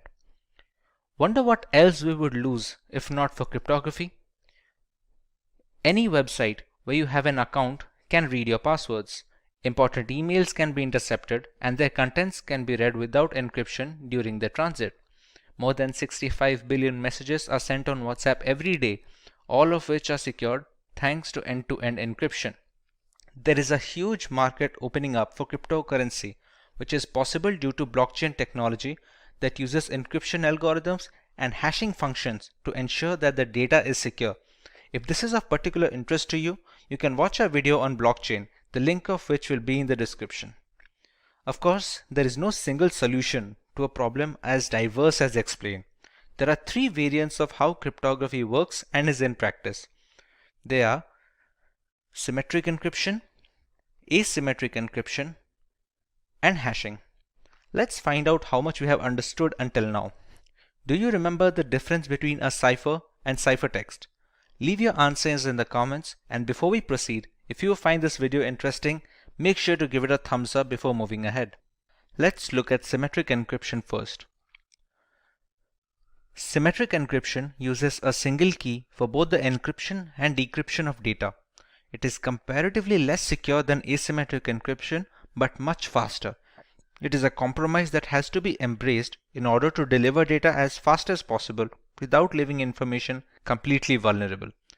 This type of encryption is used when data rests on servers and identifies personnel for payment applications and services. The potential drawback with symmetric encryption is that both the sender and receiver need to have the same secret key, and it should be kept hidden at all times. Caesar cipher and Enigma machine are both symmetric encryption examples that we will look into further. For example, if Alice wants to send a message to Bob, she can apply a substitution cipher or a shift cipher to encrypt the message. But Bob must be aware of the same key itself, so he can decrypt it when he finds it necessary to read the entire message. Symmetric encryption uses one of the two types of ciphers, stream ciphers and block ciphers. Block ciphers break the plain text into blocks of fixed size and use the key to convert it into ciphertext. Stream ciphers convert the plain text into ciphertext one bit at a time instead of resorting to breaking them up into bigger chunks. In today's world, the most widely used symmetric encryption algorithm is AES 256, that stands for Advanced Encryption Standard, which has a key size of 256-bit with 128-bit and 196-bit key sizes also being available. Other primitive algorithms like the Data Encryption Standard, that is the DES, the Triple Data Encryption Standard 3DES, and Blowfish have all fallen out of favor due to the rise of AES. AES chops up the data into blocks and performs 10 plus rounds of obscuring and substituting the message to make it unreadable. Asymmetric encryption, on the other hand, has a double whammy at its disposal. There are two different keys at play here, a public key and a private key. The public key is used to encrypt information pre-transit, and a private key is used to decrypt the information post-transit. If Alice wants to communicate with Bob using asymmetric encryption, she encrypts the message using Bob's public key. After receiving the message, Bob uses his own private key to decrypt the data.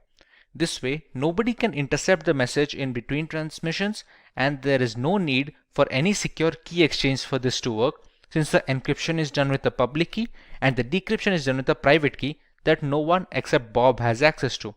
Both the keys are necessary to read the full message. There is also a reverse scenario where we can use the private key for encryption and the public key for decryption.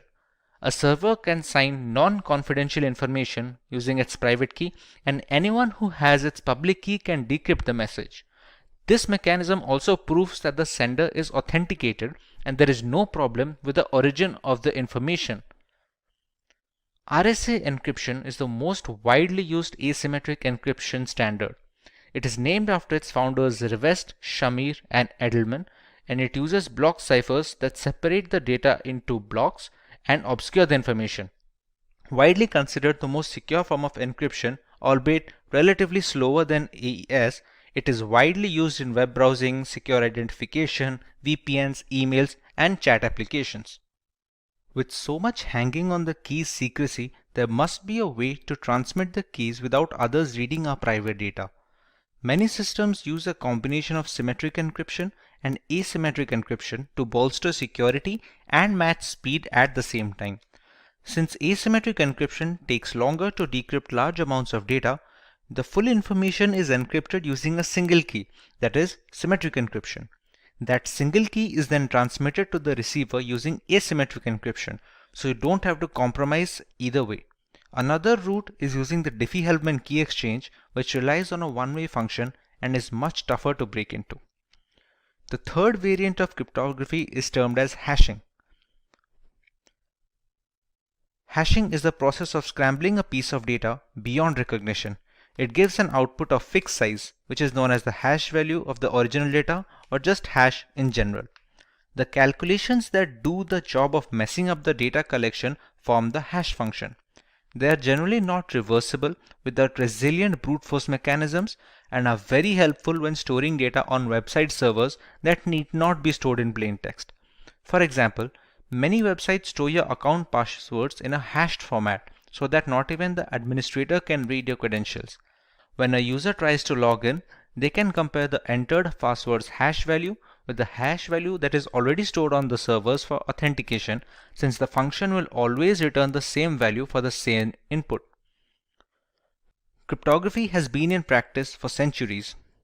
Julius Caesar used a substitution shift to move alphabets a certain number of spaces beyond their place in the alphabet table.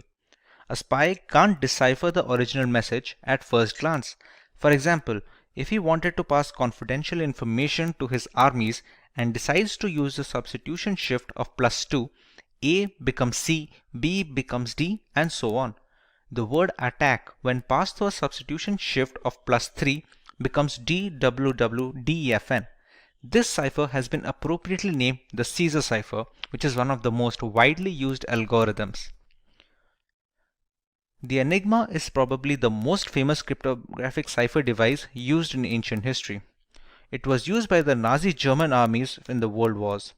They were used to protect confidential political, military, and administrative information, and it consisted of 3 or more rotors that scrambled the original message depending on the machine's state at that time.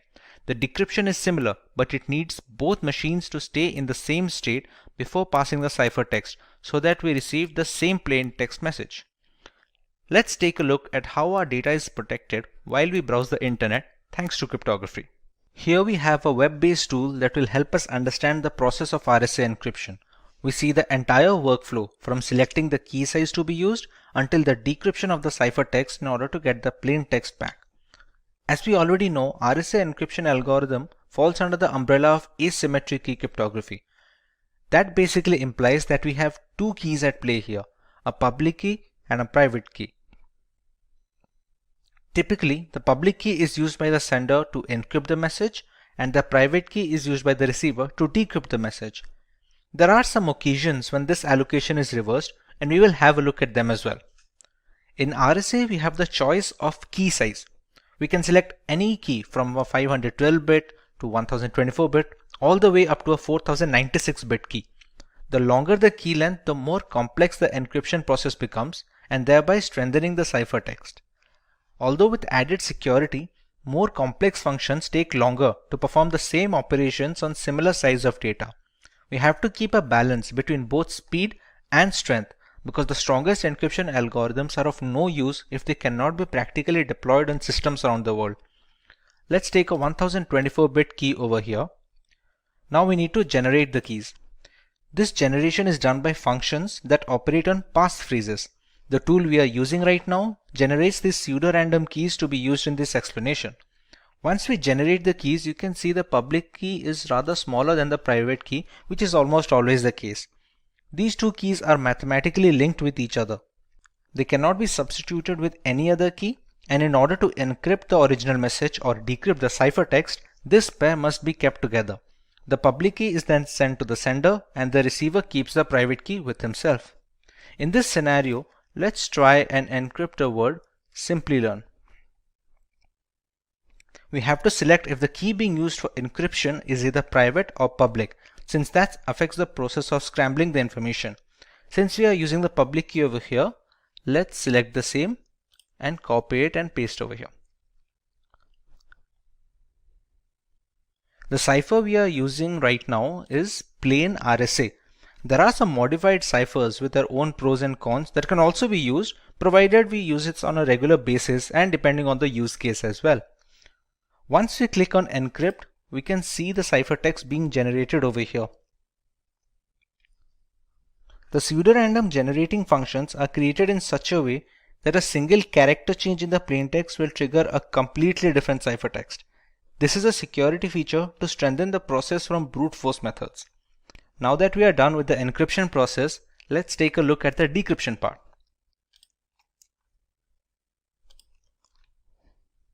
The receiver gets this ciphertext from the sender with no other key or supplement. He or she must already possess the private key generated from the same pair. No other private key can be used to decrypt the message since they are mathematically linked. We paste the private key here and select the same. The cipher must also be the same used during the encryption process. Once we click decrypt, you can see the original plaintext we had decided to encrypt. This sums up the entire process of RSA encryption and decryption. Now some people use it the other way around. We also have the option of using the private key to encrypt information and the public key to decrypt it. This is done mostly to validate the origin of the message. Since the keys only work in pairs, if a different private key is used to encrypt the message, the public key cannot decrypt it. Conversely, if the public key is able to decrypt the message, it must have been encrypted with the right private key and hence the rightful owner. Here we just have to take the private key and use that to encrypt the plaintext and select the same in this checkbox as well. You can see we have generated a completely new ciphertext. This ciphertext will be sent to the receiver, and this time we will use the public key for decryption. Let's select the correct checkbox and decrypt, and we still get the same output. Now let's take a look at practical example of encryption in the real world. We all use the internet on a daily basis, and many are aware of the implications of using unsafe websites. Let's take a look at Wikipedia here. Pretty standard HTTPS website where the H stands for secured. Let's take a look at how it secures the data. Wireshark is the world's foremost and most widely used network protocol analyzer. It lets you see what's happening on your network at a microscopic level, and we are going to use this software to see the traffic that is leaving our machine and to understand how vulnerable it is. Since there are many applications running in this machine, let's apply a filter that will only show us the results related to Wikipedia.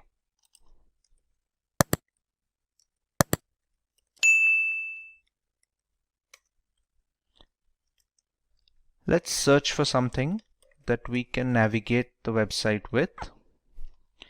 Okay, once we get into it a little, you can see some of the requests being populated over here. Let's take a look at the specific request. These are the data packets that basically transport the data from our machine to the internet and vice versa. As you can see, there's a bunch of gibberish data here that doesn't really reveal anything that we searched or watched. Similarly, other secured websites function the same way, and it is very difficult, if at all possible, to snoop on user data this way. To put this in perspective, let's take a look at another website, which is a HTTP web page.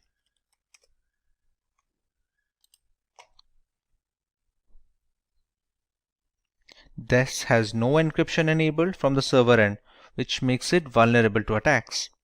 There is a login form here, which needs legitimate user credentials in order to grant access. Let's enter a random pair of credentials.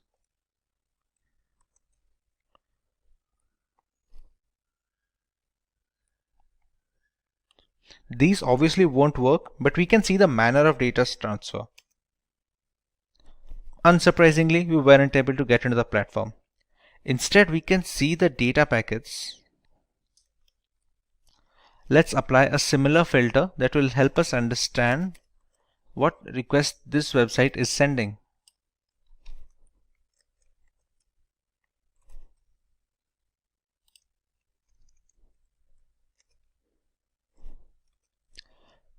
These are the requests being sent by the HTTP login form to the internet.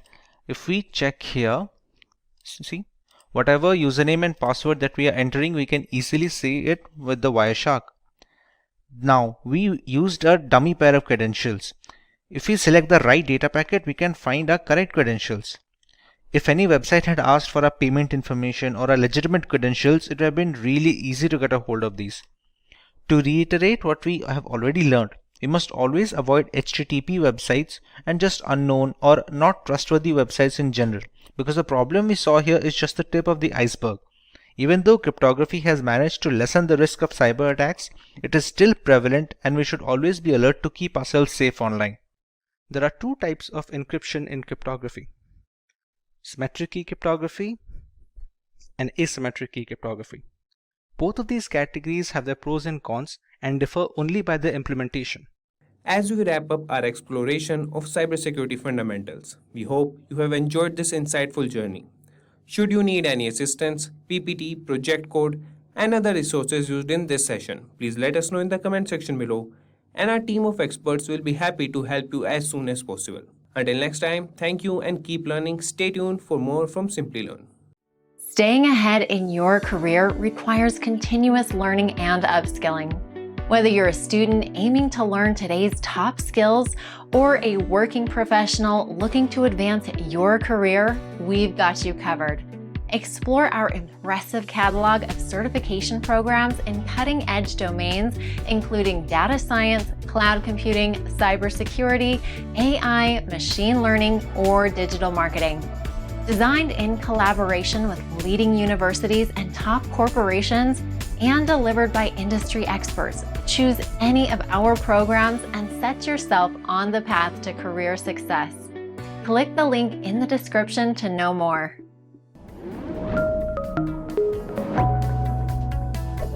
Hi there, if you like this video, subscribe to the Simplilearn YouTube channel and click here to watch similar videos. To nerd up and get certified, click here.